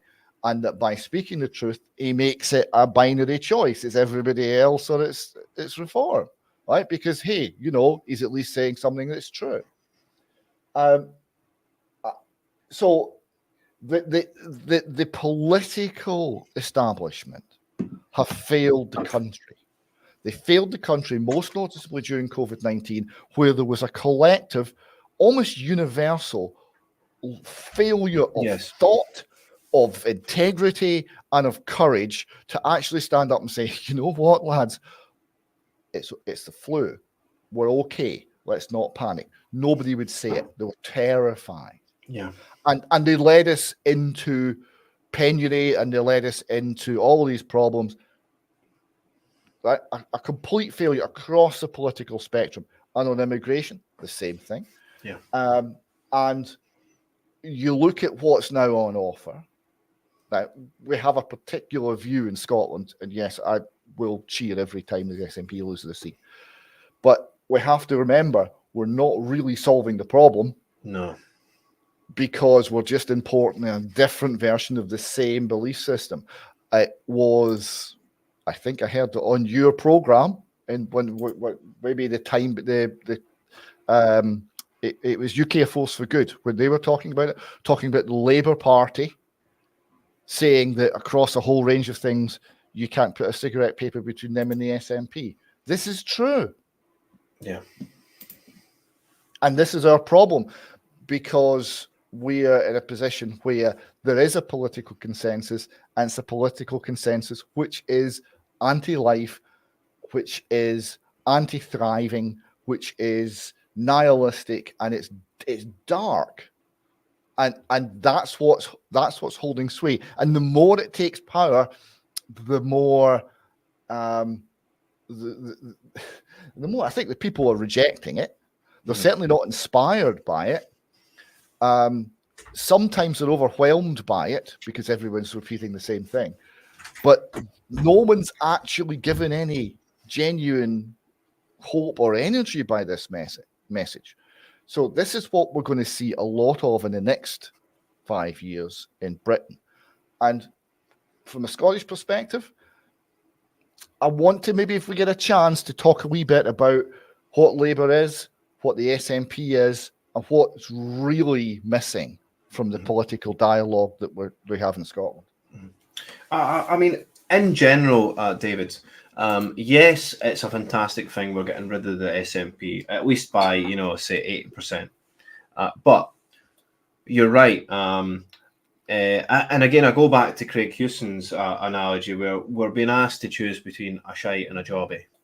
And it's funny because it's such a Scottish thing to say. He's got a way with words. He does have a way with words, so he does. And I hope he's still watching. But this is the thing. We're putting it at the expense of getting rid of Labour. The SNP. We've now got Labour here. What does that mean for Scotland? Probably more of the same, David. Probably, and I like what you're saying about the truth here. The truth seems to be a rather rare commodity amongst politicians these days. But it's what wins. It's like Bobby Busher saying it. Truth will win. Always. It just takes a certain amount of time before the truth does win. So when does when are we going to see a political reckoning for COVID, David? Is it after we've seen off Labour as well? They'll be desperate not to have a political reckoning for COVID, because the political reckoning for COVID goes all the way to the top. If there's a political reckoning for COVID, you wouldn't have a World Health Organization. Wouldn't be a case of us leaving it. It just closed the lights, put it out of its misery. You wouldn't have a United Nations, right? You wouldn't have any of the major parties, because I'm in the private sector, right? In the private sector, you have a huge disaster, right? You know, in business, you like, thanks for playing, right? You've lost your capital. You don't get to be an entrepreneur anymore, right? Go and get an honest job and don't bother us. Fine. But in the political world and in the world of government, it doesn't work like that. Your failure tends to be rewarded. They all backed it. Now, so here's one problem with the Labour Party. The Labour Party are benefiting from the fact that Tories are massively unpopular, right? That's core. Of course. And they're benefiting from the fact that the Tories have again betrayed their natural supporters, as they did over Brexit. Yes. And are in a position where Team Farage is stealing their votes. Mm-hmm. Okay, so that's the basic core of what's happening, right? But the Tories are unpopular for what reasons, right? Number one, mass immigration. Number two, cost of living crisis. Cost of living crisis came from the COVID policy. Everything that happened during all of that, the Labour criticism of the Tories were, you're not going hard far enough. You're not. Lock us down harder, baby. Right? Yeah. Let in more immigrants. You're not being altruistic enough. You're not being generous enough. We want everybody's welcome. Refugees welcome, everybody. The whole world come to Britain. Yeah. Right? We are so good. We are so generous that we're to a fault. Oh, and by the way, if you're a footballer and you collapse and you haven't got a injection for COVID, then you really shouldn't get treated in the NHS. Right? So the combination of enormously generous and welcoming and altruistic and brutally harsh, right? That they managed to pull that one off. And in every case where the Tories were getting it wrong, they had the Labour Party and the SNP saying, no, you're not going far enough. We want it more wrong. Mm-hmm. Now, there has to be a working out of that. We saw it in Scotland, where I called it, it's like VAT. It was just like English policy, but 20% worse, right? And Nippy ultimately paid a price for that. Took a while, but she did pay a price for that. And the Labour Party, having supported every mistake the Conservatives made, pretty much, apart from the Liz Truss issue, how does that work out in government? You now hand them the reins of power. How does that go well? Mm-hmm. I don't see a positive outcome. Are they going to do something about immigration? Mm-hmm. No. No, they're not. Are they going to do something about the cost of living crisis? No. What they're going to do is they're going to put taxes up. They're going to force people who would otherwise being invested in Britain away and abroad. And we're going to have a stagnating economy, right?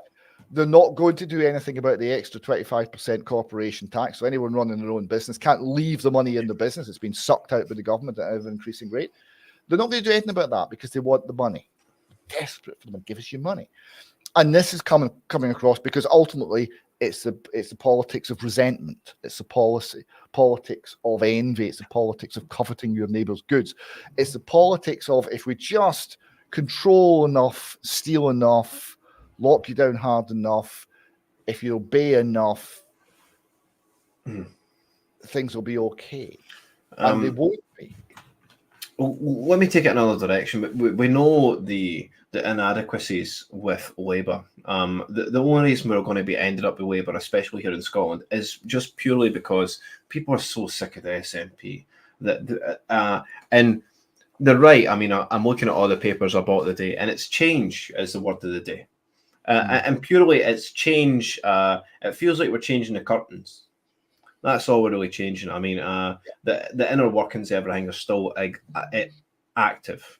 But let me take it in another direction as well. So I'm asked, and I feel like it's a very important question, David, is, I was just on the sort of cusp of writing a new speech.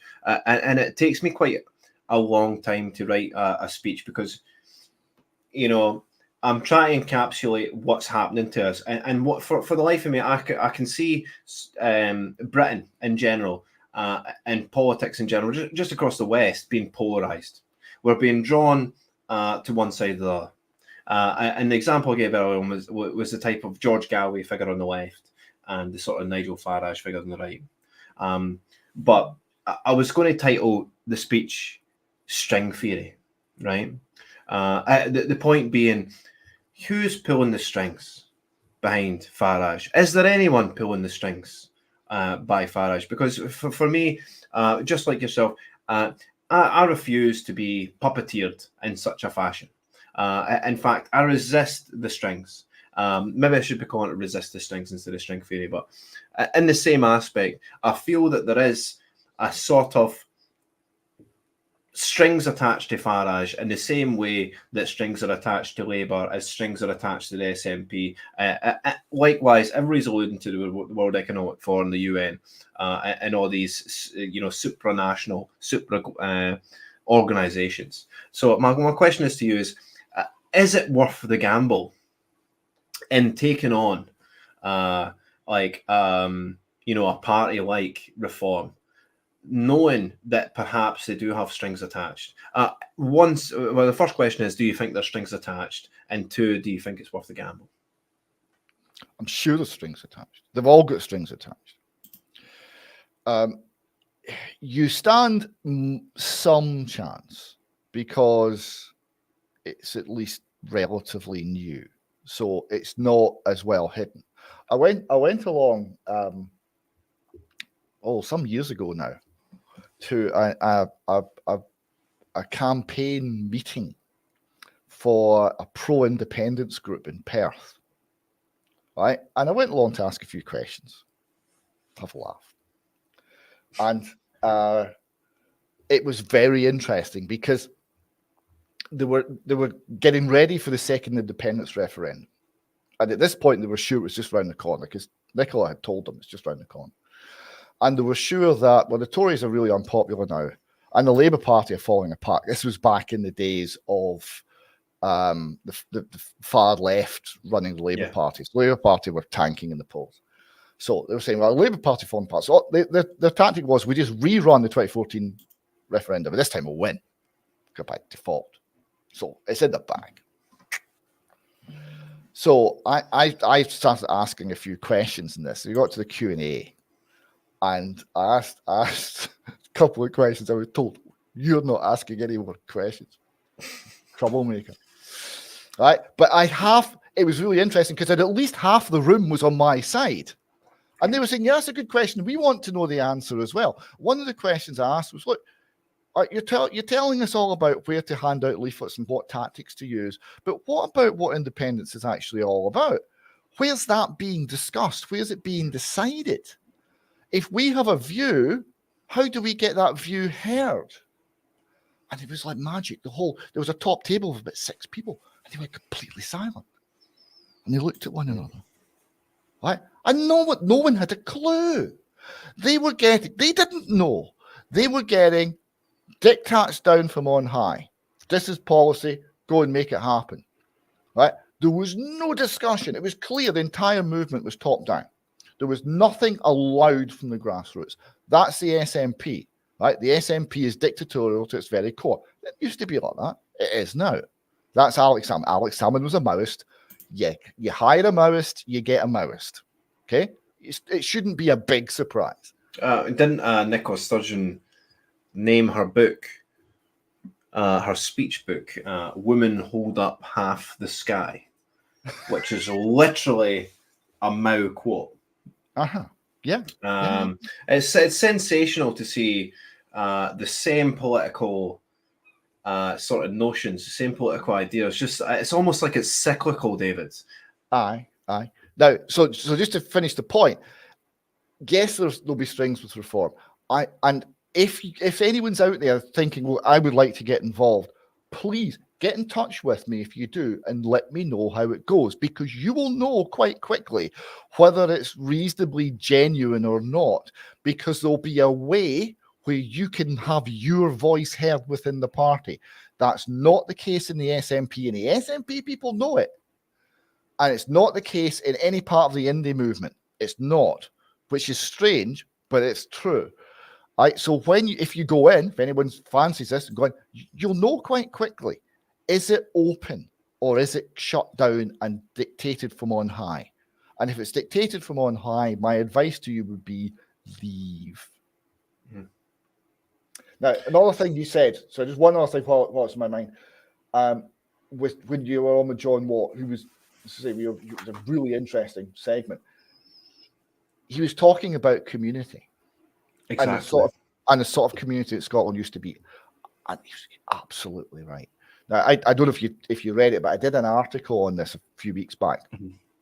We'll get links to your articles. If you don't know, David does some really incredible in-depth articles. And David's sort of like on like unvarnished truth level of articles here. So if I could encourage everyone to subscribe to his Substack, we'll get his links up. But if you want to continue, sorry, David.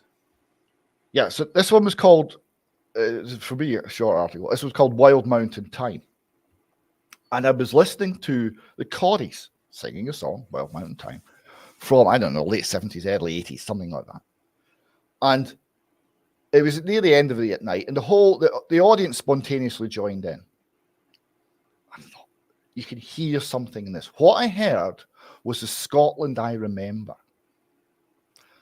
Everybody shared a common community, common sense of community. They knew the same songs. They were relaxed in one another's company. Nobody cared whether you were SNP or Conservative. It didn't matter. That was just politics.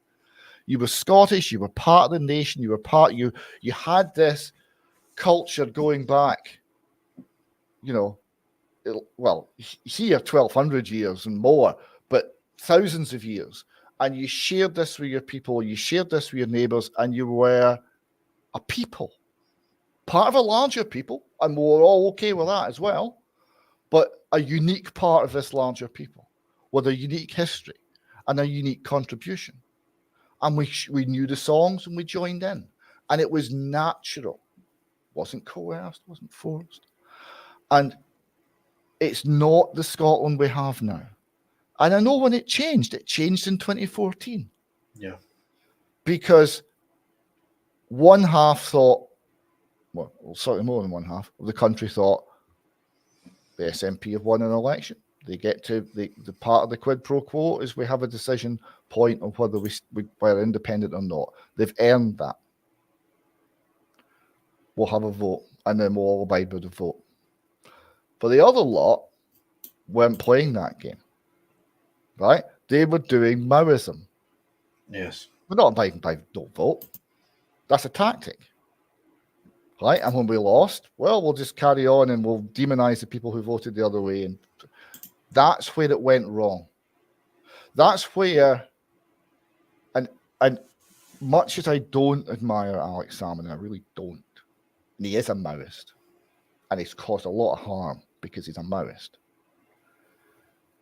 He was more capable as a politician than Nicola Sturgeon. Yes, he was.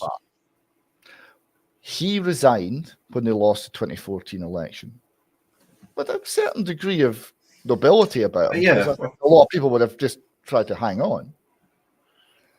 And we got Nippy. And Nippy is a poor imitation of Alex. She's narrow-minded, she's bitter, and that permeated the country. So it was 2014 and on. What did the harm to the country was the Sturgeon years. Yes. So I just wanted to lay that out there. No, I mean, you're absolutely correct in your summation, and thanks so much for your detailed and quite frankly, like just unvarnished, truthful opinion on things. And you're right. And I mean, people have been commenting on, how much they loved you when you're on UK Column News. And UK Column News was at one point such a pivotal news outlet during the COVID years, David. You remember? It used to be the voice of reason. and in amongst a sort of news climate that was just so utterly devastatingly false. We weren't getting our side of the story at all. There was never a room for talking back, for speaking back, and never really room for or sort of disagreement. It was their way or the highway. And UK Column News, when you were on it at least, was a fantastic outlet for people to sort of find the truth in amongst, it was like find the truth in amongst the haystack of lies.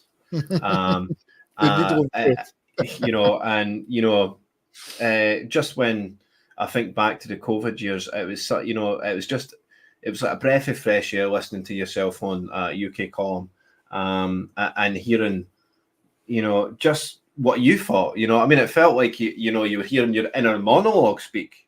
It was that succinct. So David, thanks for everything that you do, not only for appearing on this, but just all the work that you continue doing and your quest to bring the truth to the forefront here in Scotland.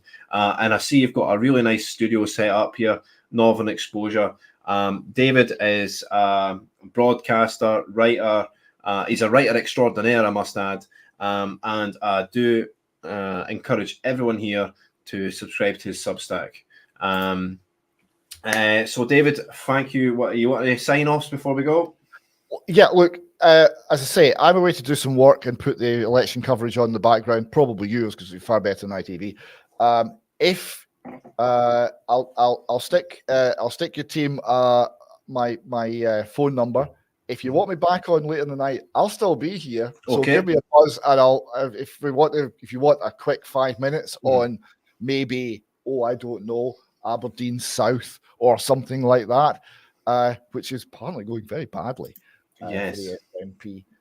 And by the way, I've not yet completely abandoned my small residual hope that we reach net zero. Right? It's just possible. Well, you hear that, ladies and gentlemen, nat zero is still very possible. So once we come back from a wee small break, thank you once of all. We'll bid farewell to David, and we'll take a small intermission. After that, we've got sorry, I've had too much champagne, guys. This is what it is. See, as soon as I seen that exit poll come out, I just knew I was going to be ended up drinking too much. We got Nick Mitchell coming on of We Say It podcast, my relative, if you can believe that. So we'll bid farewell to David Scott. We'll take a small intermission because I just know that you want to hear that song again. So we bid farewell to David. Thank you very much for coming on, and we'll keep him in the sort of in the background just in case we need him later on, which I suspect we very well might.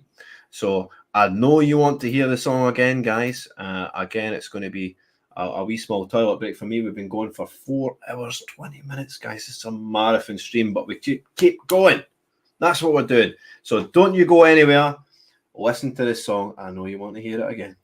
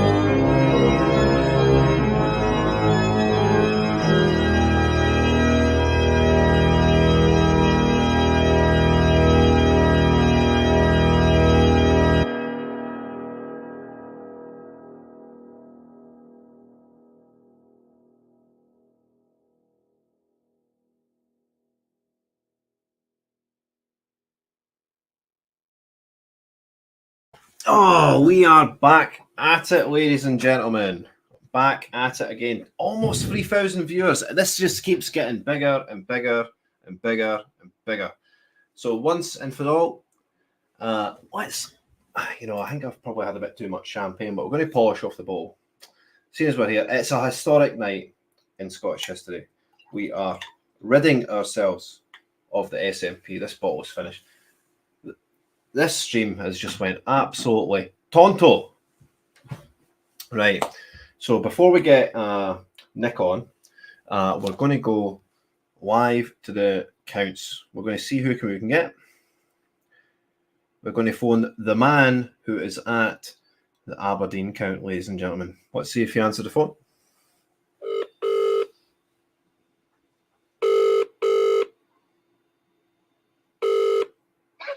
Niall. Hello, Graham. You are live on the Niall Fraser show to 2,900 viewers. Everyone is dying to know what the lay of the land is in Aberdeen. Is Stephen Flynn en route to lose his seat, Graham? Actually, it looks like I'm winning it. I'm You- just kidding. Yeah.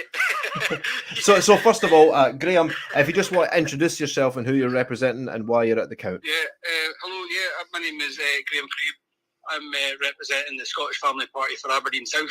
And yeah, sometimes I like to talk fun and games, but yeah, there's no way that I'm winning this. It looks like it is Stephen Flynn all the way. He's doing very, very well. So obviously still waiting to hear the official result, but yeah. Going down and looking at the tables, there's large stacks in his direction. There's large stacks with Conservative and Labour as well. I think we've done okay. Going down, it's nice to see a few sheets with, next to your name with a tick on it, and Absolutely. yeah, it's all very good. So I don't think we'll come last. Put it that way. Well, that's a good thing. So you reckon Stephen Flynn's probably romped it, you think?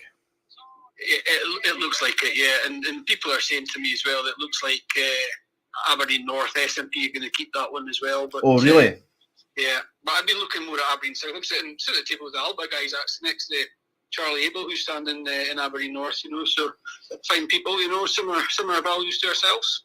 Well, this will be devastating news to the viewers and myself. Actually, we've got a segment on the show called Skeletor Watch, which is all focused on Stephen Flynn's seat.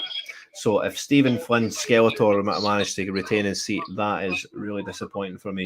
But we wait with bated breath to see if the official results come out. But according to you on the ground, it looks like Stephen Flynn will retain his seat. Just repeat that for the viewers.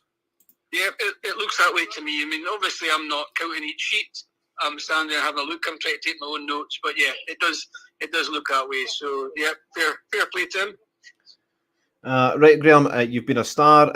Good luck, and once again, well done for representing the Scottish Family Party. It's not an easy thing to do. I'm sure you would have found out. But well done on standing on your principles, and keep up the good work, Graham. Absolutely, yeah, thank you. I mean, yeah, we do get a lot of flack in the media. There's a lot of things that's said about us that's unfair and just not true. So hopefully, this campaign, we've been out speaking to a lot of people who see what we're really about and see what, we're not some sort of pretend this, that, and the next thing, But yeah, it's been an honour and a privilege, and thanks very much, Neil, and all the best. Best luck to yourself as well. Thank you. No, it's a pleasure, Graham. You have a great night, my friend. Thank you. Take care, bud. Speak soon. Cheers now. Bye-bye. Right, so you've heard it from the horse's mouth. A man at the count looking at the votes coming in, and it's looking like Skeletor is going to retain his seat, guys. This is the worst news we've heard tonight. Although it is a fantastic night, it looks like Skeletor will retain his seat. What an absolute disgrace! Aberdeen, what are you doing, Aberdeen? Absolute disgrace. Right, so we're motoring on. We've got a tiny bit of champagne left, and we're going to go to our final, maybe not our final guest for this evening. We'll probably have people in the background, but Nick Mitchell of We Say It podcast, who I'm delighted to say is my cousin. Welcome, Nick. How are you doing, Niall? I'm very well. What do you think of tonight's historic moment in Scottish history? What do you think? Are we going to be in a better position with Labour taking the mantle, the helm here in Scotland? Just before I answer your question on that one, I have one question for yourself. What is a woman? What's a woman? I don't know. I hate to ask the missus for that. You know, it's just a serious thing. It's what is a woman question. It's actually like it's so sad, Nick, isn't it? It really is. It seems like it's a sign of the times. You remember I stood on Rutherglen High Street. It's a sign of the times that 100% of the street can agree that no matter what I do, I could take all the hormone drugs on the planet Earth. I can undergo 10,000 surgeries. It's not going to make me a woman because nothing can, because nothing will. It's very, very sad to see, and it's sort of it's become to be like the litmus test almost for politicians these days, Nick, isn't it? As to, can you trust them? You have to ask them this, what kind of woman, you know, what is a woman question? And it's just really sad. And I think it's a sad indictment on our country in general, on the Western world in general, Nick. And it goes to show you how far we've fallen. I mean, think we used to have historic leaders like Robert the Bruce. I knew what we got. We can't even decide what a woman is. It's absolutely pathetic, Nick. So going to your question, the country under a Labour government is the end of the UK. If you think things were bad with the Tories, you ain't seen nothing yet.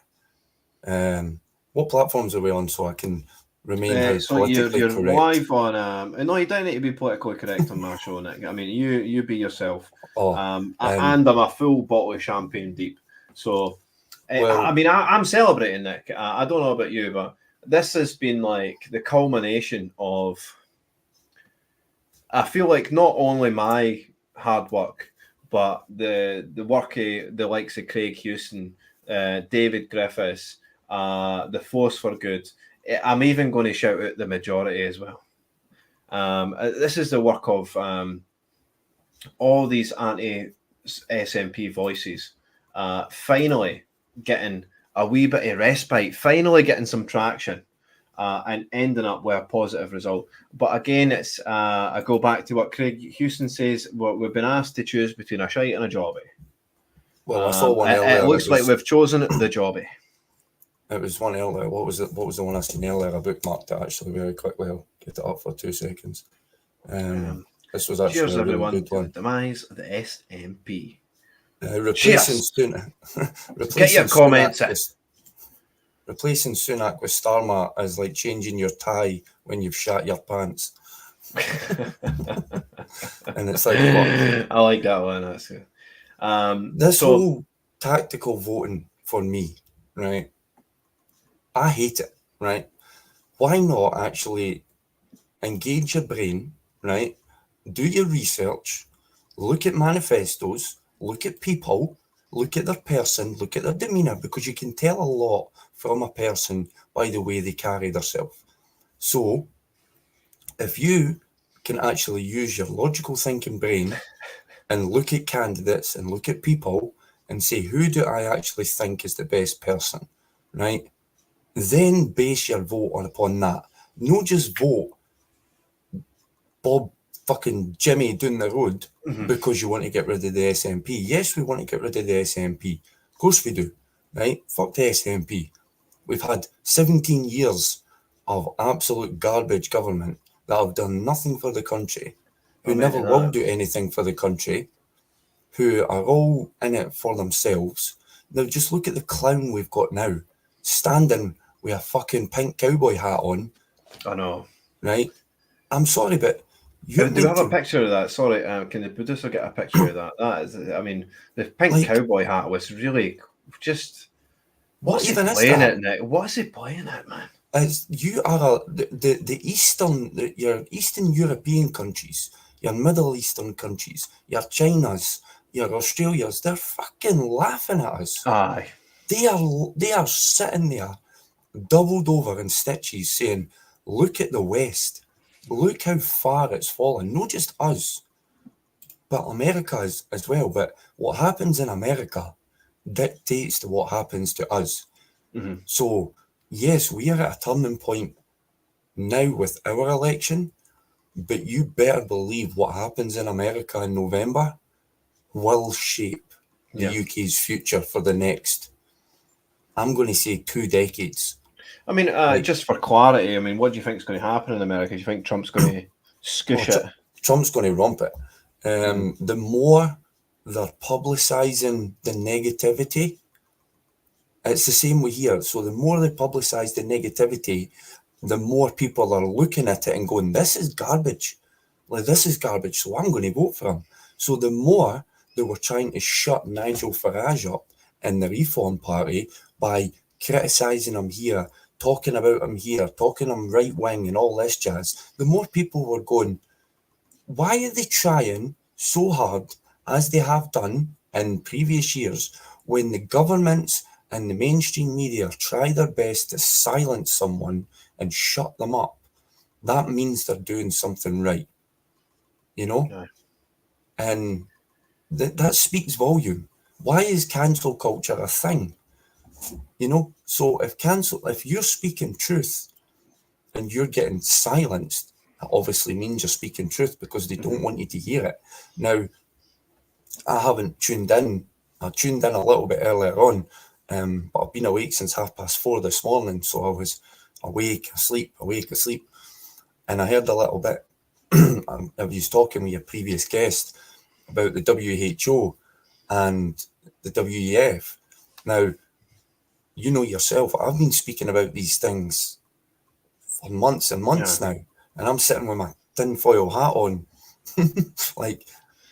It's no longer tinfoil hat type conspiracy stuff, Nick. This is I mean, see, fast forward from a few years ago, it was tinfoil hat stuff, but now it's mainstream stuff. Everyone knows at this point that there's these supernatural globalist organizations that are sort of what's the word I'm looking for? Just unilaterally affecting policies right across the West, from America to Australia to Britain to the Commonwealth, to all these Western countries. It's just it's such a brutal thing to endure, isn't it? And this is just the beginning. This is only the beginning. This is only going to get worse. You watch over the next 3 to 5 years what is coming. You like, seriously, people need to wake up. They really need to wake up. And under a Labour government, I mean, yes, we're getting rid of the SNP. Yes, we're getting rid of the Tories as such. But what I was looking at this election was, it's premeditated. They already know who's getting in. They already know who's going to be Prime Minister. What we voting for was the opposition. If you have a strong opposition, then you almost have a fighting chance. If you don't have a strong opposition, then the Labour will get away with whatever they want. We need somebody on the other side of the bench who's willing to stand up and challenge policies, challenge agendas, challenge laws. Because when was the last time you seen them remove a law? No, it's always added to, never. Isn't It's it? always It's never, yes. Always Cumulative. I mean, I'll ask you the same question that I've been asking other people, right? And it's yes, we've got this, the danger of Labour, right? But do you foresee any danger with Farage and Reform as well? Because again, where's the strings attached, Nick? You know, I mean, like, where can you put your trust these days? That's the real question, isn't it? Trust is a strong word. I trust no one. I trust myself in this current climate, to be honest with you. I have a sneaky suspicion, and I haven't shared it publicly yet, so this is the first time we share them publicly. I think Israel is funding Reform. I think to have that much influence and that much push this early on, you need millions. You need big Got an money. exclusive. 2 seconds. Ewan, you are live to almost 3,000 viewers now on the Niall Fraser Show. What is happening in Elgin? So we've had a bit of a problem. The postal vote system has gone down for verifying, and so they're now manually by hand going through checking signatures against files and things. And so we don't have a turnout. God. They're just going to start counting. They don't know how many votes there are. They're just going to start counting. Wow, we've got an exclusive here on the Niall Fraser Show, guys. The postal vote systems went down, Ewan. Well, it's not working. For purpose. So this will, I'm sure, delay the count for at least a couple hours. Well, they're going to start now and hopefully fix it by the next hour. But we'll see. Maybe the turnout hasn't come out yet, so that's going to be a problem, though, isn't it? Absolutely, it's going to be a problem. Interesting, Ewan. So even disregarding the issue with the postal votes, do you still think it's going to still land on the Tories winning up there? I think that's the feeling in the room. That's what the picture is coming out of. That's what I see. Reform are going to take a big chunk, but I'm still seeing. If you could sort of guesstimate, Ewan, what sort of vote share Reform's going to get, what would you guesstimate? Between 5 and 10, I would say, easily, maybe 7. That's still an incredible result for them, isn't it? I dare say you've seen a few votes for yourself. I've seen a few.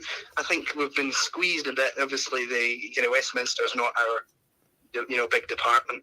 Holyrood is a big one, but I think we still see a modest result. Okay. Right, so you've heard it, guys.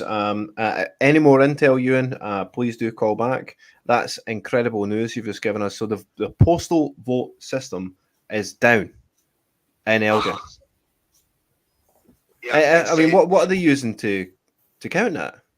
Just by hand, they are going into the files on the computer and they're opening them one by one because I think it opens all of them on the screen to verify the signatures, and they're having to go through one by one and try and pick out signatures from picture files, and so wow. It's really manual. Wow, this is just incredible.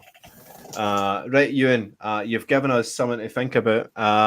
Thanks very much. Any more information, please do call back and you'll be live on the show again, my friend, right? Okay, right, cheers. take care and thanks again. Right, so you heard it from Ewan, who's a Scottish Family Party candidate up in Elgin. The postal vote system is down up there, so they have to manually count and verify signatures associated with the postal votes. So, I mean, you think, Nick, that, well, one, if it's going for, I mean, what were they use? What sort of software are they using in order to sort of collate the postal votes? You know, I mean, I did not know that the postal votes would be, counted by computer. For starters. I thought they would have went to like we'll call it a centralized hub, if you want to call it that sort of thing, So all the postal votes get posted. Well, that's why they're postal vote. That's what it's called, a postal vote. You post your vote. So I thought they would have been delivered to like a central hub, if you want to call it that, and they would have been counted there. So this is 2020 fucking American election all over again, because it was all postal votes back then because of COVID, Mm-hmm. So there was a lot of speculation getting thrown about. Are they going to sort of rig this election? Are they going to sway it? And Nick, just before you go on, how would you rig an election? Would it be the postal votes? Well, we've seen it in the past. You've seen postal cards scribbled out and marked in another one. You've seen it firsthand. Mm-hmm. You've seen cards get skipped. They'll 1, 2, and then skip another. They'll skip 1 or 2. there's been video evidence of it. There's been video evidence of mass cheating. There's been evidence of votes getting binned, or they just fell into the bin by accident. It's like, fucking come on. How gullible do you think we are as human beings, you know? Like, get a grip. So if for every one vote, say Labour, or sorry, for every 2 votes or 3 votes Labour, there's 1 vote for the others, you know? And it's like, okay, so they've got 3 and nobody's got any, or they've got 1, or now they've got 6, or you've got 2, maybe you might still have 1, you know? I think it can, because you're telling me you've got all those people sitting there counting and they don't make mistakes. Well, the thing is, like, not only are they counting, Nick, right? The thing is, see if I put a post, if me and you go into vote in Elgin, right?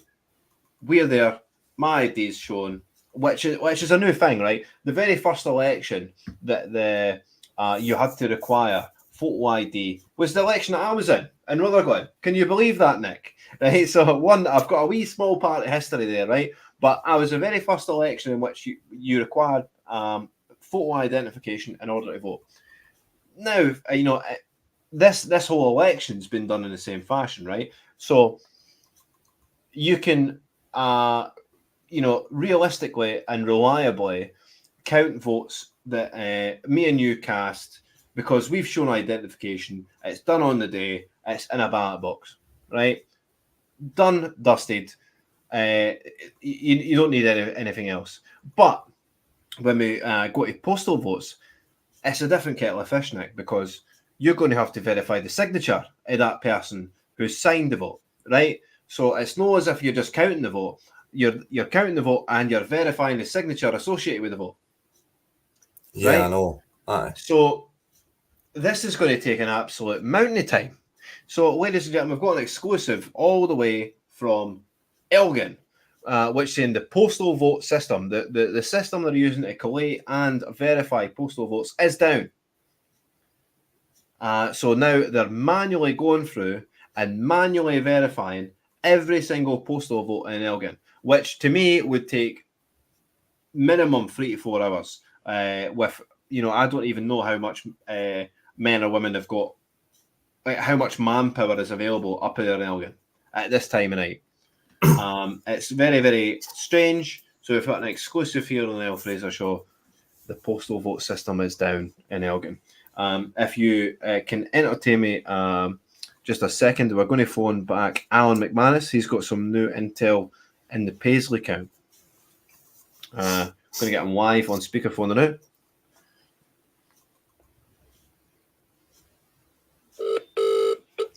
This is the Vodafone voicemail service for... No, we aren't. He's went straight to answer phone. But he is saying he's talking amongst Reform candidates and David Cameron's photographer is taking his pictures. Great time for great time for all. I mean, people. See, what I did with my ID when I went in was I had my driving license and I covered all my vital information. And I went, there's my name, there's my address. And she went to take it out of my hand. I went, no, that's my personal information. You will see my name, my address, my photo, and I keep my ID. Because that's my personal information. This isn't Nazi Germany. This isn't, you know, communist China. Well, at the same time, I mean, we want to make sure that people voting are legitimate citizens, right? That's one aspect. Well, if theoretically, Nick, right, if we were to cheat a vote, the way you would do it is through the postal votes. Absolutely, 100%. I mean, it's the way it was done. It's the way it would be done. That's the only way that theoretically I would think is the way to cheat, because now they require photo identification in order to win. I see we've actually no given David Richardson a phone, who is over at the East Kilbride count. So we're going to give him a phone right now. Sorry, Nick, but you can stay with as long as you want, my friend, right?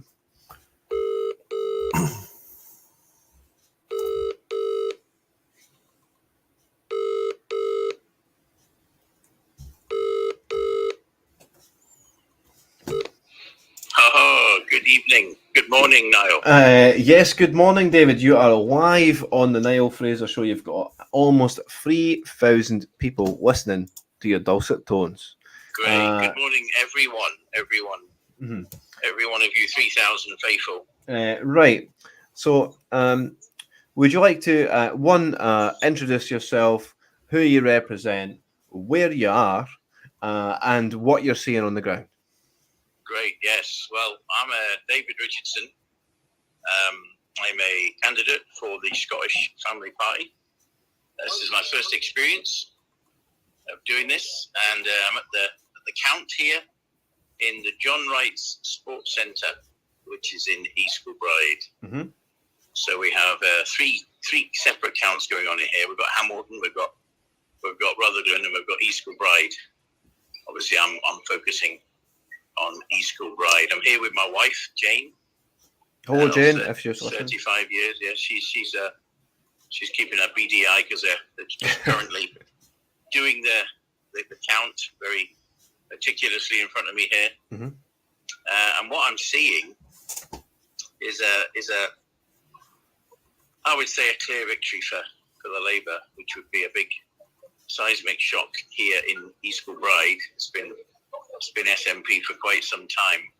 I wouldn't say it's a huge margin, but it's easy to see. Starting to rack up. It's starting to become up. Yes, you can see that there's a majority here. Are you spying on the people's tally sheets? Yes, I have been looking at that. Yeah, they've moved on from that now. They're into the counting and the piling up of the votes. But yes, the tally sheets were in full swing about an hour or two ago. Yes, I was having a look at those. Yeah, so it is. It's a wonderful demonstration of transparency actually here. You can be right up against the count that's going on. It really is. Well, I'm so glad you're there, and I'm so glad that you're seeing it so visibly. Is it just the East Kilbride you've got your eyes on, or are you seeing the same pattern or a similar pattern across both Hamilton and the other constituency you mentioned? Yes, so it's East Kilbride, Hamilton, and what? East Kilbride, Hamilton, and Rutherglen. Okay, they're the three counts going on under the same roof here. Mostly, I'm looking at the East Kilbride, but I can't help but see what's happening elsewhere, and it does seem to be a pattern that's happening across the board. So, some extraordinary. Well, they're very, very similar constituencies, East Kilbride, Rutherglen, and Hamilton, aren't they? So we could probably assume that if East Kilbride are similar, like they're voting. I mean, would you say it's like maybe 4 votes Labour, 3 votes SNP? What's the sort of numbers you're seeing?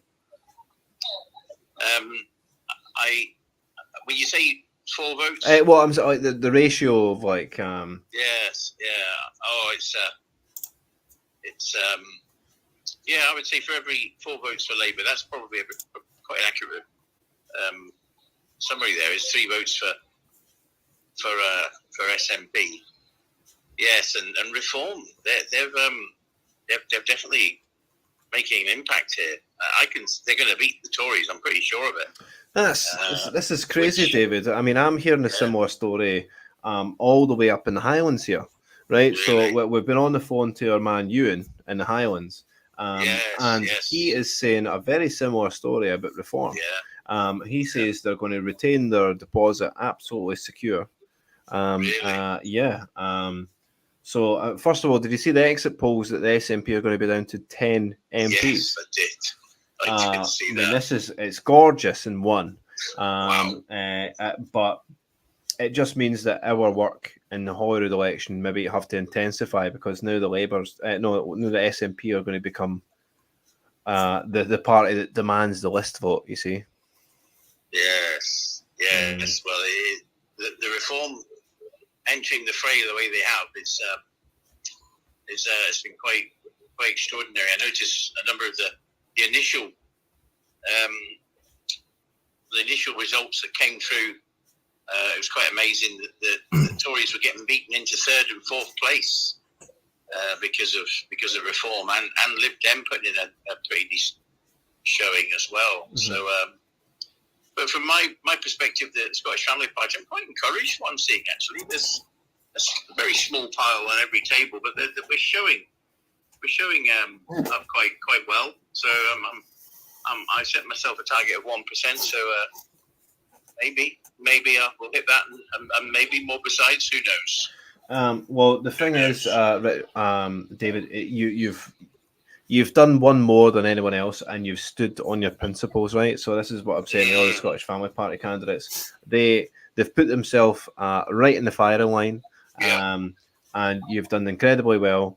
And it doesn't really matter what percentage you get. It's just about being there and representing the values that you represent. So we've been approached on a number of occasions actually, as a Labour activist came up to us and says, "Can't believe it, my wife voted for you," and there's been a few actually folks.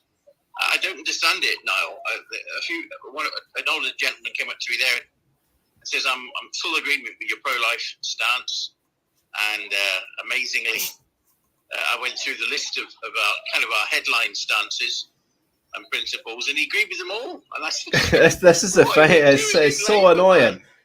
This is the thing. It all boils down to But again, David, it's boiling down to the tactical voting this election, isn't it?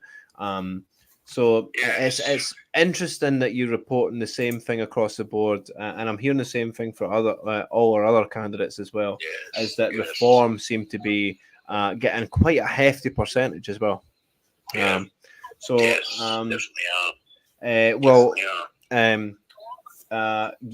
live to 3,000 people here. Well done, and thank you so much for all the information. You're so welcome. It's a pleasure, privilege. Lovely to hear your voice again, Niall. It really is. Likewise, David. And we need to catch up very soon. We do, absolutely. I'd like that very much. Right, you take care, my friend. And if you get any more key information, please do call back. But I think we're probably going to call the stream in about an hour's time. But the way you see it, the lay of the land, let's just conclude. It looks like right across the three constituencies that are being counted in that location, East Kilbride, Rutherglen and Hamilton, it looks to be Labour through and through, all three of them. Yeah, it looks like it to me. Okay. But any update, I'll let you know for sure. Right, you're a star, David. I'll let you go. Good, bless you. Thanks. God bless you, my friend. Bye-bye. Bye. Right, so you heard it from David himself. So it looks like East Kilbride, Rutherglen and Hamilton are all going to be Labour. Interesting that. But again, the story of the night, reform. Everyone's surprised at the level of reform. Nick, you're going to have to bear with me another second. I've got another call coming through, right? 2 seconds, my friend. I feel like I'm punishing you for some reason, honestly. Right, bear with us, guys. We've got another guy live from the count, Alan McManus, who's in Paisley. We're going to phone him right now, and we're going to see just what the lay of the land is. Come on, Alan. You just told me to phone. 2 seconds. You're trying to silence me. Trying to cancel. I'm trying. You're cancelled, Nick. Cancelled. I'm silenced. While we wait, guys, that was my Rumble handle. That is where I do the majority of my work on Rumble. So go over to Rumble and drop it a follow. That's Robert saying it's he's quietest to see his months. Hello, Alan, are you there? Yes, I'm here. Hi, Niall. How are you? I'm fantastic. All the better to hear from yourself. And so you're live on the Niall Fraser Show with 3,000 people listening to you. And they're all eager to hear what you're seeing on the ground here in Paisley. Okay, so there's not a lot of activity on the tables, on the counting tables now. There's only really one or two people that are still kind of clearing up, but most of the desks are all sorted now and people are just standing around. So I think we're soon going to move to the next stage, which is, I'm sure you know, Yes. It's looking at the ambiguous ballot papers. Oh, that's my favourite bit, Alan. What I love about it is because mistakes are so random.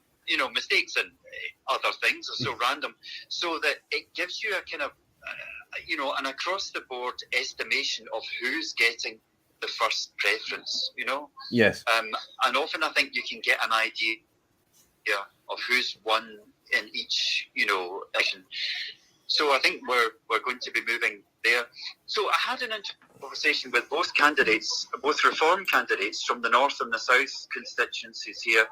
Both very nice gentlemen, one older, one younger, both quite modest, and I was, of course, praising how Reform's doing and saying that they're putting the issues on the agenda, issues that some other parties weren't looking at so much. They both seem quite wise and quite humble about what's happening, and not expecting to win entirely, but just pleased that Reform are making waves, which I think is interesting. So I was talking. It certainly is, yeah. So I'm just to give you some more information. I'm just off the phone with David Richardson, who is in East Kilbride at the moment. And he is telling a very similar story where Reform are getting quite a large percentage of the vote. Right, okay. And that's being seen right across the Highlands as well. Okay, so it doesn't surprise me. I voted Reform myself today in Cumbernauld and Kirkendilloch. The chap, Billy Ross, is a friend of Alistair McConaughey, the host, and and that was good enough for me. And just seemed like a stand-up guy. I liked what he said on who can I vote for on his profile. So yeah, it's interesting. The Tories are looking a little bit down. I don't think they're having a great night. The Lib Dems, well, they're always hopeful. What can we say? Yeah. Had an interesting conversation with the two Green candidates, and it was all about trans issues. Interestingly, Mark and I, the Freedom Alliance candidate, were having a conversation with one of the candidates just about, life, the universe and everything, and the other one came in and basically told us off for using the phrase trans ideology. And my response to that, to the candidate who is that the problem is that there's a backlash and people are unable to distinguish between, for example, some guy in Nigeria or Uganda just trying to get on with his life, and some dude in New York trying to walk down the street naked in front of children wearing a furry mask. And those two things are not the same. So if you've got activists saying that we've got to support all of that, that's not helpful, because that could actually affect the chances of some guy, Rod, who's just in love with his best mate and can't really do anything about it. Do you know what I mean? And so I think there is a nuanced debate to be had, and I think that what's useful counts is to be able to kind of cross party boundaries a bit and actually speak to real people and think about their lives, and sometimes those conversations can be inspiring, they can be interesting. But when you get people who just won't talk to you, then that's a missed opportunity, I think, Those are just my random thoughts. I mean, we appreciate it, Alan, and you've given me and my co-host at the moment, Nick, a really good laugh there, because you're absolutely right. There's such a disparity between, like what you described, the guy in Nigeria just wanted to, go about his daily life, and someone that wants to walk naked in the street in front of kids. Yeah, and as Mark was saying, like before all this stuff, trans people just wanted to get on with their lives and they didn't want to draw attention to themselves. Now, and I'm really talking about transsexuals, now it's like their head is so above the parapet, and a lot of them actually, they don't want this, they don't want all this attention, but the kids are like, oh yeah, you've got to be out and proud and scream about it, and they're like, no, I just really wanted to get on with my life, actually, So, do you know what I mean? It's like, there's not just one issue, and there are people involved, and it's like, not everything that we're saying in our parties is against, these people. Do you know what I mean? In fact, in some ways, we're actually more supportive because we're the ones who are actually caring about people who are detransitioning and Yeah, of people course. who, do you know, like we're the ones that were like, you know, I feel for you in your situation, you know, because you really thought this was the best thing for you, and I feel your pain, you know, whereas, you know, these activists are just spurning them. They're just like, oh, well, you weren't trans in the first place, you know, go away. And it's like, no, that's not compassion. That's it. That is a human being. That's a life. You know what I mean? Like, you can't be like that. I'm with you, Alan. And, you know, I always feel that the most honest and truthful thing you can do and say to these people is, you know, you have to tell them the truth. You can't encourage the delusion. And this is it's, I think we talked about it on the show, but it's what I'm calling weaponized compassion and kindness, where, you know, you're saying it's kind and compassionate to encourage the delusion. Yes. Whereas me and you both know, and anyone with a reasonable thinking head knows, it's the opposite. Well, that's it. I mean, the thing is that, you know, any kind of somatic dysphoria, it's something in someone's head. You know, I mean, I remember I used to live in California, and that I knew this beautiful young woman who thought she was the size of an elephant. You know, That's horrible. You know, and she was beautiful, and there was absolutely nothing wrong with her. And she was bulimic and all the rest of it.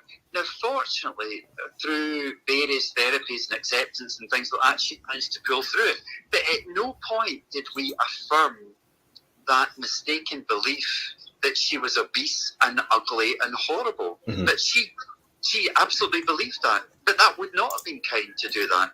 You know, and we didn't laugh at her for saying that. We would just accept, okay, that's how she thought about herself. But that's what we saw, you know, and we lovingly and kindly reflected back our appreciation of her beauty until she finally saw it. Some comments coming in about what you're saying. You know, poor girl, and you know, they feel for the situation. Right, just to sort of deviate from that, Alan.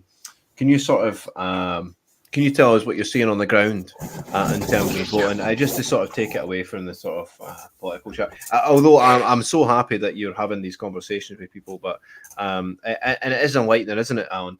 But what we'll do is we'll pivot from that to what you're seeing on the ground in terms of votes. So in terms of votes, what I'm seeing is that in Paisley and Renfrewshire North, it seems to me as if Labour are going to take that seat. And in Paisley and Renfrewshire South, it still seems to be a tie-up between Labour and SNP.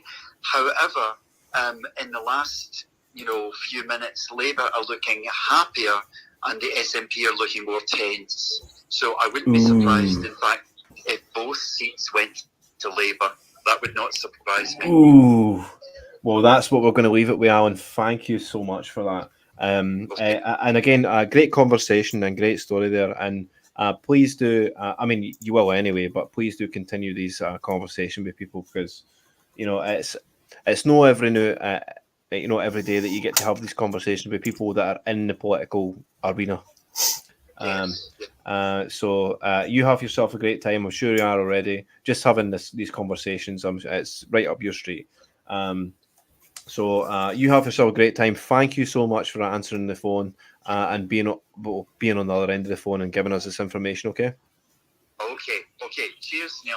Right. No worries, Alan. Thank you. That's Alan McManus of the Freedom Alliance there. Right. So we're looking at 2 wins for Labour there. So it seems to be the theme across the board is that Labour seem to be winning where they're expected to win. When we're looking at places like Aberdeen in the north and the borders, it's looking like it's quite a close affair. And in the seats that the SNP are up against, the Tories, effectively, they seem to be the seats that are under question. And it may well very be the case that Reform have accidentally slipped in a few extra MSPs of the SNP variety. But also, Nick, it's also good to hear that Reform are getting quite a good return, isn't it? They're making a push. Apart from that wee matrix attack we endured there, but we got by, we fixed it, I'm back. We're under attack here, but it's good that Reform are making the push. But you've really got to ask yourself the question, where have they come from? Obviously, you know where they've come from. How have they got to where they've got to in such a short space of time? Well, this is a thing, Nick, isn't it? It's been zero. We can't deny the political climate now where people are desperate, Nick, absolutely desperate to go anywhere else bar Tories and Labour. We can't deny that. But at the same time, it does feel a bit orchestrated. And this is where it's, and I will probably finish up the speech. I might call it string theory, where we're working out. I mean, I refuse the strings, but who is puppeteering Reform? This is a question. Is there anyone puppeteering Reform? I would say there is. Well, yeah, of course. And it would be probably naive to think that someone isn't, because there's always someone in the background. But again, we need to be. Is it worth the gamble, Nick? Would you put your eggs in the Reform basket, then? The gamble's there. Whether people want to roll the dice and take the gamble is the question. But I think what's stuck in a lot of people's minds is, regardless of who's in, right, they ain't going to do shit for the country, right? This is an old, mentality of people. Well, Labour were in, they made an arse of it in 2008. Then the Tories came in and they were all talk. They promised this, they promised that, they've done nothing. New Labour's coming back, they promised this, they promised that, they've done. So it's this sort of, they're full of promises, but they've never delivered. So is Reform just going to be another one where we're full of promises, but are they going to deliver? Whether you want to take the gamble and roll the dice on them and vote and get them in as an opposition, because they're not going to win at this stage. Yes, they've made a big push, but they haven't pushed enough to obviously win this campaign, win this election. But the next 4 years, if they keep going on the trajectory that they are going, you could potentially see a massive turn in politics. And all these branding, far right, far left, all of this needs to get put that in the bin. Put this ideology of your right wing, your left wing, fucking bullshit away. And just look at the people. Look at the people. Look at the person. Look at the party. Look at the candidates. You don't need to agree with everything that everybody says at all times. You don't need to be so invested to where you're like, he can't do no wrong. People can do wrong. We're human. We make mistakes, right? But it's the mistakes that make us. You're meant to learn from your mistakes. Yeah. So it's the human condition, Nick, isn't it? Of course it is. This is the thing. To err is to be human, and the fact that this is humans. Again, I sort of go back on this as well, but it's literally through making mistakes that we learn and gain experience. And sometimes, it's not enough to tell your son or daughter, look, don't make the same mistake as me. They end up having to make the same mistake as you in order to learn anyway. Because it's through making the mistake and gaining the experience that that we do learn and we do sort of become better people. Look, I'm getting some more updates as to, and this time it's spoiled ballots, right? So we're getting loads of spoiled ballots at the Paisley and Renfrewshire count. Most saying do not consent. And again, interestingly, I'm getting a lot of ballots saying women won't wished.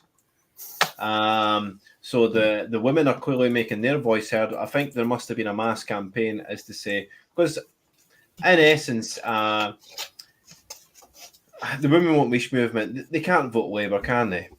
They can't vote SNP, can they? They can't vote Greens. They can't vote. They can perhaps vote Reform. That's yeah, the thing. they can't vote any of the major parties because they're all pro this fucking paedophile cult. I mean, how are you meant to deal with that? You know? So you're stuck between a rock and a hard place for the people who are for backing these movements. I mean, it's how I'm absolutely baffled as to how people had gone on this Labour tactical vote. Like, you've just screwed yourself.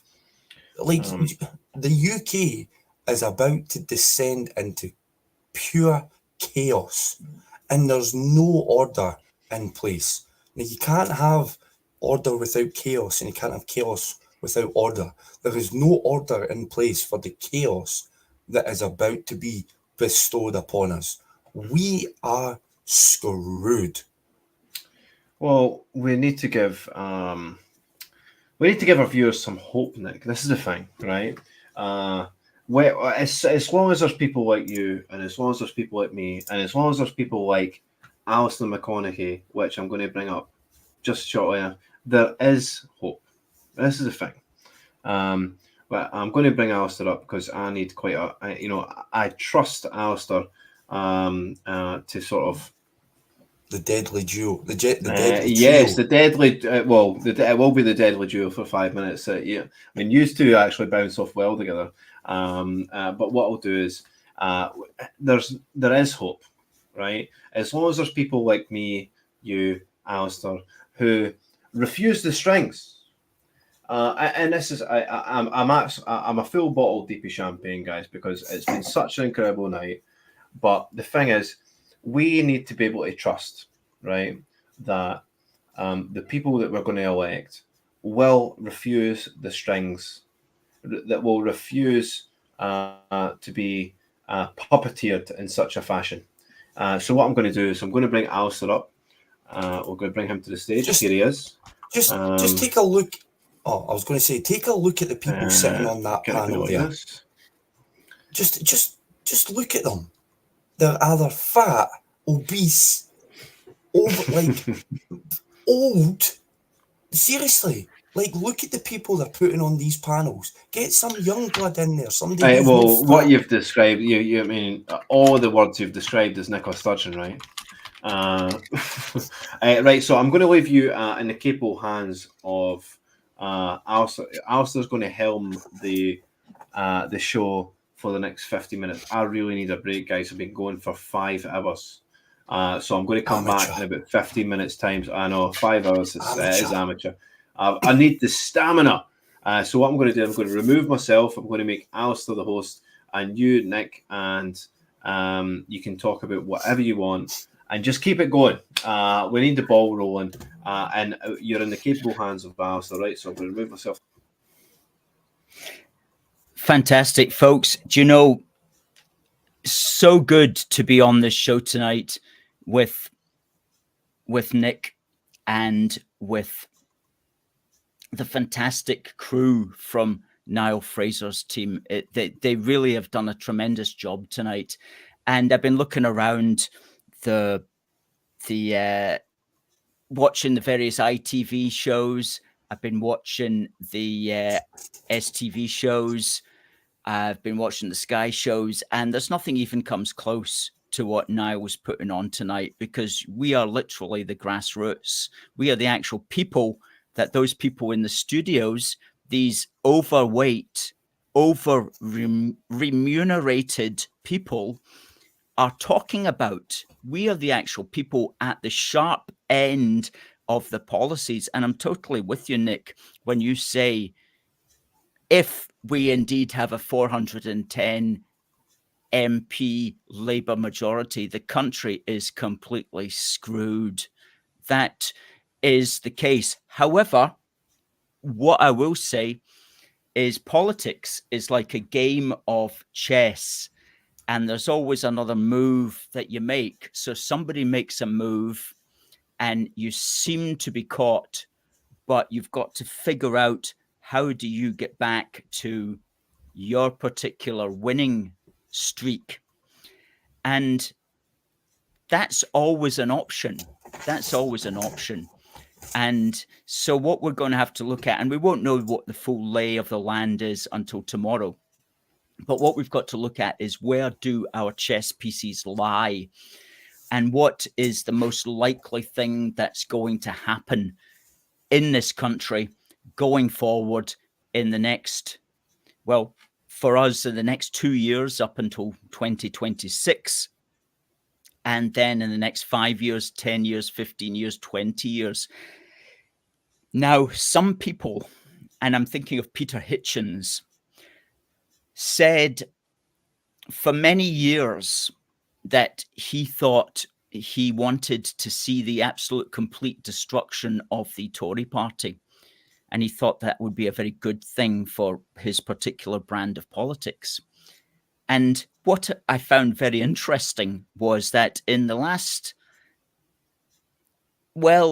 6 weeks, when he suddenly realized that, oh my goodness, the Tory party is actually going to be destroyed, he rode back on that faster than a cross-channel swimmer trying to row back or swim back across the channel, or faster than a dinghy, a motorized dinghy can actually cross the English Channel. He totally rode back on that. And now he was wanting everybody to vote for the Tories to save us from a Starmer government. Well, we're going to get a Starmer government. It's going to be absolutely terrible. The Tories will be destroyed. And quite frankly, I think that is a good thing, because I think that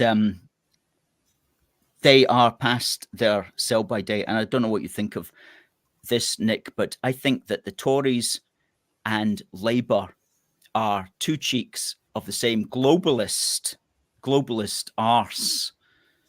And it's good that at least one cheek is black and bruised right now.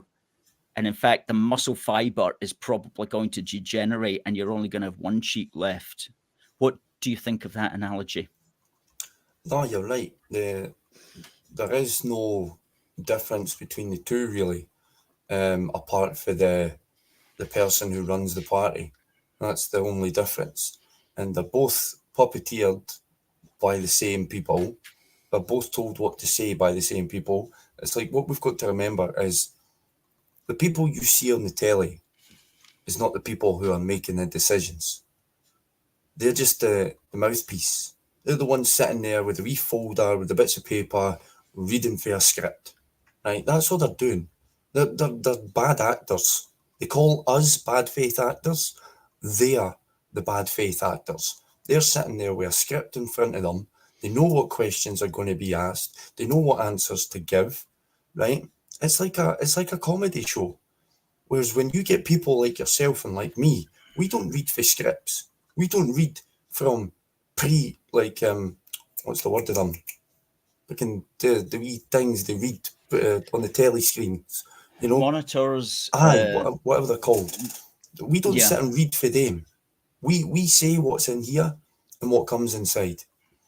And that's what makes us different. That's what makes us the louder voice.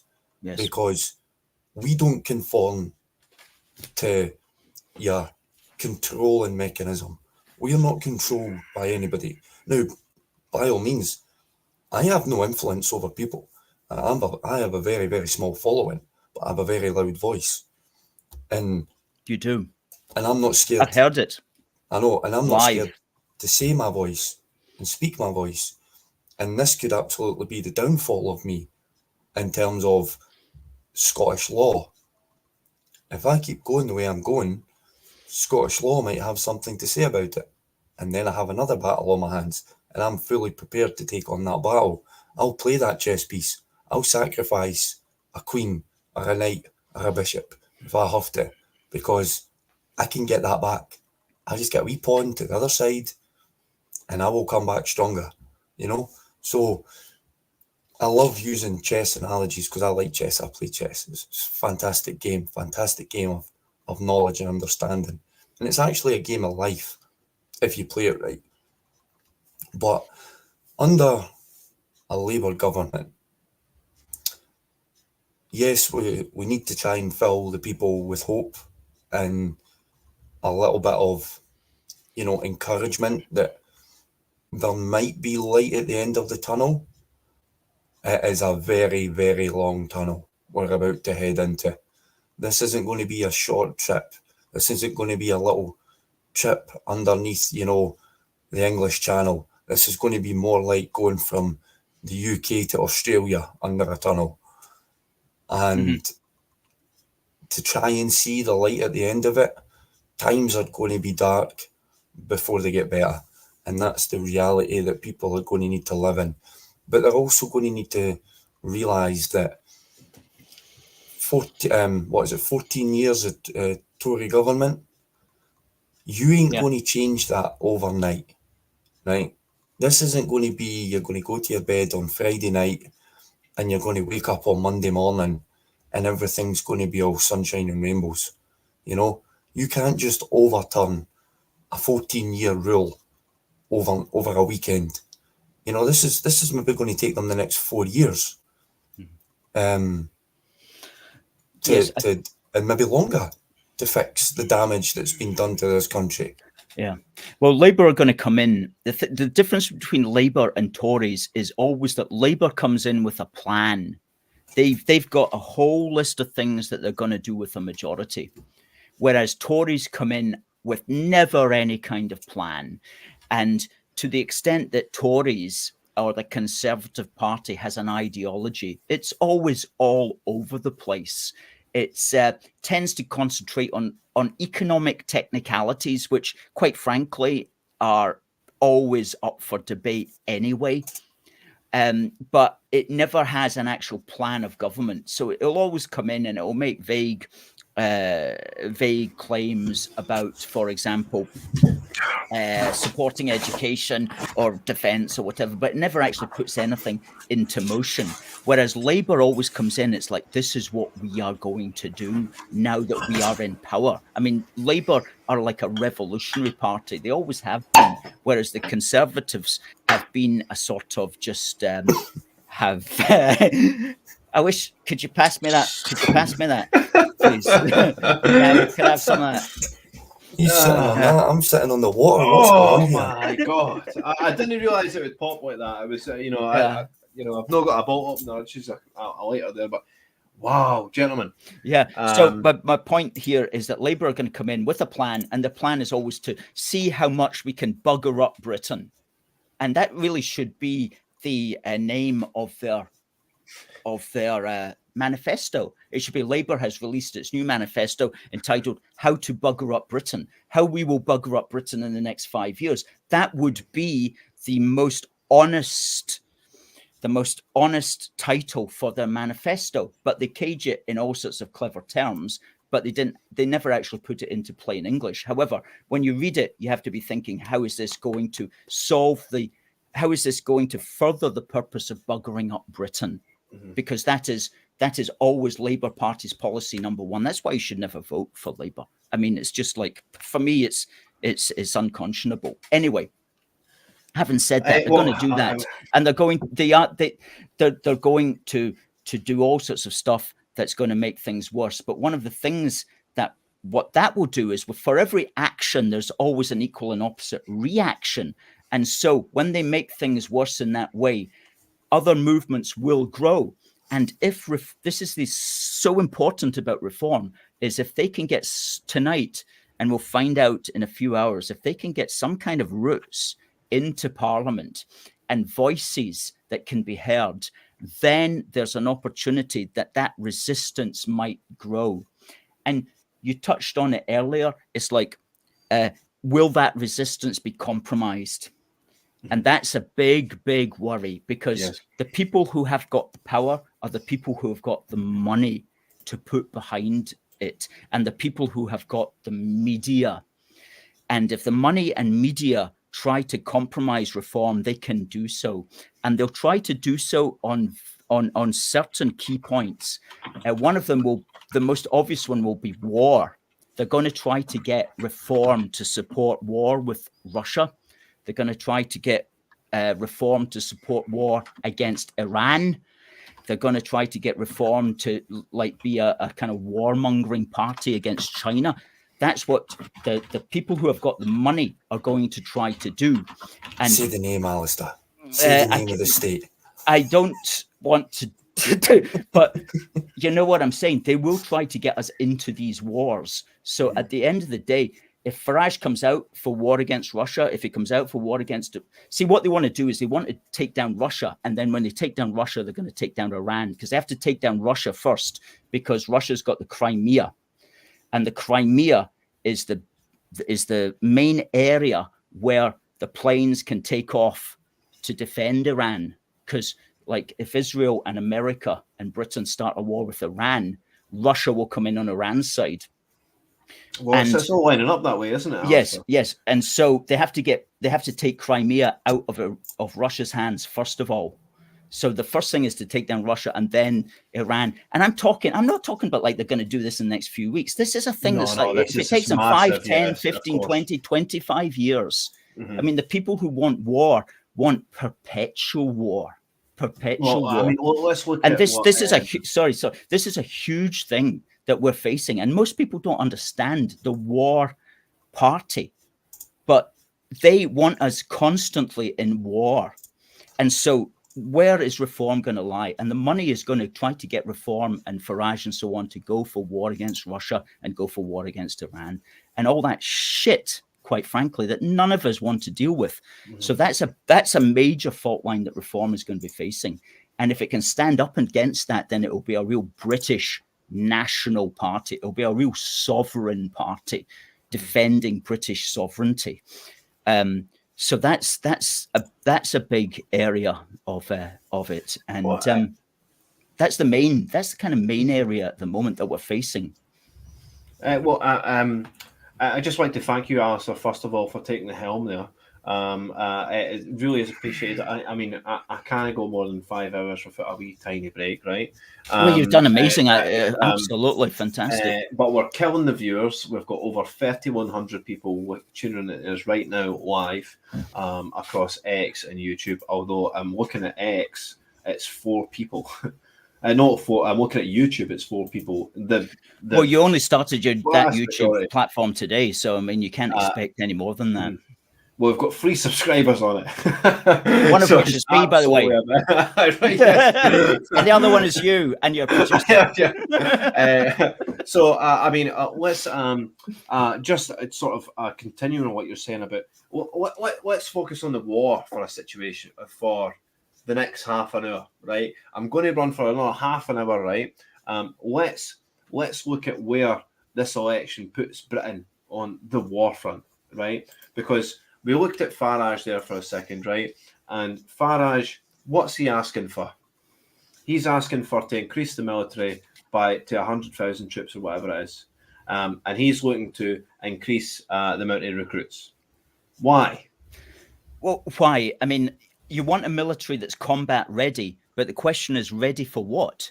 Now, I'd be happy to lift the army up to 100,000 if you put them all in one line along the White Cliffs. The border, yes, exactly. You know, that's what the army is for. But if you're going to tell me, if you're going to tell me that you want to spend lots of money on the military so you can go and bomb people in Eastern Europe, or worse, even people in the Middle East, then count me out. Yeah, exactly. And count everybody out, because that's not our concern. It's not our war. Okay, so this is when people start talking. I mean, I'm a militarist in the sense that I love British military history, and I'm for the armed forces, and I respect our veterans and our war dead. But we have to be for self-defense, not for going about fighting foreign wars for foreign causes. It's not our battle. It's not our battles, and when we have to. Britain is one of the most powerful nations in the world. People say, oh, we're not important anymore. We actually are. It's Britain, America, And beyond that, well, who else really in Western Europe is powerful? I mean, all the other nations in Europe don't have the power and the military really that we've got. We're a nuclear power. Even though it's not that much, we're still a major player. And we are like, us in America, we're like that, you know, and that's America on top. Mm-hmm. Well, I mean, the EU and the European Union seems hell-bent on dragging us into a full-on world war with Russia. And I mean, we've got Russia. What's happened recently in the news? In fact, we're going to get all four of us in because David Scott would be a great addition to this. Sorry, David, if I just inadvertently added you, but this conversation really does suit a person of your caliber here. But when we're looking at what's shaping up for the World War III, right? We're looking at North Korean troops recently being moved into the Ukraine conflict. For the first time ever, they're going to be leaving North Korea and they're going to be fighting alongside Russia. We've got the Brazil, Russia, India, China. This new currency. And you know, my next speech, I was about to say something like, all the pounds in your bank, all the pounds in your wallet, they may as well have an expiration date on them. They may as well have an expiration date. There's not one fiat currency on the planet, not one fiat currency that's ever stood the test of time, because it can't, because it's based on nothing but belief in the system, right? And again, Alistair, it's a tough one to take. It's a very tough pill to take, right? But I'm not going to swallow that one, but go ahead with your thought anyway. Mm-hmm. Well, there's one of all. First of all, there's not one fiat currency that stood the test of time. Not one. Everyone has expired. And you know, and a little coin, little gold coin, a sovereign, was £1. And if you buy one today, what's it cost? £400. So 399 400ths of the value of £1 has gone, and that's happened in just over 100 years. Mm. I mean, for the life of me, I can't really get away from the thought that this war is based on currency, and it is based on the petrodollar heading for the hills. It's heading for the dustbin of history, and the BRICS currency coming up. And this is a question. I mean, this is a question I asked George Galloway. I was invited onto the show, and the first question that comes to my mind is, what happens to the pound? What happens to the euro in face of the BRICS currency? And the BRICS currency is just going to absolutely swamp what we've got, especially when we're just printing it like it's gone out of fashion. And like me and David talked about earlier on the show, about the inflation that's caused by just the costly lockdown crisis and all the money they printed. Alistair, I'd love to hear your alternative take on this. I know David and I totally disagree on this, but I totally believe that money is it's not backed by some metal that you get out of the ground. It's backed by people and their skills and their inherent ability. That's what gives a nation's currency value. Metal is totally irrelevant to it. I could hold a gold bar here and I could throw it in the bin, okay? Because it does nothing for me. What gives me value is my life, my ability to create things, my ability to write, my ability to have relationships with people. It's value. Human value comes from the human. It doesn't come from pieces of metal in the ground. That's utterly absurd. Utterly absurd. To me, it's mental. So I know that other people say, no, metal is so important because it's got some kind of godly value inherent in it. No, it's a piece of metal that you can throw away. So it's like, at the end of the day, it's like, what do you believe money is backed by? And money is backed by the human being. It's not backed by a materialistic pieces of metal or coins or whatever that people invest some kind of value in. So I don't think there's anything wrong with creating money out of nothing, because how else do you create money? You have to create it out of nothing. But there is something wrong with creating too much of it. And that's where the problem lies, is too much of it. Go ahead, David, go ahead. Niall, do you want to have... I mean, even in my spare time, I've been reading through the pre-Socratic philosophers. I mean, all the philosophers that have come pre-Socrates, and even the notion of using money to create money is a notion that was despised by ancient philosophers. I mean, it's and again, it's this it's the interest, right? You're using capital in order to create more capital. You're not using labor. You're not selling, or you're not providing a service. You're just using one commodity to create another. It's not philosophically moral. But I mean, when we're talking about money, Alistair, I mean, we can't have the Bank of England create billions of pounds and not expect our money to diminish, and not expect people to lose faith in that very concept. The problem. I don't think that's correct. No. The reason we've got a cost of living crisis is because of the money printing during COVID. The reason the Nord Stream pipeline getting blown up was what's causing the energy crisis. Climate, the net zero thing, which prevents fossil fuel extraction, causes things like inflation rises not because of money printing, it rises because of shortages of goods. It's money print. It's principally money printing. And it's very interesting what happened this time, because when he did the money printing in 2008, created a lot of money, but it essentially stayed within the banking system. Yes, so they bailed out the banking system, so they gave a lot of reserves to the banks. They recapitalized the banks. All the American banks certainly got recapitalized. Just a wee bit of breaking news, ladies and gentlemen. We have the police removing ballots in Glasgow with suspected voter fraud. Yeah, I just seen that on X about 10 minutes ago. The police, and I repeat, guys, this is from STV News.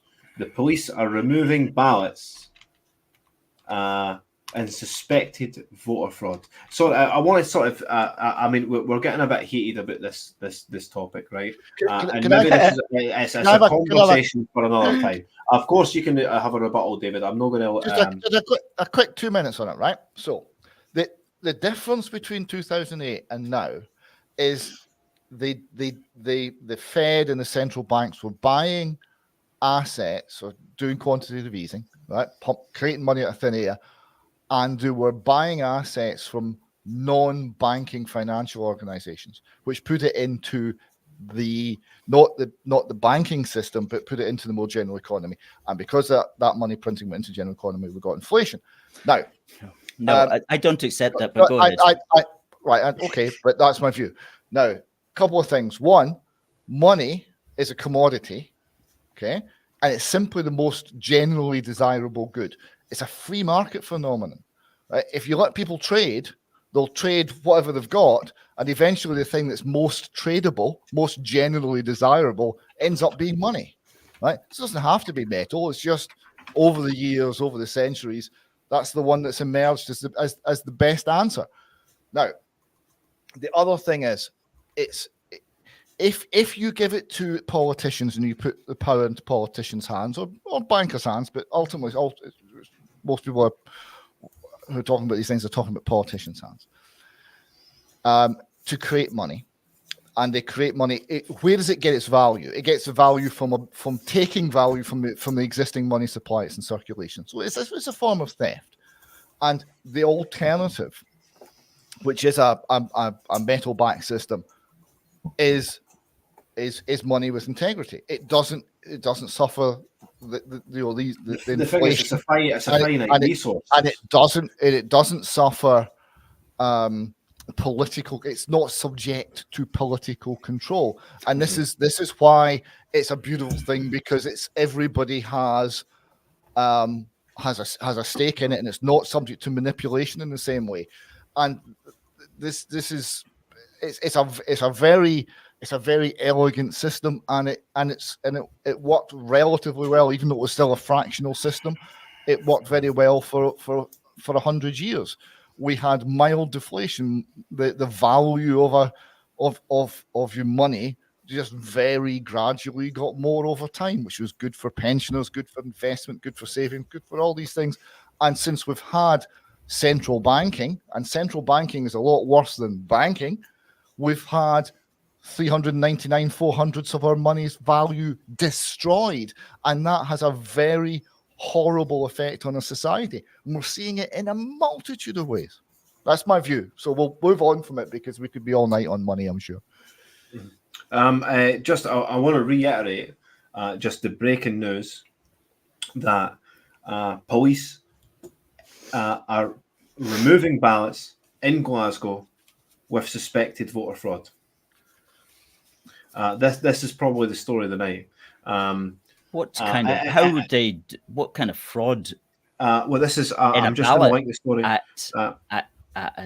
at account. This is from STV News. I'll see if I can get it up on Twitter and get it. STV News. Police swarm general election count centre over alleged voter impersonation. Here we go. Police remove Glasgow ballots and suspected voter fraud. This is giant news. Absolutely giant news. Did you really expect anything different, though? Like, what do you think? Put your hands up if you reckon it's postal votes. It's close. It's going to be postal votes. This is crazy. So again, perhaps we'll do a stream. I actually like this debate that's going on between Alistair and David as to the currency. I really do like it, and I can see both sides of it. More to the point. 4 minutes ago, just because posted, really, money George Galloway and the pound only has. What's Nick saying? Sorry, we're talking over each other, Nick. Sorry, guys. I think money in general and fiat currency, it's only got as much power as what we're as the belief in the system, right? But Alistair's correct in what he's saying is that British culture and the British pound has got a really large value to it. At the same time, I understand the more the basis that they're just printing more. They're just printing more and more and more, and it's not a finite resource. And every time they print more, the money in your bank is devalued.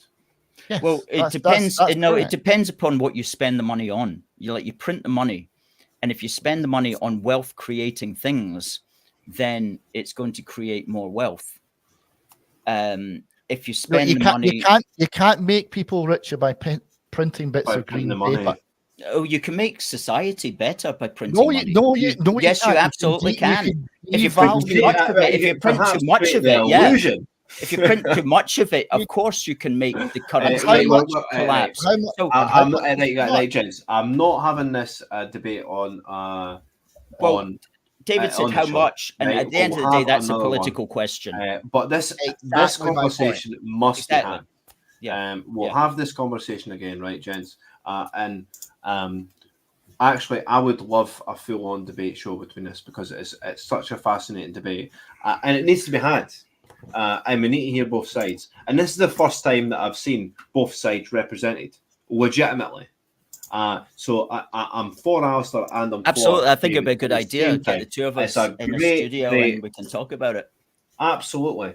But tonight we're focused on the demise of the SNP. Absolutely. Right? And the breaking news tonight, we're going to share: police remove Glasgow ballots and suspected voter fraud. Ladies and gentlemen, Was this predictable? We'll go to Nick. Predictable or not? Just very quickly, George Galloway loses his seat in Rochdale to Labour. You're taking the piss. No. Wow. So there's that one. So just to put a pin, we'll just put a pin in that one for a second. Was this? I seen this coming. This was inevitable. Of course, this was going to happen. You know what I mean? They can't have, like I said to Alistair when I met up with Alistair a few weeks ago. If something is this important to your country, why would they allow you to do it for free? Why would they allow you to vote for free, right? The government never lets you do anything for free, right? They don't. So why would they allow you to do this if it's so important to the country for free? It's premeditated. Come on, Nick. They know what's going to happen. It's a basis of what our country's founded on. Is democratic one person, right. one vote. But- Yes. No, But I always disagree. I disagree with that because we were not founded as a democracy. We were founded as a monarchy, which became a constitutional monarchy. And up until relatively recently, the franchise was very limited, right? And not everyone had the vote. And the country did okay and actually was remarkably responsive to how people were viewing things, right? Because there was like a grassroots campaign against slavery, and we went into enormous amounts of debt to buy out all the slaves, and then we sent the Royal Navy, West African Squadron, to stop the slave trade, and that was based on grassroots organization. Now, when we're a democracy, right, everyone marches in the street against the war in Iraq, and we go to war in Iraq. Yes. Right? I don't actually think that democracy has helped us, and I don't think it's what we're based on. And honestly, hand on heart, guys, and this is an election night, probably shouldn't be saying this. I think it carries within itself the seeds of its own destruction, because people will discover they can vote themselves other people's cash, and when they vote themselves other people's cash, your country is in serious trouble. Well, we've got more breaking news, guys. We've got a final result in Kilmarnock and Loudon. Okay. Labour have taken the seat in Kilmarnock and Loudon. They've up 26% to 44.6%. They've taken it off SNP. Who was the incumbent? 19,000 for Labour, 13,900 for SNP. Reform got an 8.2% as a Wow. Wow, 8.2% in Kilmarnock. 8.2% in Kilmarnock. Guess what? Conservatives got in Kilmarnock 8.3. So they're literally on par with Conservatives. I think we'll probably see this across Scotland. That's very interesting. The incumbent there was Alan Brown, whose whose only notable appearance in the House of Commons was asking a question of Theresa May that she couldn't interpret, and then it got passed to the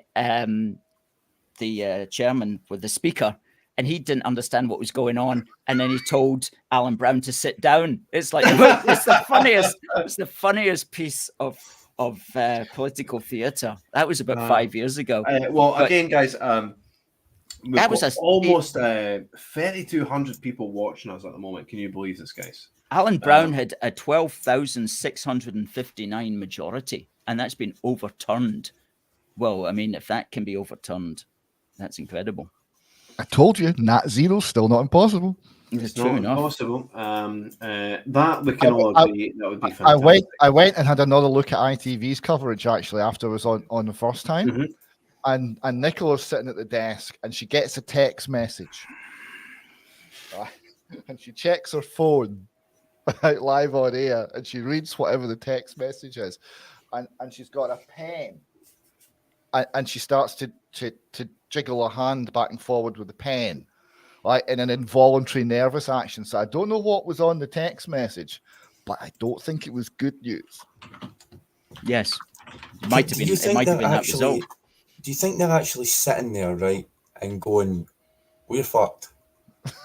Like, do you think it's sunk in yet? I don't know. Well, I mean, we had a man from the count in the Highlands, and the SNP were crying at the count. Good. I mean, it's just it seems like the SNP are up for total annihilation, which is lovely to see. Well, last night I was interviewing Michael Mann, who was the Reform Party candidate, who is the Reform Party candidate in North Ayrshire and Arran. And I was trying to kind of give him what I thought was kind of prepare him as well. And I said, you know, if you win your deposit, that would be amazing. 5% of the vote. Well, if they're getting 8%, if Reform's getting 8% in Kilmarnock, then it's likely that in every constituency almost in Scotland, they're going to win the deposits, which will be unheard of. It would be utterly unheard of. And the Conservatives last minute as well. Just in the last minute, we've got Labour gain, Western Bartonshire from the SNP, 6,000 majority Labour over the SNP. The last minute. Wow. The whispers that Reform have overtaken the Tories in parts of North Lanarkshire. Okay. There's video evidence now of the police removing Glasgow ballots and suspected voters. Yeah, I've got it. I've just type in STV News, and you'll see the police taking away ballots. I think I've retweeted it. in evidence bags. No, just in their hand. Wait a minute. It looks like I wish I could. What I'll do is I'll copy the tweet. It is going into evidence bags. So check this, guys, out. There we go. There it is. And this is so good. The thing is, if you're the police, and if you are, I mean, we've seen a quite a weird situation here in Scotland where the police seem to be acting against the SNP, right? Over the last few years, right? We've had Operation Branchfall, right? We've had a police tent in Nicola Sturgeon's front garden, right? We've had police Scotland arrest and charge Peter Murrell. We've had the SNP headquarters raided. And now we've got ballots getting removed for Glasgow and suspected voter fraud. Do you think that Police Scotland have had enough of the SNP? Do you think that there's a police rebellion? Very quickly as well, Lee Anderson wins Ashfield for Reform. That's crazy. It's all going to plan. Now, that's good. I mean, the overall position is currently SNP so far, no seats. The Conservatives have had 27 seats that they hold or held come up. 28. No, 30. They've had 30 seats come up. Just refreshing the screen here. They've held 2 and lost 28. Wow. Goodness me. Now, the exit poll had them on 131 seats. It could be way worse than that. Yes. Yes. And one of the ones they held on to was the 8th safest seat in the country, and they lost 35% of the vote. They held it, but their vote was slashed. Yeah. And that was one of the successes. Yeah. 3 hours ago, SNP Westminster leader Stephen Flynn has less than a 16% likelihood of retaining his Aberdeen South seat. Let me see if I can get the guy from Aberdeen South on the phone. I don't understand why anybody in Aberdeenshire area should be voting. It doesn't make any sense, Alistair, doesn't it? When they want to destroy what that area's wealth base is, which is to say fossil fuel extraction. It's just beyond belief for me that he should have any votes at all.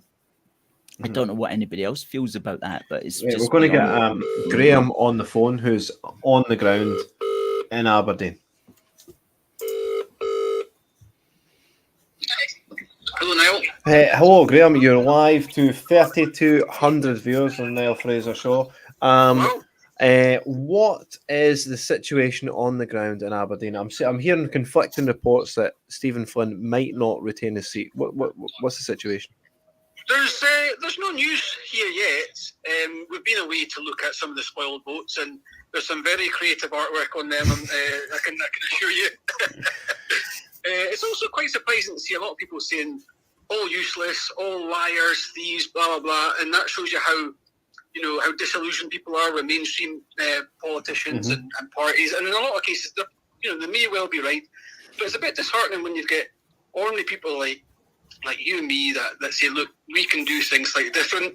It's a shame that people don't realise that it is just regular, honest folk just putting themselves out there, basically. But in terms of results, there's not really any information yet, so we're going to get taken away soon for provisional results. But yeah, I'm hearing mixed things as well. Some folk are saying that Conservative are maybe going to get one or both of the seats. I still think it's SNP, certainly for Aberdeen South. I've mainly been round Aberdeen South tables. I've not really been round Aberdeen North or anything. But yeah, I suspect it's going to be Stephen Flynn keeping his seat, I think. But can't tell really. So right, okay. Well, we're just phoning for a wee bit of confirmation because we're getting a wee bit of conflicting reports. Here's a report from the BBC.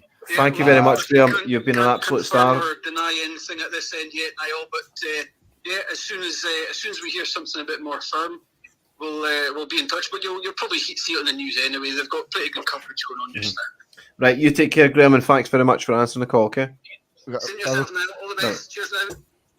I've got a report here from the BBC. Here in North Lanarkshire, where the SNP are defending 4 seats against Labour, an SNP candidate has just told me, I'm going to lose.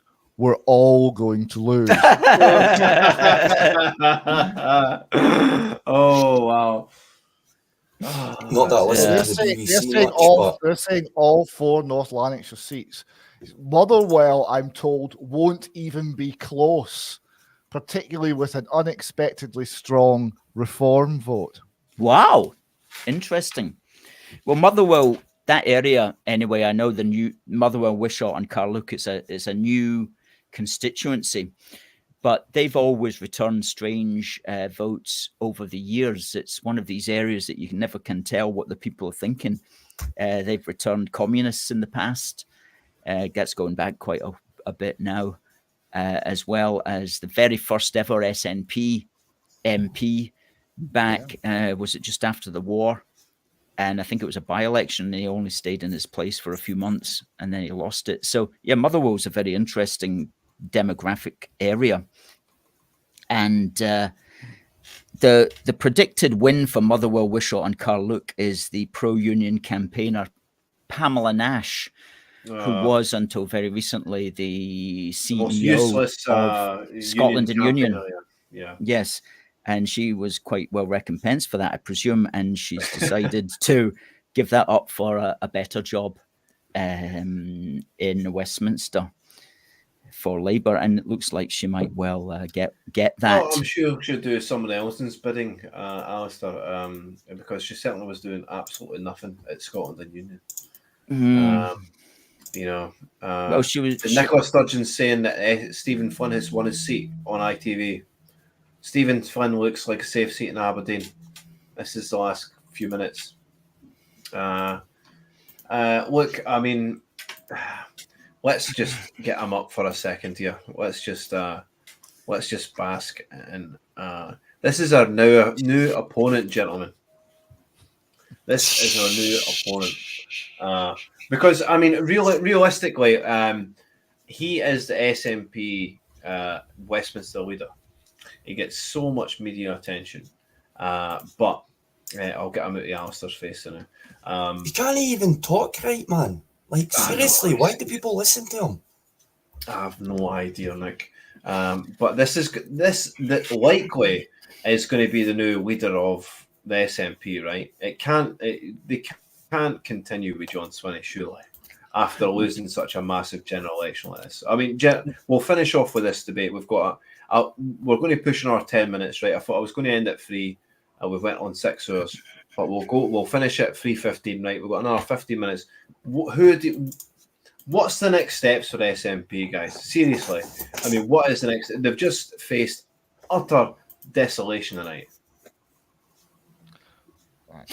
Social justice warriors always lie, so they'll deny it. Really, it wasn't a bad result, really. Social justice warriors always double down. Every mistake that led them to this, they will double down on it. And social justice warriors always project. They'll then call people names. They'll accuse all their opponents of being everything that they are, and they'll learn nothing. What is there to actually learn from this experience for them, though? If they can actually self-analyze themselves, right, which is a key important thing, if they have the ability to self-analyze and say, right, where did we go wrong here, right, and look at the chain of events that has led ultimately to their demise. Yes, it's 17 years worth. That's a long fucking time to look at, right? But they need to look at their biggest failures, ferry scandals, the corruption, the whole victim mindset that everybody's against us. All of this, if they can really look at the grassroots of their failures, they might be able to gain a little bit of credibility back. Now, it's not to say that they're going to overturn in 2026, right? That's by no means. That's what they're going to look at. Like, we can overturn this in 2026, but that's not going to happen.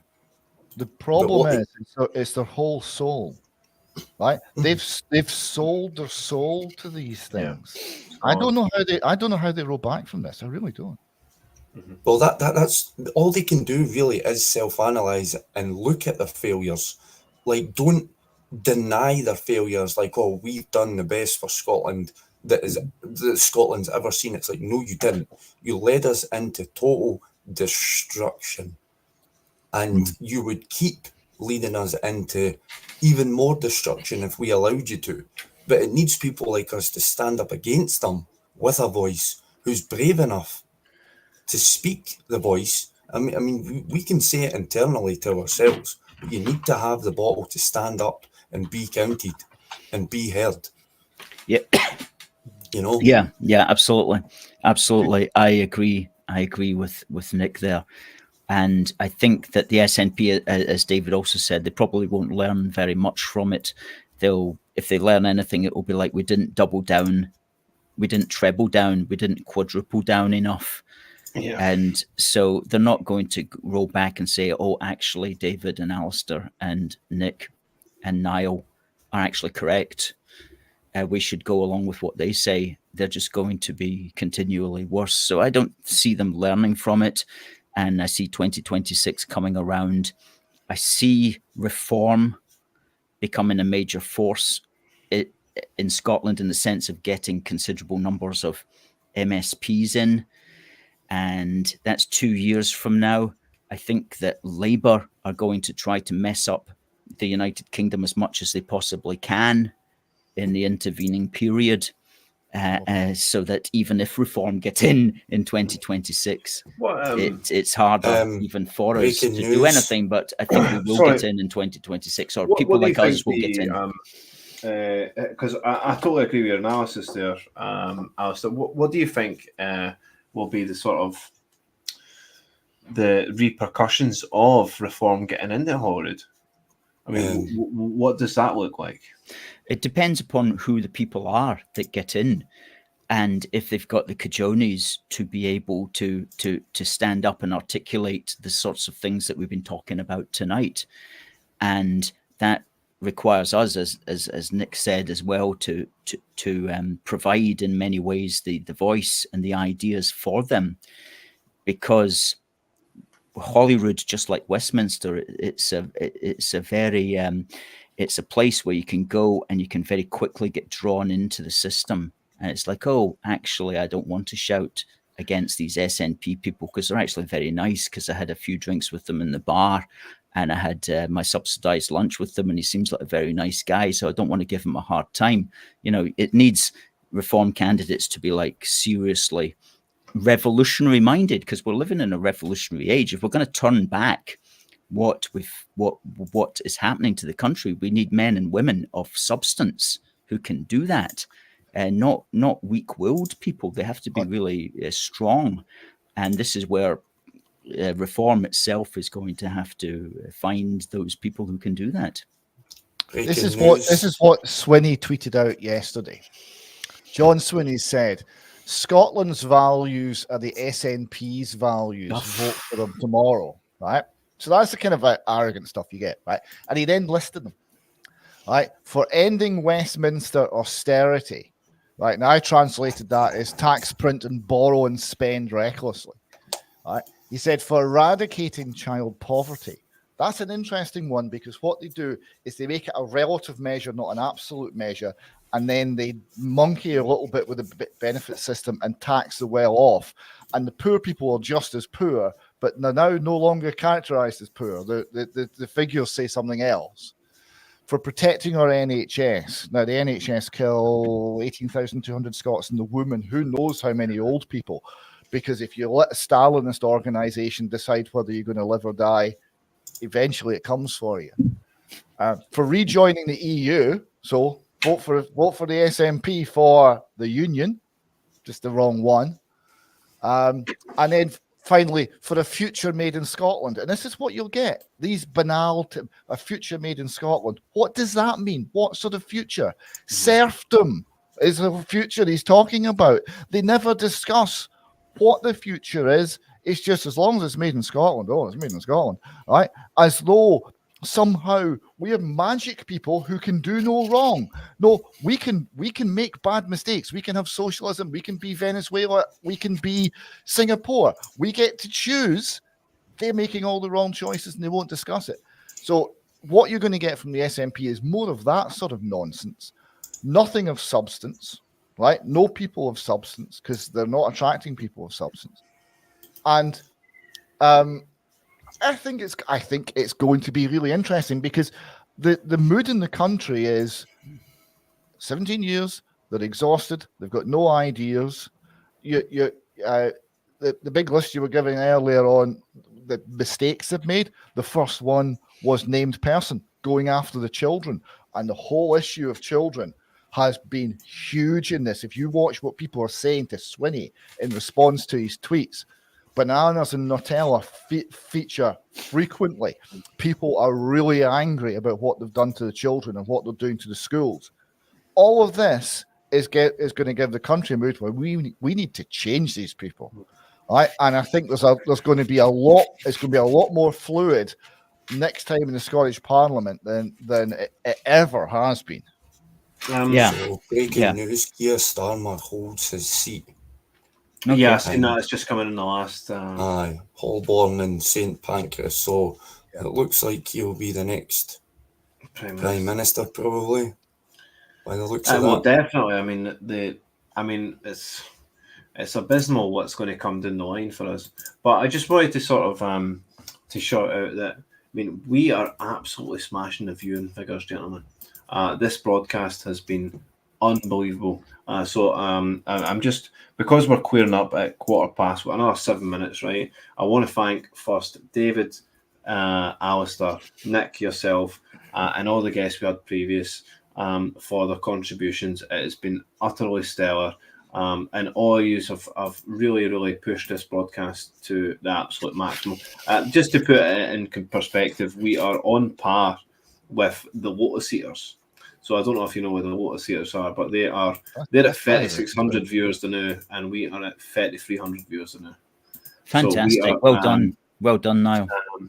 It's all down in part to yourself, contributions like yourself, Alistair, David, Nick, and just overall. It's a bit boutique up here in Scotland. You know what I mean? It's like people in Scotland will be tuning in here just to see our reaction to the SNP's demise. So I'm glad that it's all turned out this way. But they've still not won a seat. They've still not won a seat. Nat zero is still possible. Still possible. But we are looking at the likelihood. It'd be quite funny if Skeletor got in, but he was on his own. That would be there was a certain sad pathos about that. Yeah. And come on, let's feel sorry for them just a little bit, you know, just let's just laugh at their demise. I mean, sorry, let's just, you know, let's, yeah. Well, the next thing is let's get our broadcast sorted for the sort of the deconstruction of what happened tonight. Let's look at what the future holds with Labour at the helm. And I would really love to see this debate between David and Alistair about the currency, because I think that's going to play a massive part in Britain going into the future. I really do think that's. So I like to hear both points. I'm leaning towards David's point because I've already sort of reached that conclusion myself, but I've not heard the other side of the argument. See what I'm saying? I haven't heard it at all. So I'm going to be undecided at this moment until I hear the other side of the argument. It's not fair to sort of reach that conclusion and not hear the other side. So I'm so happy. I would gladly facilitate that debate. It's fantastic. Nick, you've been a spirited guest, and you've brought to the point. I mean, you're saying things that normally wouldn't be able to be said, but this is the thing. On the X platform, you can say whatever you want. And I hold it. Whoa, hold it. Conservatives gain Leicester East from Labour. Leicester East? Yeah. Conservative gain. Wow. Shivani Raja. Well, I would chuck a spanner in the works with the whole money thing and say money isn't real. It doesn't exist. It can bring you on. Well, it's certainly real when you go to the shop and spend it, Nick. Well, no, that's a debt. If you go into the shop to purchase, say, a bottle of Iron Brew, that is a debt that you are due now. And that is why on your notes it says you promise to pay the bearer on demand, whatever the figure may be.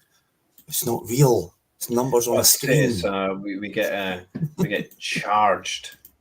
To go back to Leicester East, though, I don't know what's going on in Leicester or the east of Leicester, but that might be a kind of sectarian thing, if you know what I'm saying. As far as the vote for that is concerned, I don't really know, but I know that Leicester is one of those areas anyway. So Leicester, what the hell? Because that doesn't make any sense, really. Gaza hurting the Labour vote. It must have been. There's been a few. Like there was one where it wasn't Bradford. It was sorry. There was one where Reform were expected to win if it had been a uniform kind of swing as per the polls, but they'd actually thrown out their candidate because of something he said. So he didn't win, even though they'd been a kind of close. The Brexit Party had been a close second in the previous election to Labour. So. And then there was the one where Reform did win when it was a former sitting Conservative MP who had joined Reform. So there's a lot of these like kind of local issues playing out as well. It's not just a kind of across the board swing. Yeah. Very good point. Ian Duncan Smith holding his constituency. All right. Okay. Chingford and Woodford Green. With quite a large majority, actually. So far, this is Professor John Curtis. So far, the Conservatives have been losing every seat where their lead over Labour was less than 30%. Similarly, the party has also lost every seat it's been defending against the Liberal Democrats, where the majority was less than 30%. Crikey, that's a big percentage. They might be toiling to get past 100. Oh yeah, I mean that would be wipeout territory, really. If they get less than 100, that's an existential. What's the phrase? Existential crisis. Well, if they're not official opposition, it really is existential crisis. Yeah. And currently, I mean, the exit poll had them in 131, Liberal Democrats in 61. It's not that far away. Yeah. Right, gentlemen, we are at 1:15 the hour. Although we do have 3,300 viewers, we're going to have to bid farewell to them. I would like to thank every single one of you, including Ash, press and journalist, who was on very first, David Griffiths, the architect of the Unionist Tactical Voting Guide, Craig Houston, Of course, Alistair McConaughey of UK Force for Good. We'll get all the socials up. David Scott of Northern Exposure. Nick of We Say It Podcast. It has been absolutely fantastic. John Watt. Who could forget John Watt bringing the noise, and repping for the vaccine injured community. Something that is really important to me, and important to the country as well.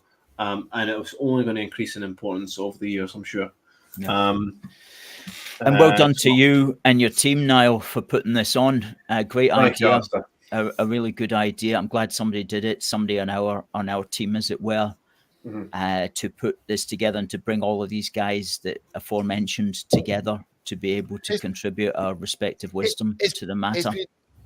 I might be biased, but it's been far more watchable than ITV's coverage. Oh yeah, I mean that's a certainty.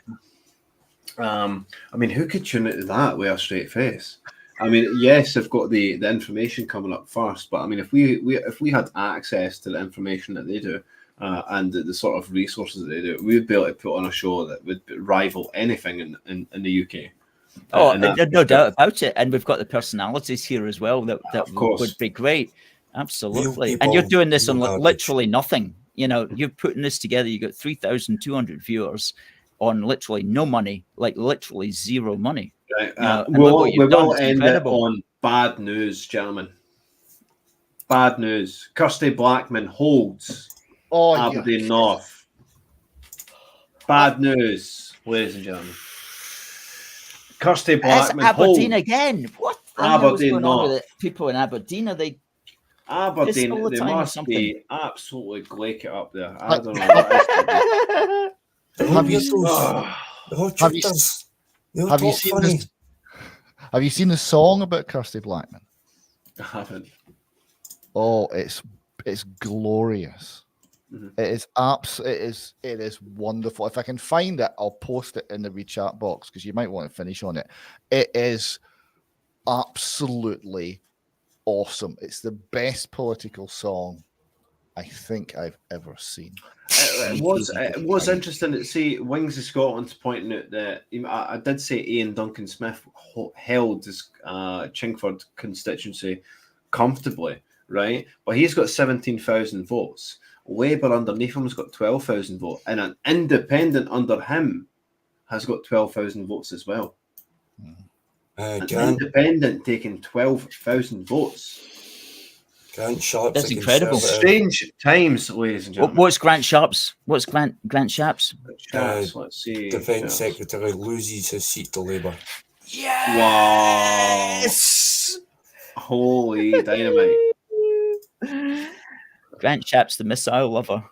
He was always doing these videos about how he was loving the missiles that he was presenting to us. Who can he get the news fast enough? We get the news fast enough when you have people like us. Niall, I've just posted into the chat box a link which is to the song about Kirsty Blackman. And I think since she's won her seat, we should say, well done, Kirsty. You won your seat. We didn't think you could do it. And in tribute to her, I think you should play the song. If you can. Let's put it in the real chat.